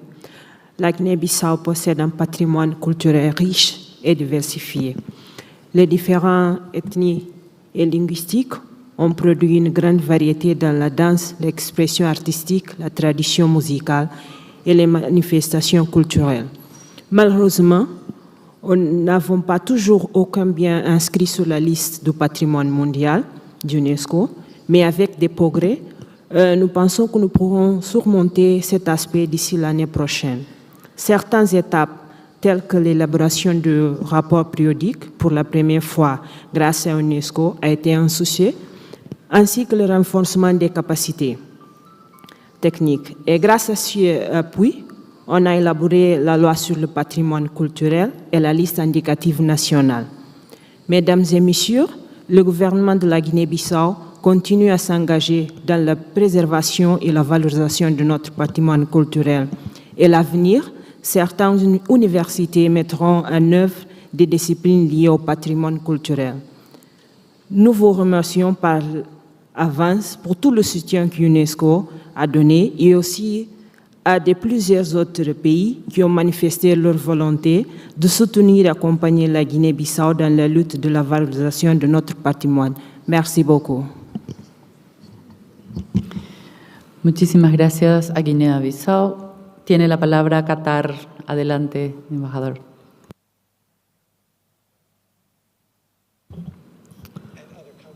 Thank you. Merci beaucoup, Madame la Présidente. D'abord, je voudrais commencer par vous remercier, Madame la Présidente, et vous féliciter de votre élection comme présidente de ce comité. Et bien évidemment, merci beaucoup au Paraguay de nous donner de découvrir et de connaître votre bon pays. Et bien sûr, j'ai apprécié bien les efforts amenés par le Secrétariat de préparation, ce comité et cette réunion avec la préparation du rapport. Madame la Présidente, le Qatar, guidé par ses convictions profondes en des objectifs nobles, a œuvré à renforcer la paix et la sécurité internationale à travers ses domaines de compétences, à atteindre les objectifs de développement durable, à promouvoir les concepts de coexistence des différentes culturelles et à autonomiser les communautés locales par la culture. Dans un moment où il est évident que nous faisons tout face à des défis contemporains d'une importance et d'un impact considérable sur notre présent et notre avenir, nous vivons à une époque de communication rapide. La préservation du patrimoine immatériel et des métiers traditionnels est l'un des défis les plus importants auxquels de nombreuses communautés sont confrontées dans un monde caractérisé par la transition vers la mondialisation et l'augmentation des échanges entre les peuples. Par faire face aux défis liés au patrimoine culturel de la Convention de 2003, qui concerne sa protection et la promotion des valeurs humaines, l'État du Qatar a renforcé le rôle du patrimoine humain en le plaçant comme l'un des objectifs de la stratégie nationale 2024-2030 afin de permettre à l'homme qatari de libérer ses potentiels créatifs et de lui fournir des compétences élevées. Par le biais de participation directe pour atteindre les objectifs de développement durable en réalisant la vision nationale 2030. Au niveau international, le Qatar travaille à travers le ministère de la Culture pour promouvoir le dialogue entre les différentes cultures ainsi qu'à travers l'UNESCO, bien évidemment, dans le but de renforcer les ponts de communication culturelle entre les peuples du monde et de promouvoir le rôle de la compréhension et de la paix à travers des verres de main culturels. Dans le souci de promouvoir le patrimoine immatériel, le Qatar a commencé à compléter un certain nombre de dossiers nationaux et communs pour les inscrire sur la liste du patrimoine immatériel, afin de faire connaître au monde notre riche patrimoine et le rôle de la communauté qatarienne dans sa revitalisation pour les générations futures. Muchas gracias, Presidenta. Gracias, Excelencia. Quisiera dar la palabra al representante de Guatemala. Adelante, por favor. Muchas gracias, Presidenta.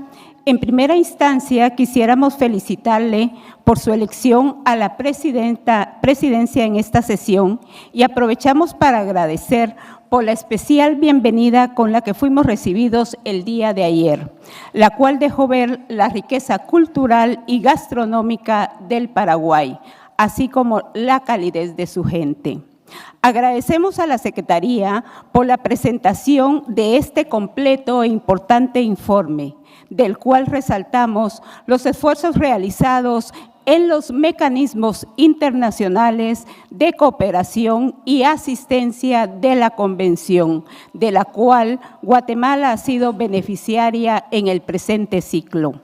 Guatemala cree firmemente en la importancia de la presentación de candidaturas multinacionales como un medio para impulsar el trabajo coordinado entre países y comunidades portadoras. A raíz de ello, estamos trabajando con otros estados parte de la Convención con los cuales compartimos elementos de patrimonio vivo. La función de la Secretaría es de suma importancia y el informe refleja mucho de lo que se ha podido avanzar en la línea de apoyo a los estados partes para la creación y fortalecimiento de capacidades locales y el desarrollo e implementación de proyectos operacionales. Quisiera resaltar el apoyo de la Secretaría para la publicación Celebrando el Patrimonio Vivo de los Pueblos Indígenas, puesto que para países como el mío, los saberes y conocimientos de los pueblos indígenas son fundamentales para el desarrollo sostenible. En Guatemala, la cultura y el patrimonio vivo son un motor de desarrollo integral que permite mejorar la calidad de vida de las comunidades portadoras. Es por ello que nos sumamos a la labor realizada, al tiempo que felicitamos y agradecemos el trabajo de la Secretaría de la Convención. Muchas gracias. Muchas gracias, Guatemala, un país de colorido patrimonio vivo que amamos mucho. Voy a dar la palabra al ministro de Cultura de Jamaica, el ministro Grant, quien fuera además presidente de la 15ª sesión del comité en el año 2000. Tiene la palabra, señor ministro, adelante. Thank you, Madam Chairperson. As this is the first time Jamaica takes the floor, please accept our heartiest congratulations on your elevation and on the manner in which you have been overseeing the proceedings. We also thank the Secretariat for their usual high-quality reporting and guidance. Jamaica also expresses our gratitude to the government and people of Paraguay for their kind hospitality. Madam Chairperson, Jamaica was one of the countries that agitated for the universal adoption of the 2003 Convention. Indeed, our concerns about safeguarding cultures in a holistic and sustainable way were as strong then as they are now. As such, we continue our safeguarding efforts by continuing to execute national events, for instance, the mounting of exhibitions, hosting of public lectures, and the implementation of ICH educational programs in schools through the Ministry of Culture and the Ministry of Education. Madam Chairperson, on behalf of Jamaica, I am pleased to say that the current nomination pilgrimage to Wat Town will strengthen our efforts in supporting the agenda of the 2003 Convention.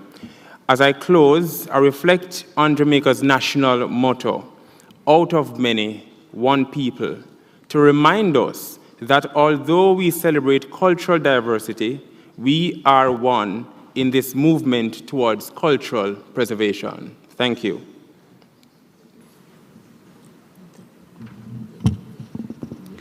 Muchas gracias a Jamaica. Quisiera dar la palabra a Chile. Adelante, por favor.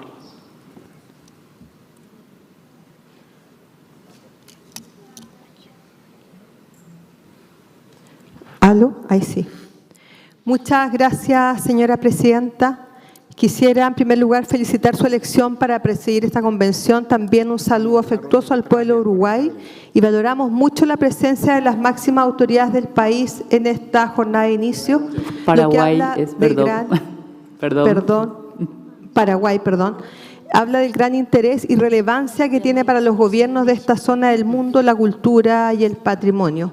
Quiero saludar también a la Secretaría de UNESCO y, por supuesto, al subdirector general Ernesto Tone, y valoramos el informe presentado que habla de la excelente gestión realizada y de los grandes avances en materia de optimizar procedimientos y herramientas para una mejor protección del patrimonio inmaterial.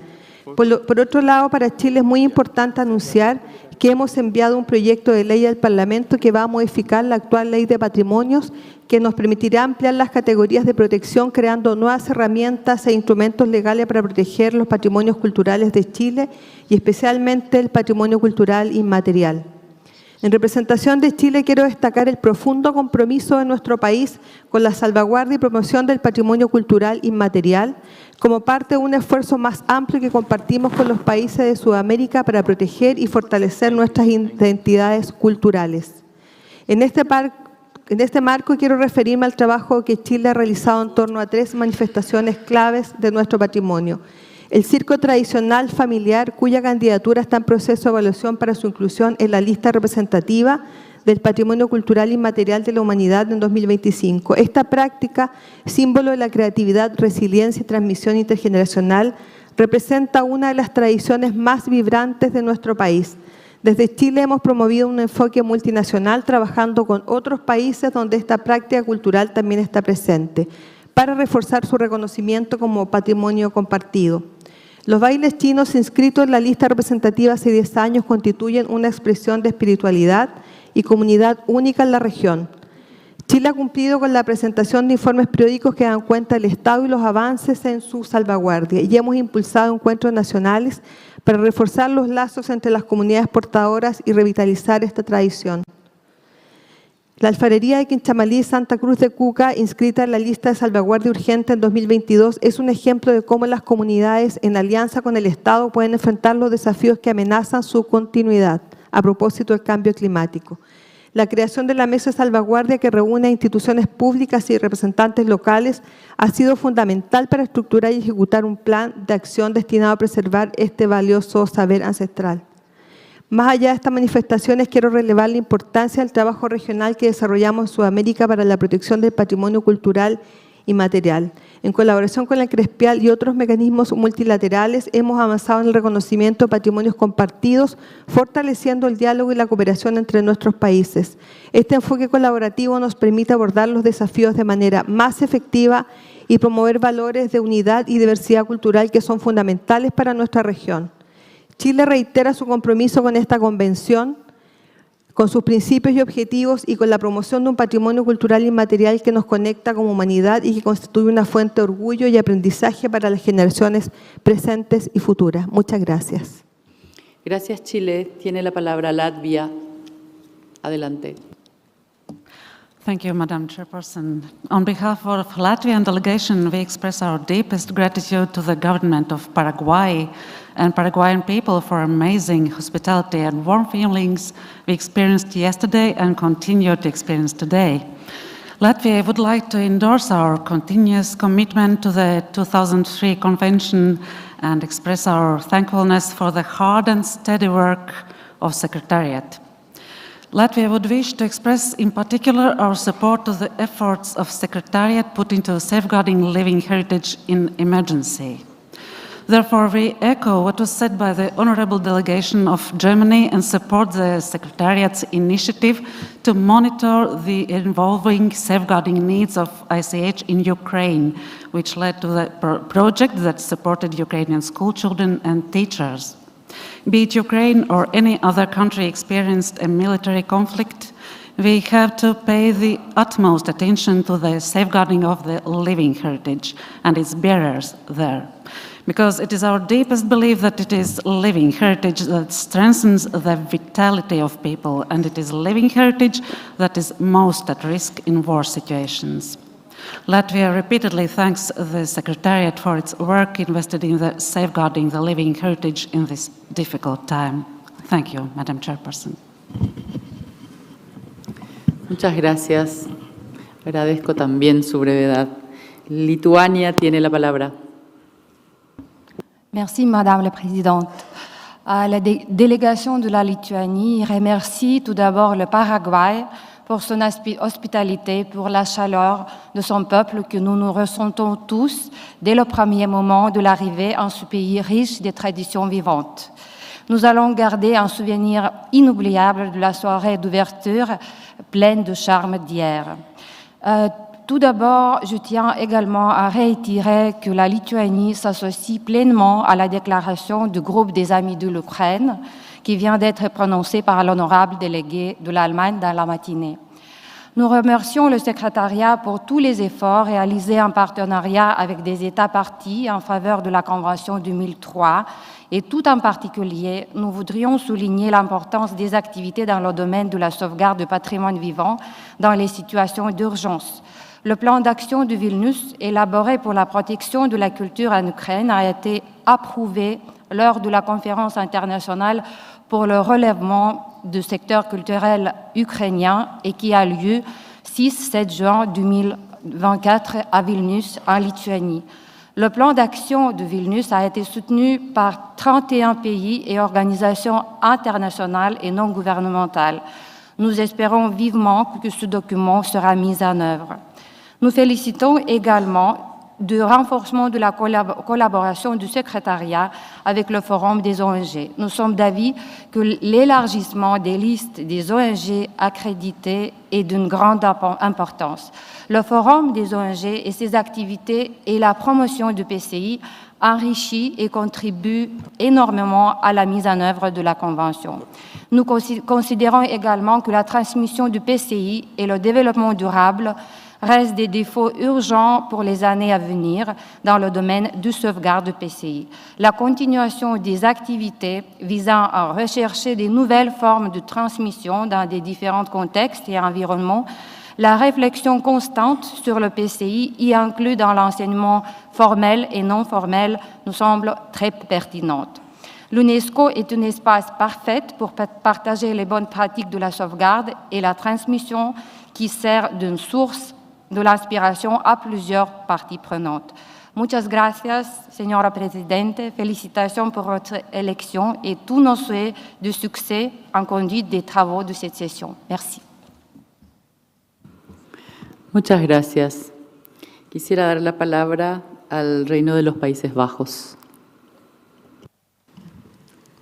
Thank you, Chair. We would like to thank you and your country for your hospitality and wish you all the best in chairing this meeting. In response to the Belgium intervention, Austria, Greece, Finland, France, Germany, Norway, the United Kingdom, Switzerland, and the Kingdom of the Netherlands would like to collectively express our strong support for the Belgium initiative to establish a Category 2 center for the Electoral Group 1 under the 2003 Convention's framework. The before said countries greatly appreciate this initiative and are looking forward to seeing plans for the center. This significant plan will strengthen our group's collaborative efforts and enhance our collective impact within the Convention's mission. Such a center will not only serve as a hub for knowledge and expertise, but also foster innovation, partnership, share good practices, and capacity building across the party states of our group. Thank you, Chair. Muchas gracias. por su intervención. Tiene la palabra ahora el representante de Kazajstán. Adelante, por favor. Distinguished Chair, esteemed delegates, on behalf of the delegation of Kazakhstan, let me congratulate you on your election, Madam Chair, and we are glad to witness your able leadership. I would like to express our heartfelt gratitude to the host country, Paraguay, for its generous hospitality during this remarkable session. Your warm welcome and meticulous arrangements foster a spirit of cooperation and collaboration among us all. My delegation welcomes the report of the Secretariat on its activities from January to June 24. Kazakhstan remains steadfast in its commitment to the implementation of our convention. In this regard, we are currently in the final stages of preparing our periodic report, which we view as a vital opportunity to assess and enhance our efforts in safeguarding our ICH. We extend our sincere appreciation to UNESCO for its grant to Kazakhstan on first grant to our country on ICH inventory revision and the local community's capacity building. This support is invaluable as we strive to preserve and promote our cultural identity. In September this year, we convened the 5th World Nomad Games in Astana, an event inscribed in the list of good safeguarding practices of the intangible cultural heritage as initiated by our neighbors, Kyrgyzstan. We are grateful for the patronage of UNESCO Director General, which significantly elevates the visibility and impact of the event. The President of the General Conference, Her Excellency, Madame Simona Mirola-Miroculescu, who participated in this event on behalf of UNESCO, contributed to the visibility of this important gathering. We acknowledge the dedication of 89 member states participating in this event, as it reflects our collective commitment to safeguarding our diverse and valuable heritages. The outcomes of the Games will be submitted to the UN General Assembly, highlighting the critical role of UNESCO in the preservation of intangible cultural heritage and the contributions of all participating member states. My delegation also welcomes the intention of Mongolia to join our multinational nomination Nauruz. Kazakhstan prioritizes the protection of its intangible cultural heritage, recognizing its importance for the benefit of future generations, especially in a rapid evolving world. I thank you for your attention, and we look forward to our continued collaboration in preserving the intangible cultural heritage of humanity. Thank you. Muchísimas gracias. Quisiera dar la palabra ahora al representante de Afganistán, por favor. Adelante.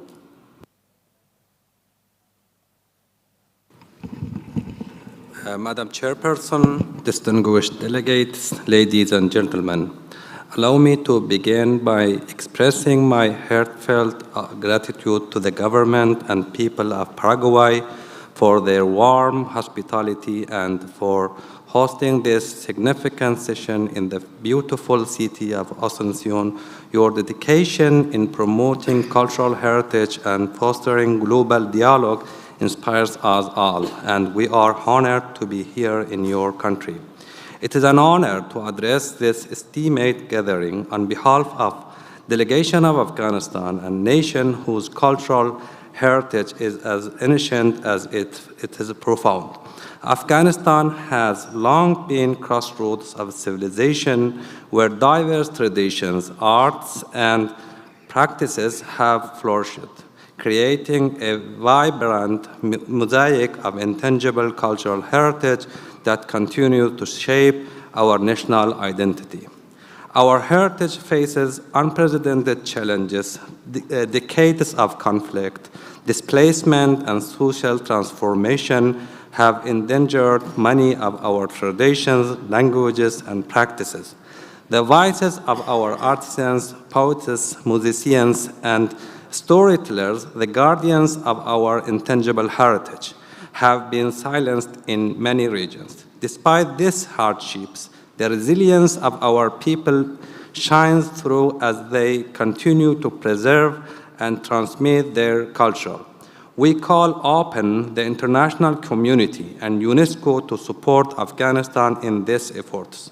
Collaboration, capacity building, and the sharing of resources are essential to ensure that the cultural expression of Afghanistan do not fade into history, but thrive as sources of inspiration for future generations.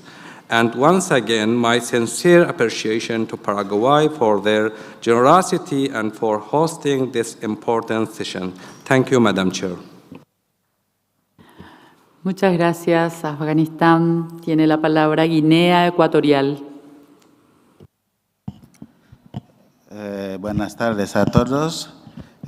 Aquí pues damos agradecimiento a la calurosa acogida que la República de Paraguay pues nos hizo ayer. La verdad, muchas gracias. Y como no, la señora presidenta por ser elegida en esta 19 sesión de Comité Intergovernmental de los Estados partes de la Convención de 2003. Pues aquí nada más vamos a decir que en la Guinea Ecuatorial, después de la ratificación de la Convención de 2010, hemos tenido unos serios avances para lo que es la Convención del 2003, que es el patrimonio cultural y material, en el sentido de que hemos tenido varios seminarios al respecto y con lo que es el patrimonio cultural y material. Y como no, también ya hemos hecho la primera lo que es el inventario periódico, o sea, el informe periódico que se pide después de cada 4 a 6 años. Y ahora pues dar también agradecimiento a la Secretaría General de la Convención de Patrimonio Cultural y Material de 2003, en el sentido que pues ahora que estamos esperando un apoyo financiero en lo que es para el inventario piloto sobre el tema del estudio de los diferentes bailes tradicionales del país, pues esto nos animaría más, porque eso ahora estamos ya casi en espera de ese trabajo. La verdad, una gracia y un apoyo para que todos nosotros estemos contentos. Muchas gracias. Muchas gracias a Guinea Ecuatorial. Debo decir que me emociona el acento español que siempre escucho a los queridos representantes de esa nación. Quisiera dar la palabra al distinguido embajador de Azerbaiyán, que está presente. Adelante.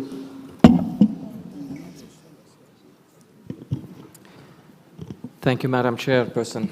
On behalf of the delegation of Azerbaijan, I extend sincere gratitude to the government and the people of Paraguay for their exceptional organization of this committee session and, of course, the warm hospitality.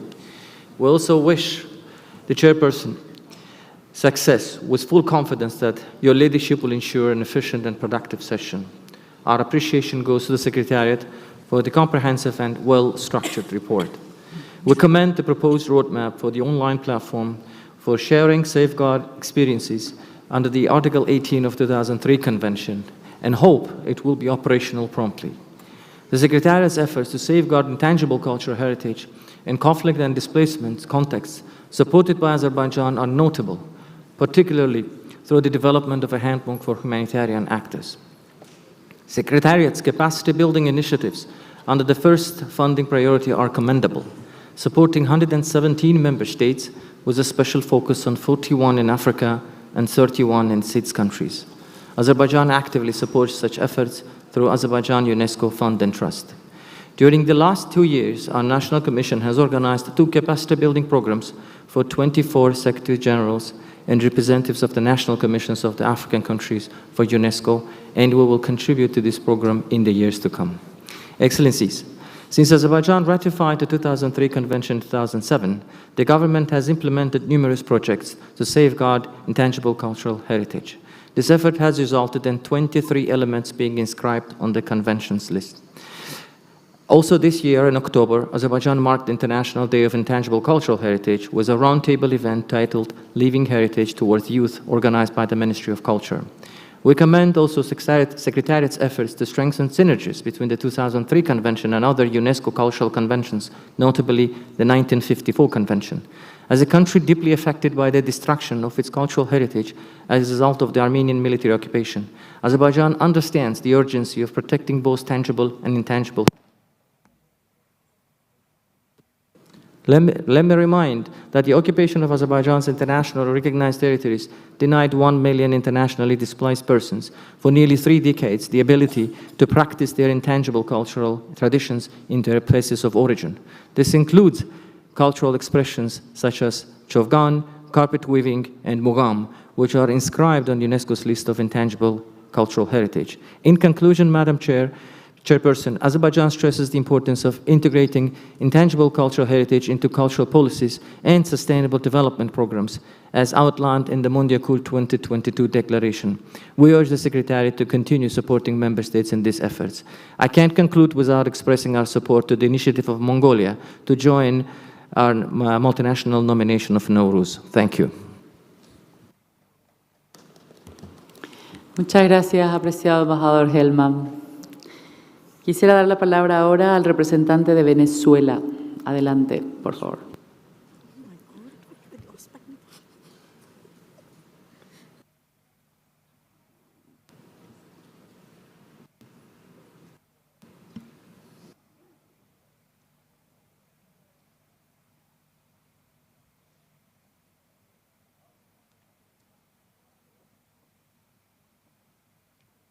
¿Está en sala el representante de Venezuela? No le funciona el micrófono. Ah.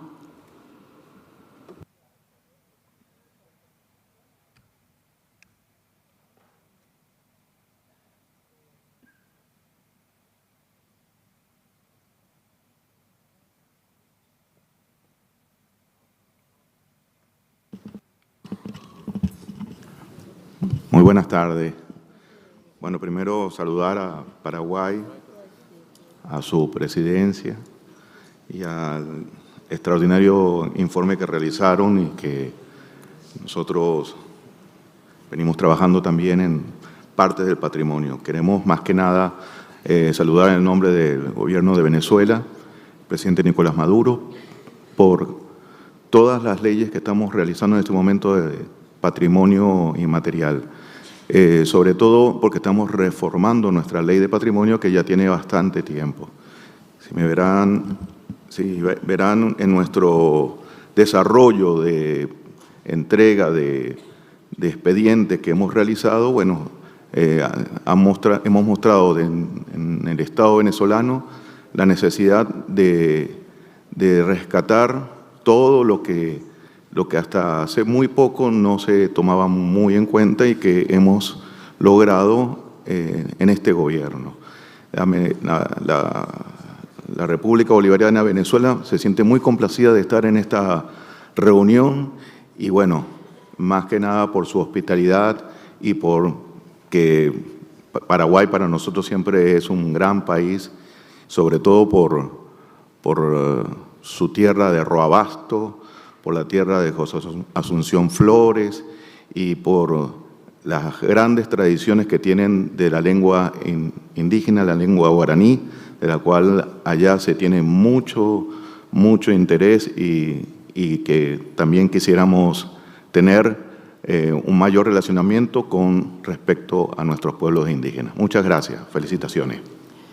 Muchas gracias, Venezuela, y gracias por destacar algunos aspectos y referentes de nuestro acervo cultural nacional. Muchas gracias. Quisiera presentar ahora un video, que es el mensaje del ministro de Cultura de Indonesia, que no pudo estar presente, entonces lo tendremos en un mensaje de video. Adelante a la sala de control, por favor. Muchas gracias, señora presidenta. Her Excellency, Ambassador Nancy Ovelar.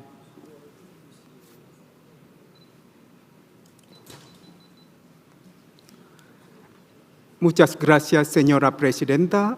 Indonesia's statement will be presented by the Minister of Culture, His Excellency Mr. Fadlizon, through a video message.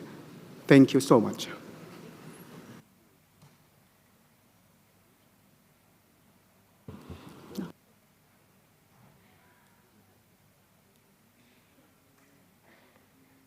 Her Excellency Ambassador Nancy Ovelar de Gorostiaga, Chair of the 19th session of the Committee for the Safeguarding of the Intangible Cultural Heritage, Her Excellency Ms. Adriana Ortiz, Minister of Culture of the Republic of Paraguay, Honorable Committee members, distinguished delegates, ladies and gentlemen, Assalamu alaikum wa rahmatullahi wa barakatuh.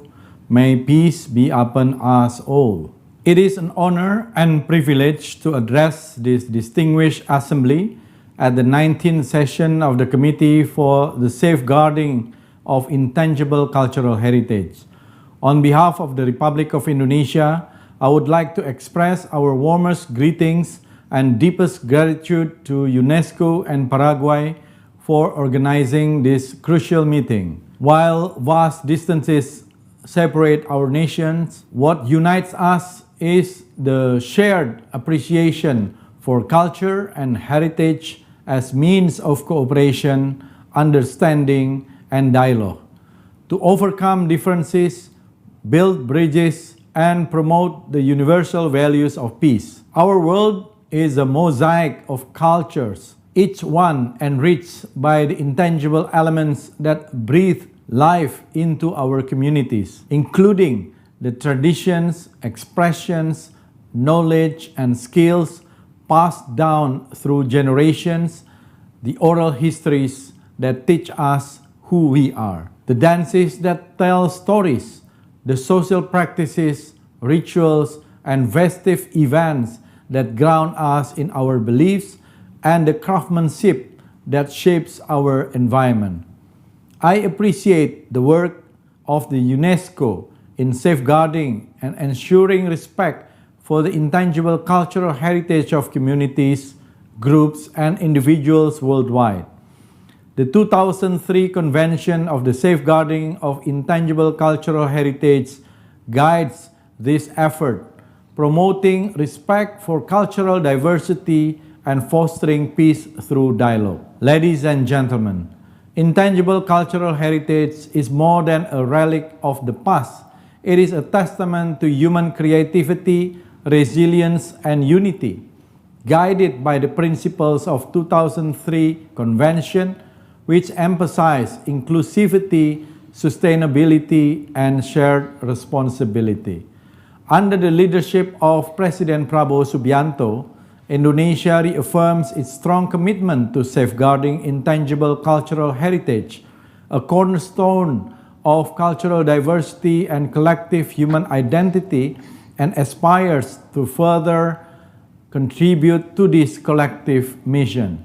President Prabowo's vision of Asta Cita inspired us to strengthen the alignment of harmonious living with the environment, nature, and culture. Indonesia, with its diverse archipelago of more than 17,000 islands inhabited by more than 2,400 ethnic groups speaking over 720 local languages, is a country where every region, every culture, and every tradition tells its unique story. Indonesia upholds the principle of unity in diversity, whose values make Indonesia a living tapestry of culture woven together by shared history, values, and a profound sense of unity. With over 2,000 elements listed in our national ICH inventory and 13 elements inscribed on UNESCO ICH lists,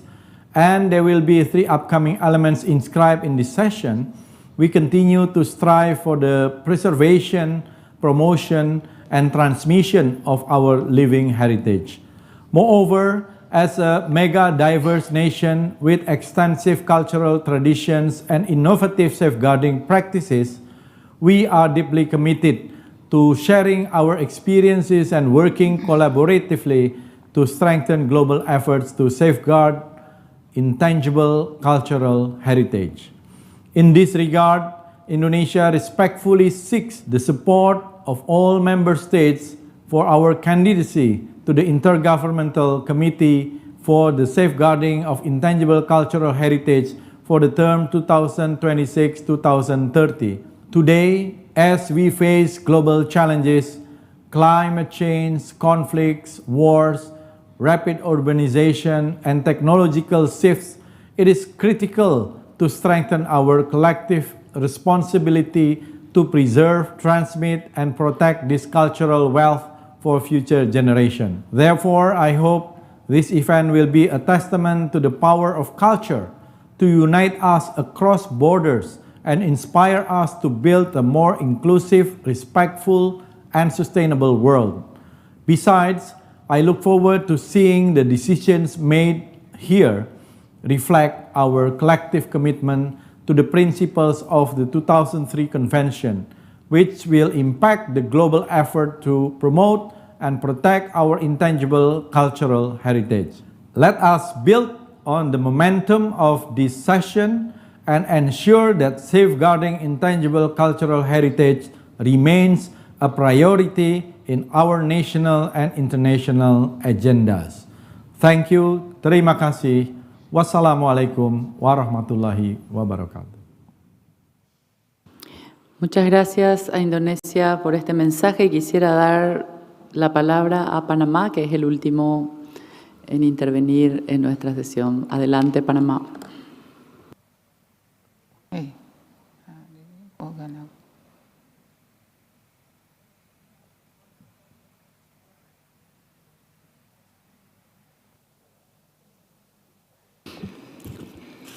En nombre de Panamá, nuestras felicitaciones a su presidencia, a este agasajo de bienvenida que nos han hecho y sobre todo porque tienen ustedes el espacio de inicio de una nueva etapa de un comité intergubernamental del que Panamá acaba de pasar la experiencia y fue de un crecimiento extraordinario.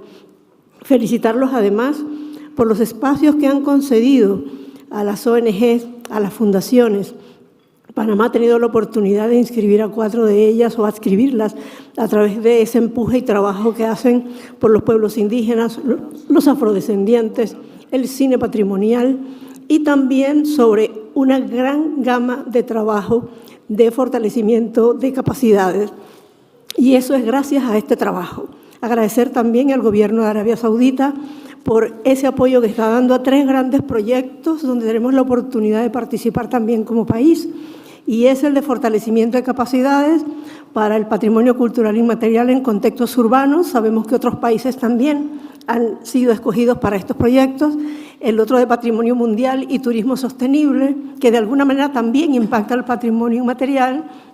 Y, por supuesto, el otro extraordinario proyecto en el que hemos sido escogidos para que se puedan hacer los análisis estadísticos. El país que no mide no puede programar. El país que no establece cuánto invierte, cuánto se logra, cuántos son los beneficiados, le cuesta muchísimo más el desarrollo cultural, económico, y creo que estos espacios nos permiten razonar, trabajar de manera ordenada, metodológica y sobre todo con un gran calor humano que es el que se vive en estos espacios. Muchas gracias y felicitaciones por esta jornada.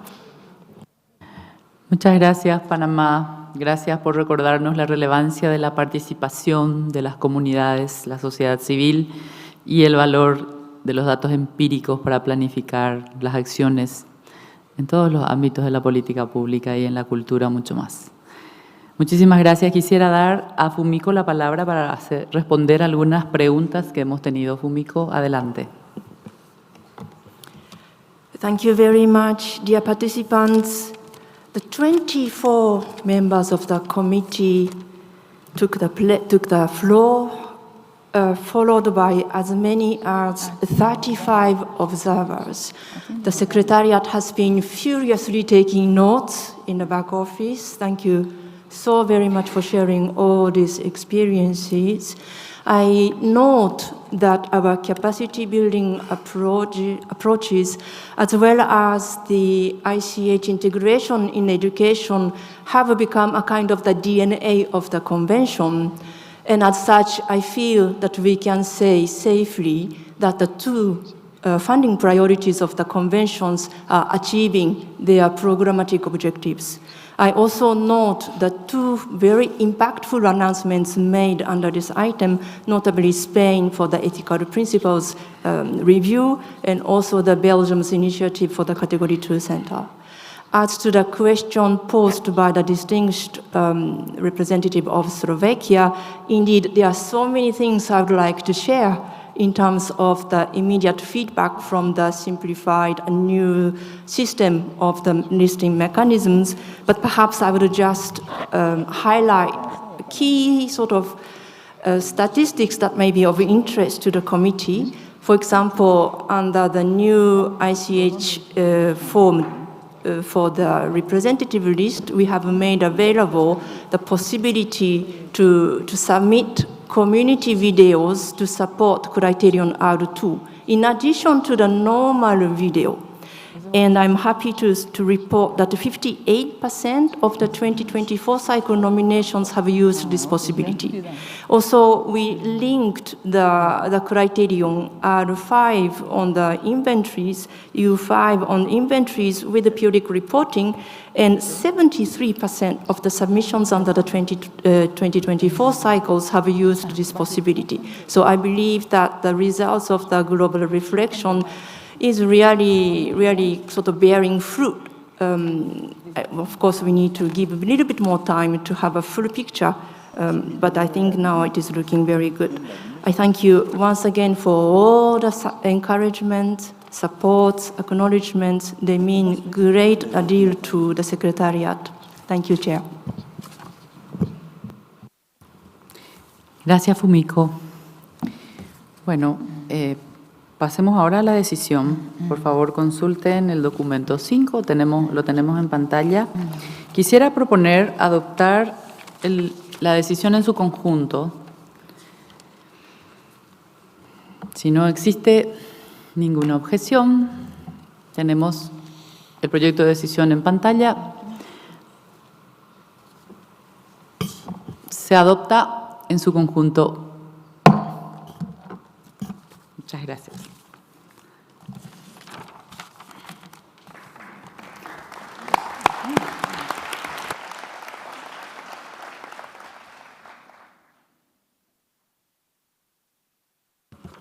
Pasemos ahora al ítem 6A, análisis de los informes periódicos sometidos por los Estados partes sobre el estado actual de los elementos inscriptos en la lista de salvaguardia urgente.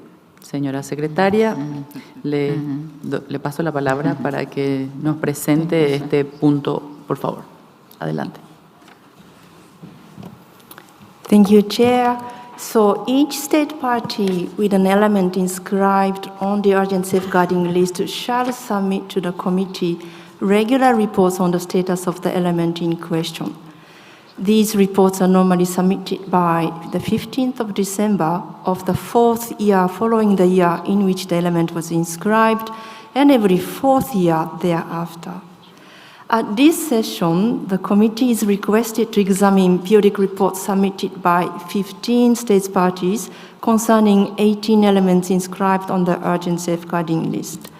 They include 5 first reports on elements that were inscribed in 2018 or 2019, 3 second reports on elements inscribed in 2015 or 2019, 9 third reports on elements inscribed in 2011, and 1 fourth report on an element inscribed in 2011.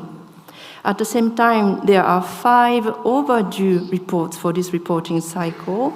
The submission of those overdue reports is now expected no later than 15 December 2024 for examination by the committee next time. Having undertaken a detailed analysis of all reports submitted, the Secretariat is ready to present overall trends concerning the safeguarding situations for the 18 elements in question. Following the Secretariat's presentation, then the committee may move towards adopting individual decisions. All the draft decisions presented for the reports follow a similar structure, a few standard paragraphs as well as specific ones to appreciate the safeguarding efforts that have been undertaken by the state to address the needs and encourage future safeguarding actions for each inscribed element. Many of the reporting states may be ready to share their experiences in safeguarding these inscribed elements. Once all the individual decisions are adopted, then the committee may wish to adopt the chapeau draft decision 6A. Thank you, Madam Chair. Muchas gracias, Fumiko. Esperando que esta propuesta pueda ser Aceptada. Pasamos a escuchar la presentación de la Secretaría con respecto al análisis general. Thank you very much. It is therefore our pleasure to present the key points raised in the 18 reports, and I would like to ask my colleague Julian Nakata to give this presentation along three main topics. These are the effectiveness of the safeguarding plans, community participation, the viability and risks associated with elements. Thank you, Julian. Thank you, Madam Chairperson. Thank you, Fumiko.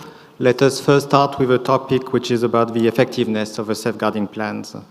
Many reports in this cycle once again highlighted inventorying, documentation, research, and awareness-raising activities as key and effective safeguarding approaches.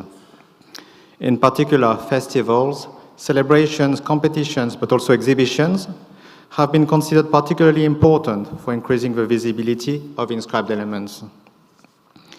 The extensive use of social media is notable in many reports, particularly to attract younger generations. In terms of inclusivity, awareness-raising efforts were undertaken to tackle prejudice against the ways of life of indigenous peoples. Several reports also highlighted the importance of transmission for both formal and informal education. Educational institutions, training centers, and cultural spaces are reported to be crucial for the practice and transmission of elements. For certain elements, efforts to revitalize local and indigenous languages have proven efficient for the transmission of the element, including through education and by updating pedagogical materials using indigenous languages. Moreover, the commercial potential of inscribed elements was explored to the benefit of the local communities. Some elements were integrated in local and regional development plans, and others were integrated in the development of ethical tourism.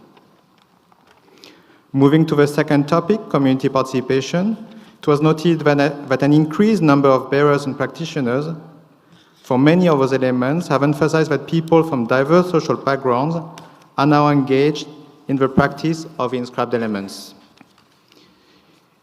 In several cases, states reported on diversified gender roles and women's increased contribution to the transmission of elements. That said, a gender imbalance was acknowledged in other cases. Networks of bearers and practitioners were reported to have been developed to safeguard elements and to monitor the effectiveness of the adopted measures. Traditional authorities, new community-based groups, and broader organizational structures were involved in the safeguarding of these elements. Various stakeholders were mentioned as key partners for ensuring greater coordination and strengthening interinstitutional and intersectoral cooperation. Most updated safeguarding plans were prepared with the participation of the communities, groups, individuals, NGOs, and institutions concerned through field work, but also dedicated meetings and workshops. In some cases, local languages and indigenous languages were also used. Finally, moving to the third topic on the viability and current risks. In general, inscription has led to increased viability of the elements and wider social participation. The elements were also adapted to changing lifestyles and contemporary needs. However, as in previous cycles, the risk remained with regards to several challenges, including declining populations, challenging socio-economic situations, rural to urban migration, advanced age, decreased number of practitioners, and the lack of interest among younger generations. The marginalization of indigenous peoples and threats to the transmission of local and indigenous languages were also reported in several cases.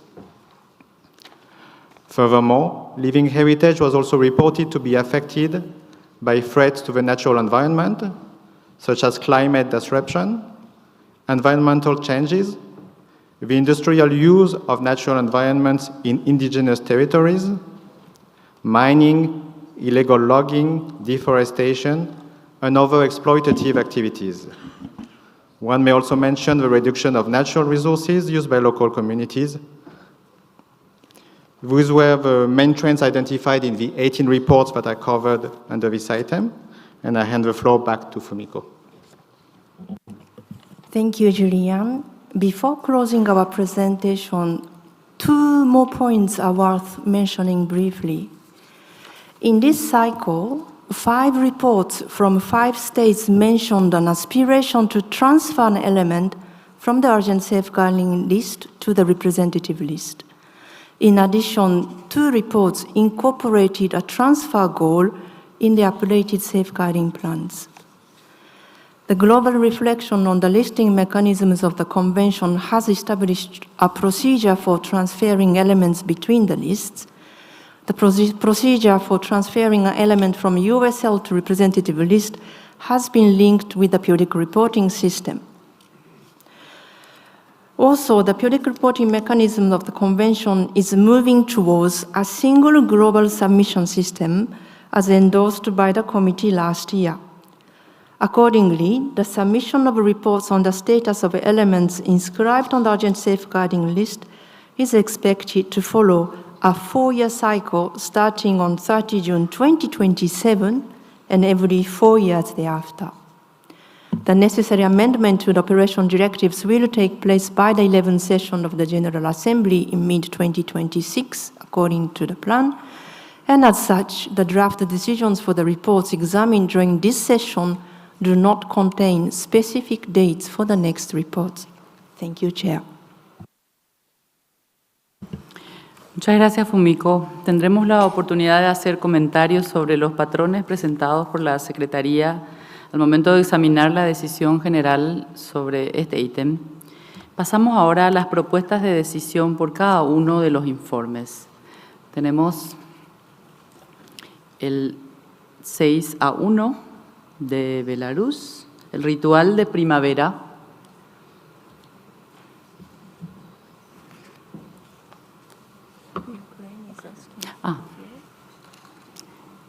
Ucrania pide intervenir. Adelante, tiene la palabra. Muchas gracias, señora presidenta. Distinguida señora presidenta, distinguido señor director general adjunto, excelencias, distinguidos colegas, agradecemos al gobierno y al pueblo de Paraguay para la cálida hospitalidad y la organización perfecta de la sesión del comité. Muchas gracias. Nosotros queremos hacer la siguiente observación sobre el elemento de Belarus, el rite de primavera de Yuraushki Karahot. Considering that this is a tradition of a spring rite of Yuraushki Karahot to celebrate St.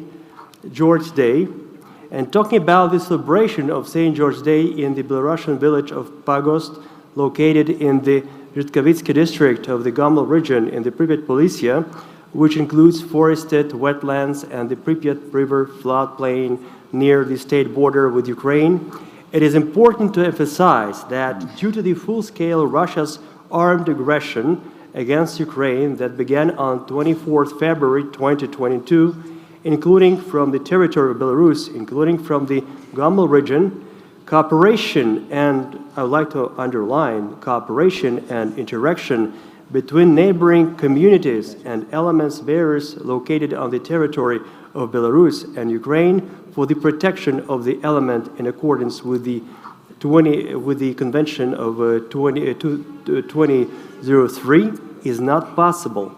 And this, our position, please, must be taken into account during the consideration of this report of Belarus and must be reflected in the report of the committee. Thank you very much.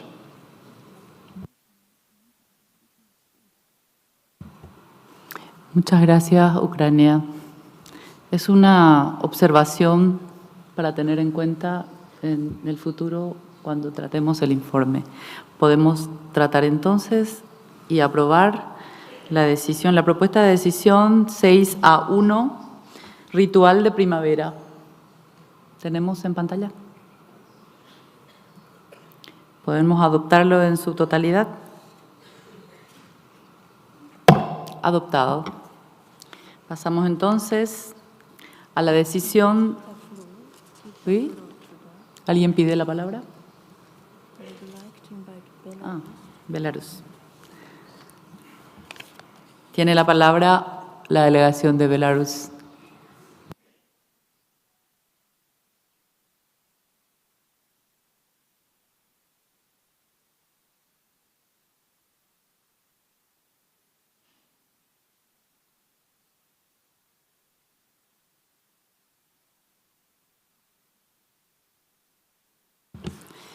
Bueno,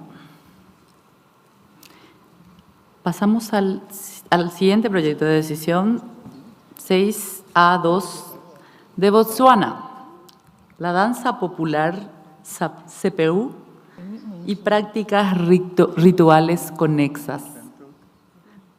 Podemos ver el proyecto de decisión.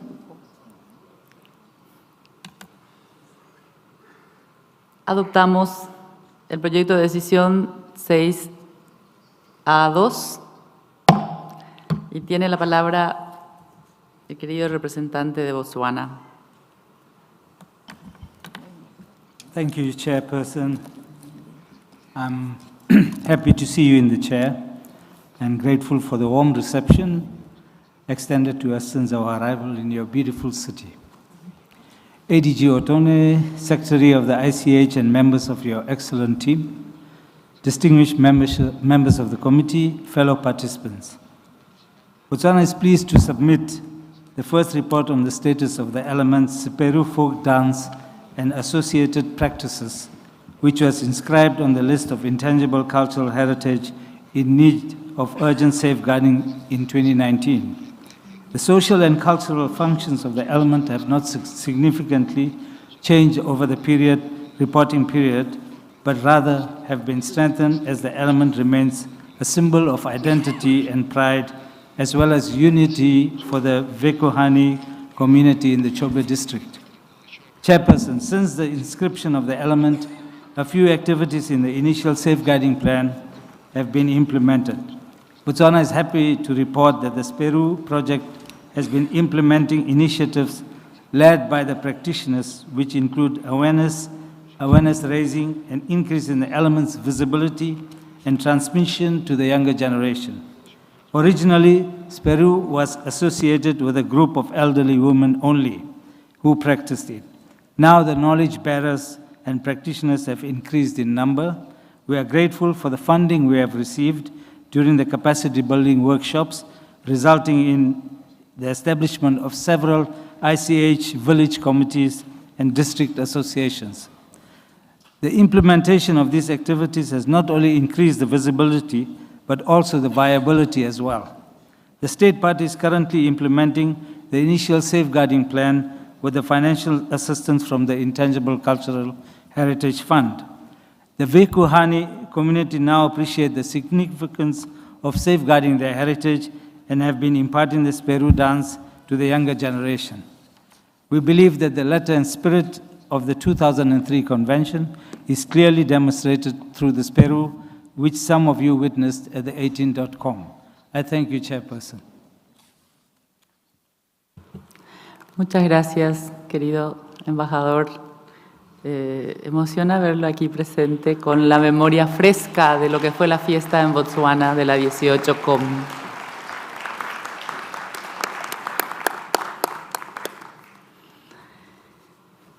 Bueno, presentamos ahora la propuesta de decisión 6A3 de Pakistán, el Suriyagek, práctica meteorológica y astronómica basada en la observación del Sol, la Luna y las estrellas en relación con la topografía local. Podemos aprobar la decisión.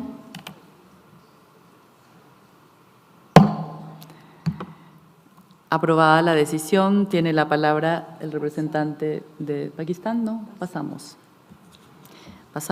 a la decisión 6A4, Filipinas.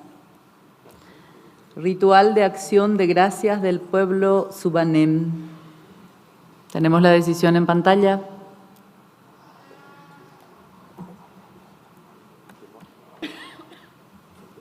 Podemos adoptarlo. Adoptado. Damos la palabra al representante de Filipinas, por favor.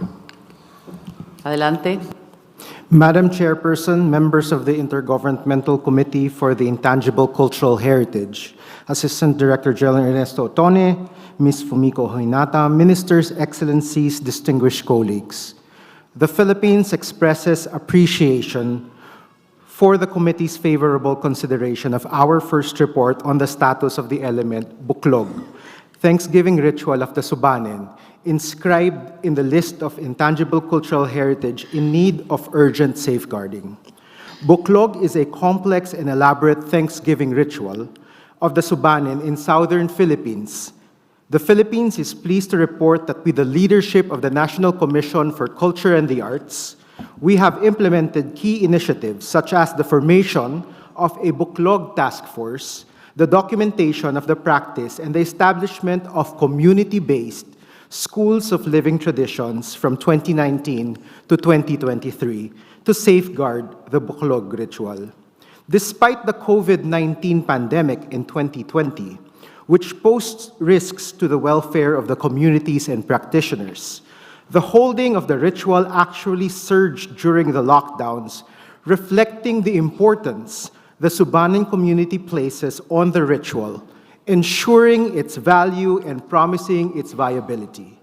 To be specific, 14 major Buklog rituals were held, proving the continued survival of the ritual despite emerging global threats. As we presented in our report, in order to ensure continuity and sustainability of safeguarding measures for the Buklog, we are continuously updating the comprehensive safeguarding plan with the widest possible involvement of the Subanen communities and assisting organizations. It is envisioned that by 2028, plans and programs will continuously address threats to the practice and ensure its viability, strengthen and expand collaborations with the Subanen community, local government offices, and cultural agencies, and deepen appreciation for and awareness of Subanen traditional knowledge and skills. We remain committed to safeguarding intangible cultural heritage and sharing our experience and expertise in safeguarding and advancing the ideals of the 2003 Convention through our candidacy for membership in the committee for the term 2026 to 2030. To conclude, allow me to share with you a short clip showing the Subanen's Buklog ritual. People gather together in the music of merriment and silences of solemnity, in a certain time and place, involving immediate family, the whole village, and other communities. In this time, both meditative and dramatic, the beliefs, aspirations, and honor traditions of a people, heaven and earth, body and spirit, are embodied and unified in a spectacular system of rituals.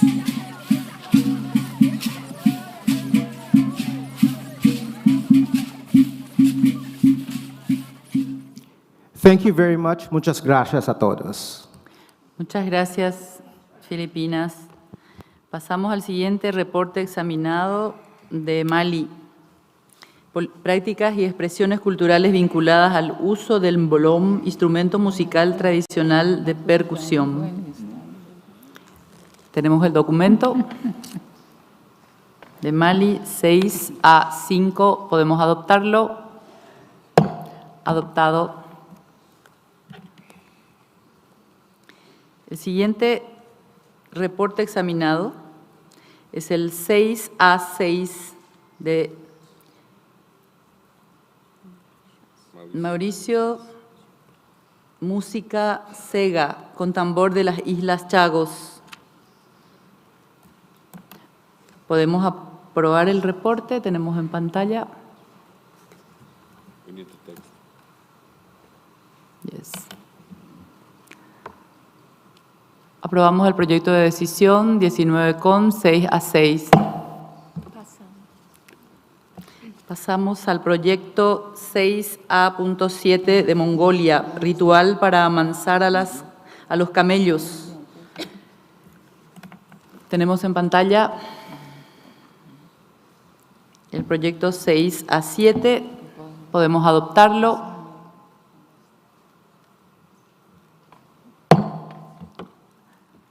Pasamos. Tiene la palabra Mongolia. Adelante.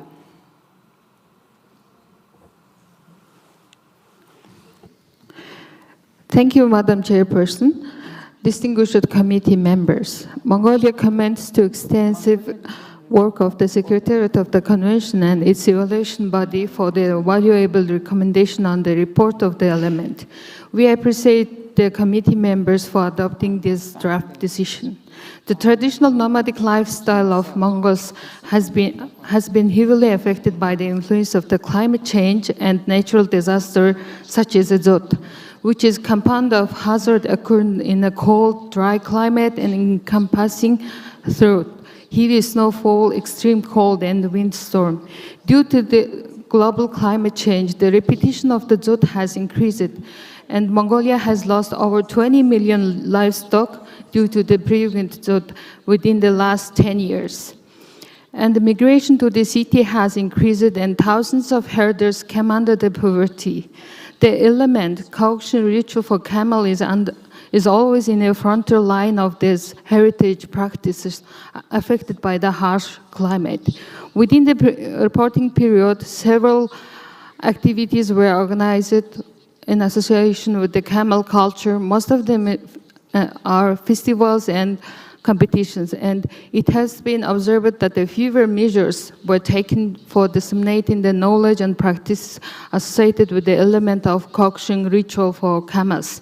And the essence of this heritage element is faded as a result of these festivals. Although the promotion and dissemination of the element is enhanced, the number of herders is still decreased, and the following risks are still existed.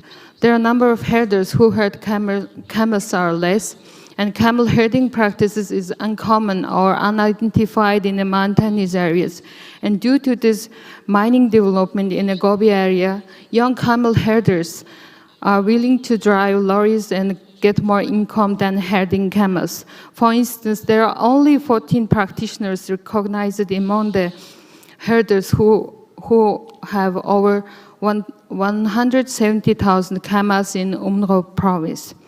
During this reporting period, some of the best practices that reward the camel herders were initiated by the local governments and the Ministry of Food, Agriculture, Light Industry, and several consultative meetings held at the local and national levels.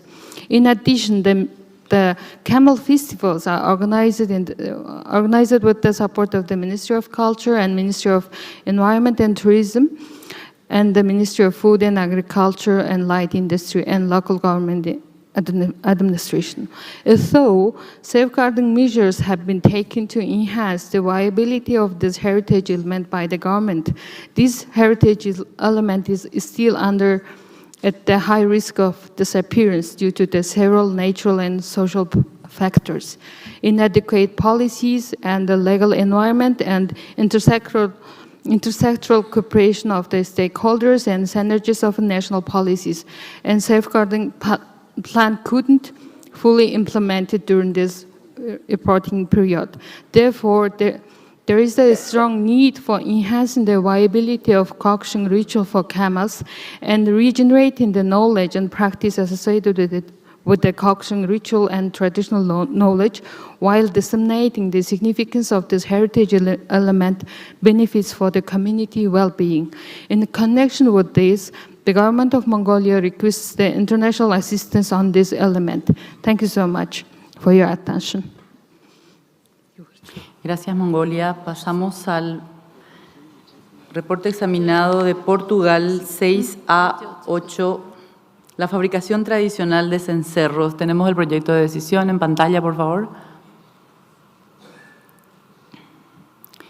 Aprobamos el proyecto de decisión 19 con 6A8.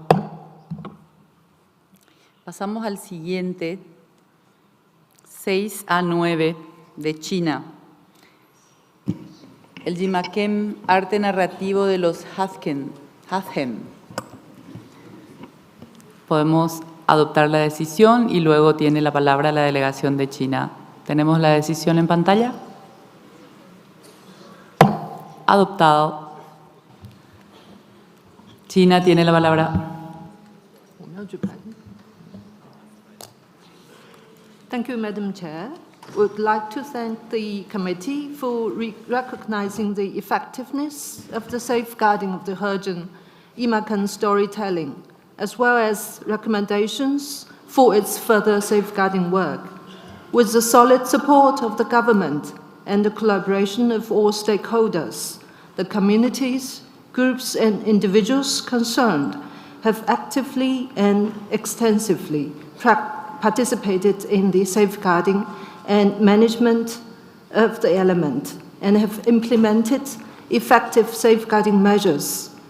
After 3 reporting cycles of unremitting efforts, we are happy and confident to say that the element no longer requires urgent safeguarding, and the communities concerned have submitted their requests for transferring the element to the representative list.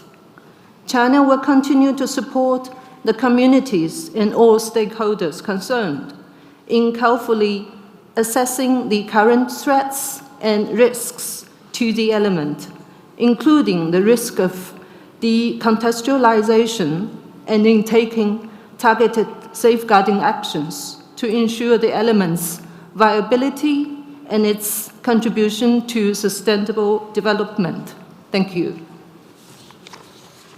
Gracias, China. Tenemos el siguiente reporte de Emiratos Árabes Unidos. Al-Sadú, habilidades tradicionales de tejido en los Emiratos Árabes Unidos.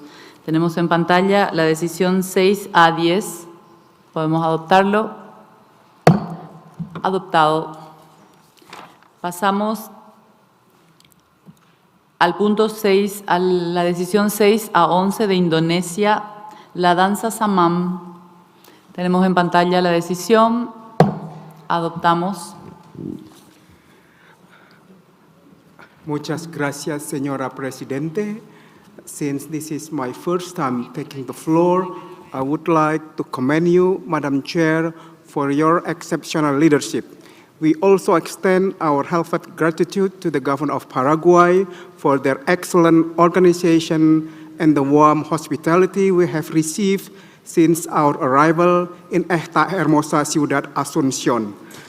We also enjoyed the spectacular reception yesterday, and of course our special thanks also goes to the Secretariat. On behalf of the government of Indonesia, I extend our gratitude for recognizing the Saman dance and intangible cultural heritage of profound significance to the Gayo community in Aceh. Our third report reflects Indonesia's unwavering commitment for preserving and safeguarding the Saman dance. We appreciate your acknowledgement of our initiatives, including promoting Saman dance performances on various platforms to enhance visibility, strengthening the transmission of tradition through training for younger generation, recognizing the contribution of practitioners and community members, and engaging youth in revitalization efforts to instill ownership of this heritage. We would like to take this opportunity to commend the resilience of the Gayo community during the COVID-19 pandemic as they adapted by creating innovative online platforms for the Saman dance. We have carefully considered the committee's recommendation, including revitalizing cultural spaces to keep the Saman dance vibrant, enhancing collaboration among stakeholders for sustainable preservation, and continuing education initiative focused on the Gayo language essential to Saman dance. We are grateful for the recognition of our progress and hope the Saman dance can transition from the list of intangible cultural heritage in need of urgent safeguarding to the tentative list of the intangible cultural heritage of humanity. Looking ahead, Indonesia affirms its commitment to strengthening partnership among stakeholders at all levels to cultivate a sustainable preservation ecosystem, developing community-driven educational programs for younger generations, and embracing digital technology to broaden the reach of Saman dance promotion. We invite the committee and our international partners to continue supporting the Saman dance and similar initiatives, emphasizing our objective responsibility in safeguarding cultural heritage. Once again, thank you to the IHH Committee for your unwavering support and insightful recommendation. We look forward to our continued collaboration in celebrating and safeguarding the world's intangible cultural heritage. Muchísimas gracias, señora Presidente. Gracias, Indonesia, y felicitaciones por el informe aprobado. Pasamos al punto 6A12 de la República Islámica de Irán, el Naqalí, narración dramática iraní. Tenemos la decisión en pantalla para aprobarlo. Proyecto de decisión 19,6A12 aprobado. Tengo entendido y me informan que tenemos un breve video. به نام خدا. خانم رئیس، اعضای محترم کمیته بین‌الدولی کنوانسیون 2003، خانم ها، آقایان، ایران در سال 2011 میلادی با تایید کمیته بین‌الدولی میراث فرهنگی ناملموس موفق به ثبت هنر نقالی به عنوان شیوه ارزشمند از داستانسرایی نمایشی ایرانی در فهرست میراث ناملموس یونسکو شد. این هنر افسانه‌ای ریشه در فرهنگ غنی سخنوری، شعرخوانی و نمایش در ایران کهن دارد. هنرمندان نقال مضامین اخلاقی و حکمی را نسل به نسل در محفلی دوستانه در ارتباط با گروه‌های مختلف سنی و جنسی از گذشته تا کنون منتقل کردند و هر بار گویی این مضامین در بستر شعر و ادب پارسی دوباره بازآفرینی شده و همچنان در جان نسل جدید پویا و زنده است. نقالی با ثبت در فهرست میراث فرهنگی ناملموس یونسکو بیش از پیش در نزد مردم، یعنی صاحبان این عنصر غنی فرهنگی ناملموس، زنده و پویا بوده و دولت جمهوری اسلامی ایران در همراهی با گروه کثیری از افراد و نهادهای مردمی علاقمند و مسئول در این حوزه برای تداوم نسلی نقالی به آینده تلاش می‌نماید. جا دارد به زودی این عنصر به دلیل وضعیت مناسب پاسداری از آن در فهرست معرف میراث فرهنگی ناملموس یونسکو جای گیرد. تشکر می‌کنم. Muchas gracias a la República Islámica de Irán. Pasamos a la decisión 6A13, las competencias también de Irán, las competencias tradicionales de construcción y pilotaje de los lenjes barcos iraníes del Golfo Pérsico. Tenemos la decisión en pantalla. Proyecto de decisión 19,6A13 aprobado. Me informan que tenemos un video. Adelante. خانم رئیس، اعضای محترم کمیته بین‌الدولی کنوانسیون 2003، خانم ها، آقایان، ایران 13 سال پیش ثبت میراث فرهنگی ناملموس مهارت‌های سنتی ساخت و دریانوردی لنج ایرانی در خلیج فارس را با تایید کمیته میراث فرهنگی ناملموس رقم زده است. این امر مهم نقش بسیار مهمی برای ارتقای تلاش‌های دولتی و غیر دولتی در جهت پاسداری بیشتر از این دانش و هنر سنتی کم نظیر شده است. دریانوردی و لنجسازی سنتی ارتباطی ژرف با جوامع و گروه‌های محلی ساکن در سواحل خلیج فارس دارد. مردمان خونگرم و مهربان این مناطق این سنت کهن را علی‌رغم تغییر نظام حرفه‌ای دریانوردی مدرن به خوبی پاسداری نموده و همچنان تلاش‌هایی در این زمینه را انجام داده‌اند. بر خود لازم می‌دانم به نمایندگی از مردم ایران و به ویژه مردم استان‌های جنوبی ایران از یونسکو برای ثبت این عنصر قدردانی نموده و از کمیته میراث فرهنگی ناملموس یونسکو درخواست نمایم با در نظرگیری شرایط و سازوکارهای ویژه‌تر امکان حمایت مالی و فنی بیشتری را در جهت ارتقای پاسداری از میراث‌های ناملموسی که در گذشته در ذیل کنوانسیون 2003 به ثبت رسیده‌اند فراهم و تسهیل نماید. مهارت‌های سنتی ساخت و دریانوردی لنج ایرانی در خلیج فارس از برجسته‌ترین نمونه‌های تجلی دانش سنتی، ارتباط هنرمندانه انسان و محیط و براینده همگرایی و وفاق میان حاملان یکی از مهمترین عناصر میراث ناملموس بشری در جهان است. متشکرم. Muchísimas gracias. Pasamos al siguiente proyecto de decisión 6A14 de Mali, Sociedad Secreta de los Koredugaf, el rito de la sabiduría en Mali. Podemos ver el proyecto de decisión en pantalla. Podemos adoptarlo. Proyecto de decisión 19COM 6A14 adoptado. Quisiera ofrecer la palabra a la delegación de Mali, si están en sala. Je vous remercie, Madame la Présidente. Je voudrais tout d'abord vous adresser mes chaleureuses félicitations pour la conduite des travaux de cette 19e session du comité. Permettez-moi également d'adresser mes remerciements sincères aux autorités paraguayennes pour l'accueil qui nous a été réservé depuis notre arrivée et leurs efforts constants afin qu'ensemble nous puissions mettre en œuvre efficacement les dispositions de la Convention sur la sauvegarde du patrimoine culturel immatériel.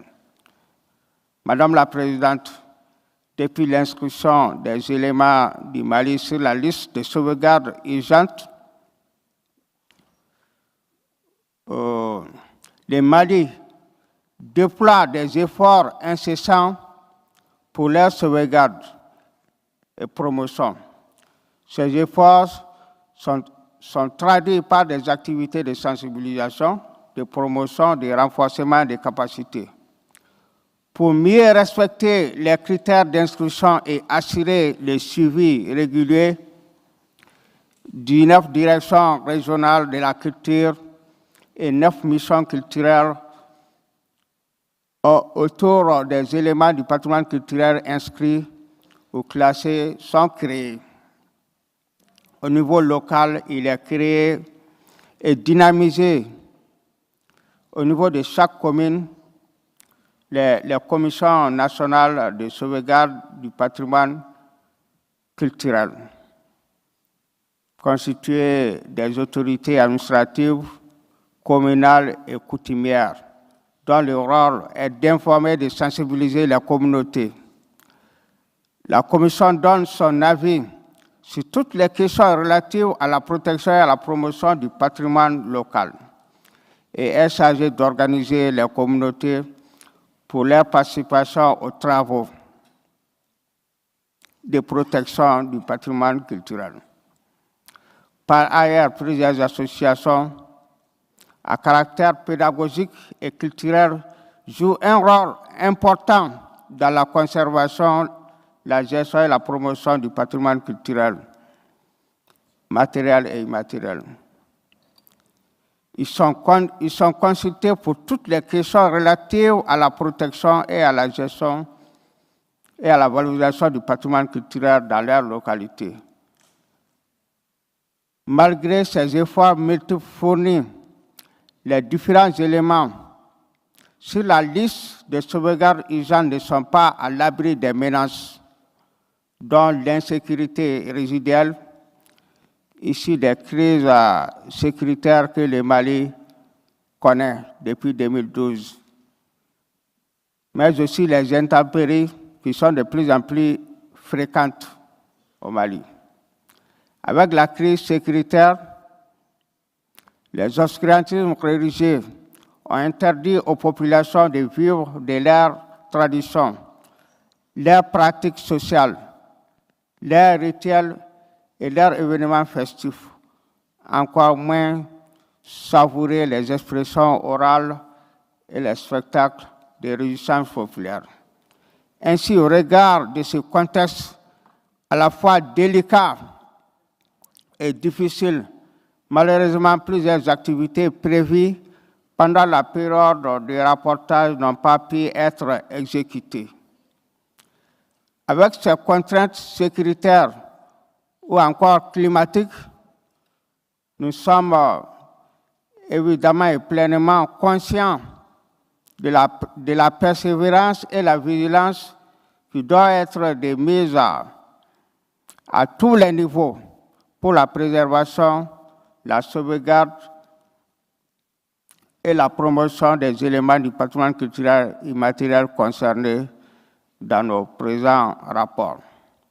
Cependant, je voudrais souligner que des dispositions sont prises pour la réalisation de nouvelles activités prévues en vue de la prochaine période de rapportage. Pour cela, avec le soutien accordé à l'UNESCO, depuis 2024, a commencé la préparation d'un plan de sauvegarde avec de nouvelles activités pour le transfert des éléments sur la liste de sauvegarde urgente vers la liste représentative. Il est envisagé, après la finalisation du plan de sauvegarde, la réalisation de toutes les activités prévues dans ce plan en vue d'un transfert de la liste de sauvegarde urgente vers la liste représentative en 2018 pour les 3 éléments maliens inscrits sur la liste de sauvegarde urgente. Je voudrais terminer mes propos en remerciant le Secretariat pour tout son soutien et les efforts déployés pour nous permettre la réalisation technique, le perfectionnement des rapports et la continuité des actions idoines de sauvegarde des éléments culturels immatériels inscrits sur la liste de sauvegarde urgente. Nous prenons note des observations des équipes techniques d'évaluation et des décisions du comité dont je salue les membres ici présents. Et je puis vous assurer dès à présent que le Mali poursuivra ses efforts pour sauvegarder et promouvoir son riche patrimoine culturel immatériel, et particulièrement les éléments inscrits sur la liste de sauvegarde urgente. Je vous remercie. Muchas gracias, Mali. Me informan que los intérpretes nos han dado 10 minutos, por lo tanto iríamos hasta las 17:40, pero ruego a los delegados que respeten los 2 minutos de tiempo de palabra para que podamos avanzar en nuestros trabajos. Seguimos con la decisión 6A15, Mauritania, la epopeya Mora Teidim. ¿Podemos ver en pantalla el proyecto de decisión? Proyecto de decisión 19COM 6A15, aprobado.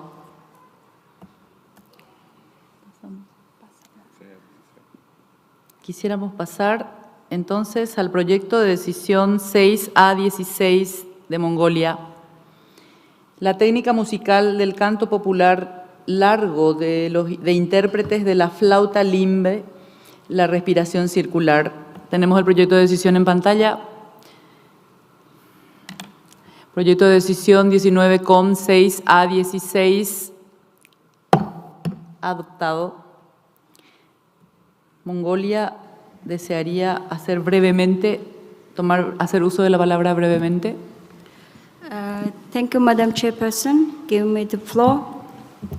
Distinguished committee members, Mongolia reiterates its appreciation to the Secretariat and the evaluation body for the valuable recommendations on the report of this element. With the period of report and the short and long-term multilateral safeguarding measures implemented by Mongolia to ensure the viability of circular breathing, promotion and supporting practitioners. As a result of these safeguarding measures, we have achieved positive outcomes. The viability of this element has been enhanced at local and national levels. Practitioner and apprentice numbers have increased. As of 2023, a total 193 practitioners of the folklore song performance technique, circular breathing, registered at national register and database, including 63 of them practitioners, 130 are apprentices, and 19 are handcrafters who make their limb musical instrument.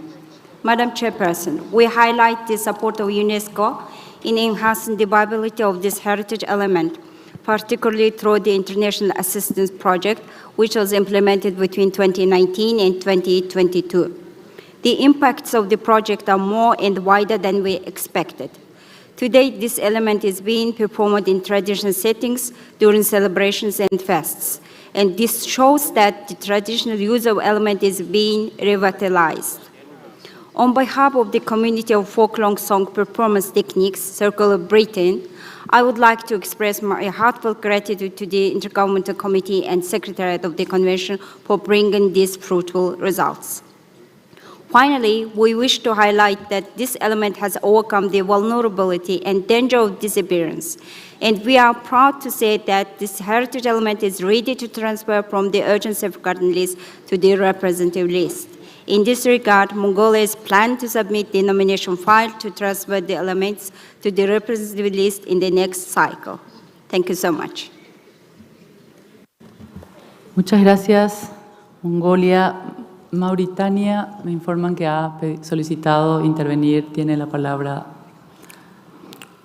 Merci, Madame la Présidente. C'était à propos de l'élément précédent.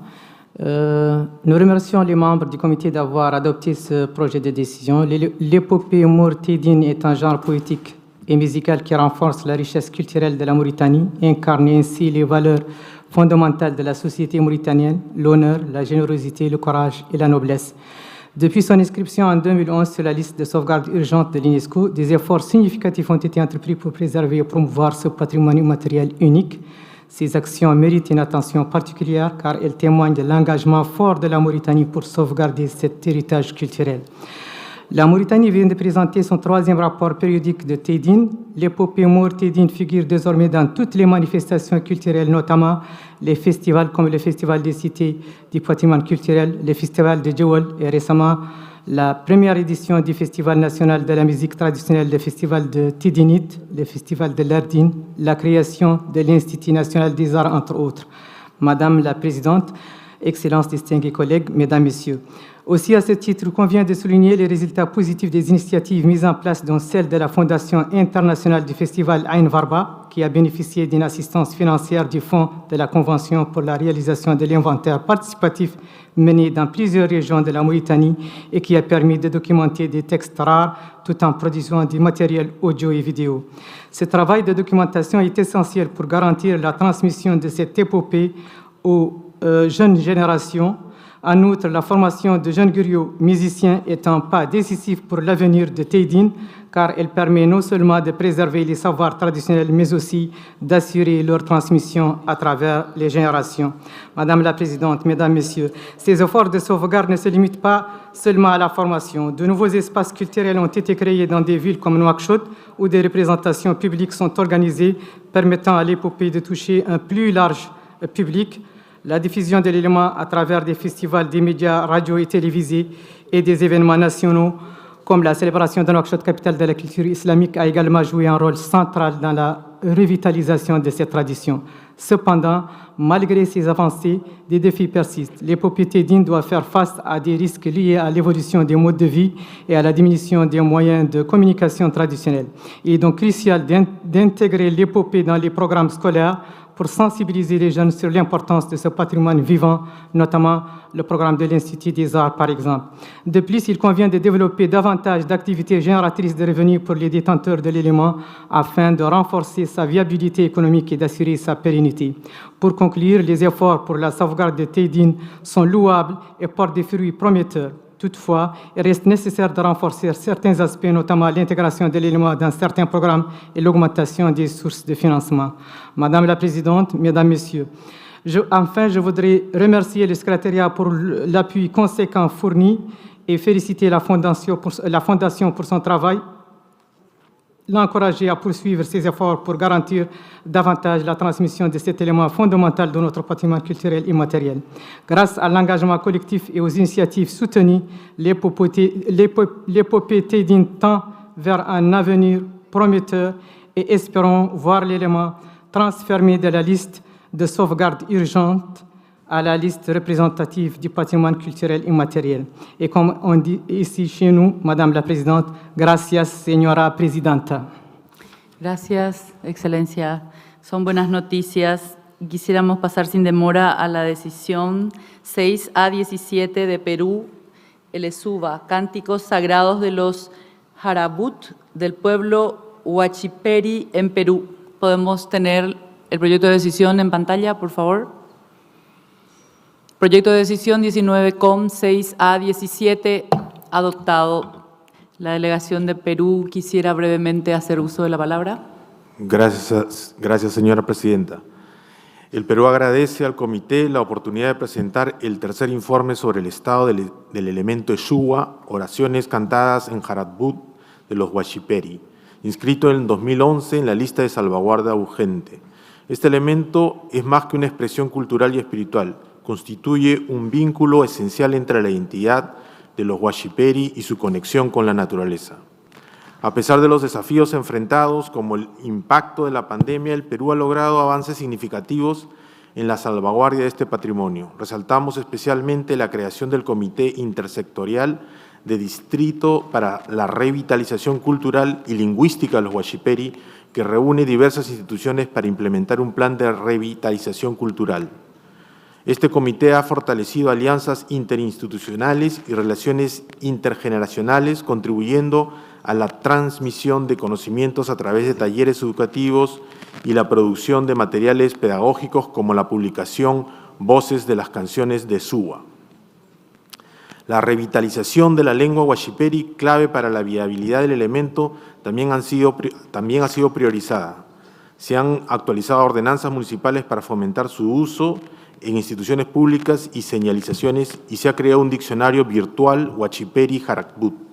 No obstante, reconocemos la urgencia de intensificar estas acciones para garantizar su sostenibilidad, considerando que la lengua solo es hablada por un pequeño grupo de personas.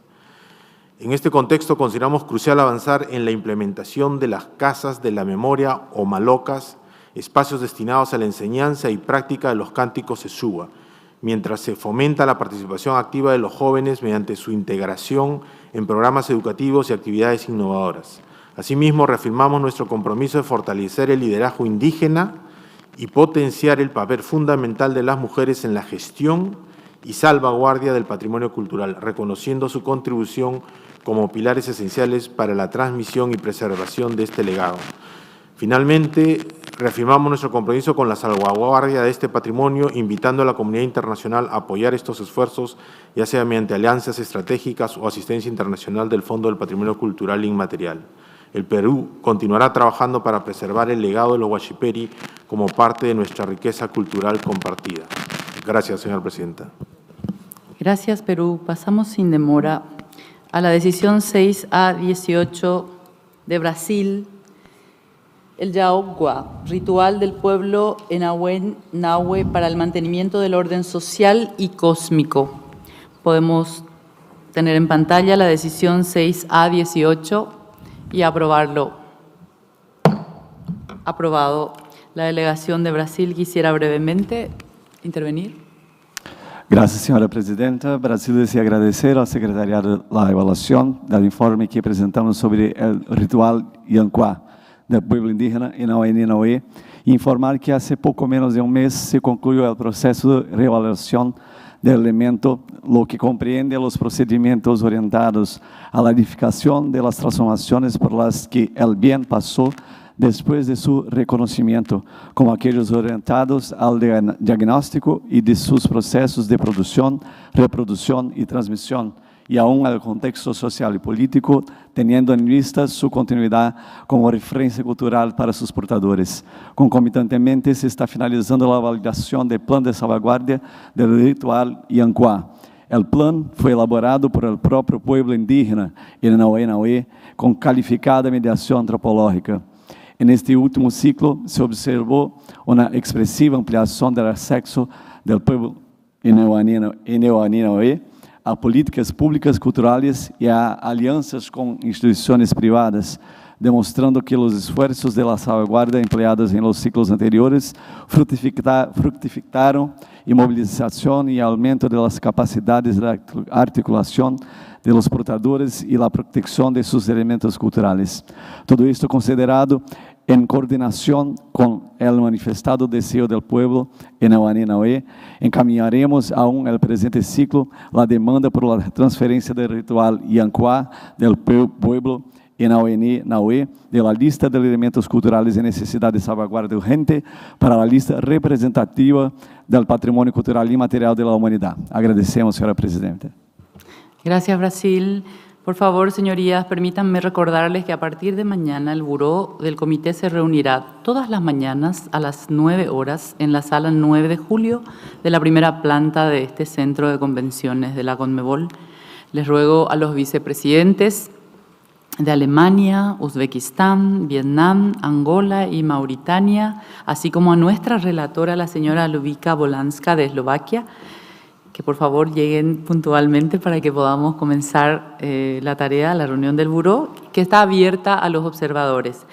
Podemos dar por concluida la primera jornada de nuestra sesión del comité, y nuestra sesión del comité comenzará mañana a las 9:30 horas en punto, así que les ruego que sean puntuales. Y por último, quisiera yo que terminen el día escuchando un trocito de una guarania que dice: Asunción del Paraguay, capital de mis amores, tus naranjos y tus flores, los recuerdos sin igual, Paraguay de mi querer, en mis días de rabundo, que corría por el mundo, yo de ti me enamoré.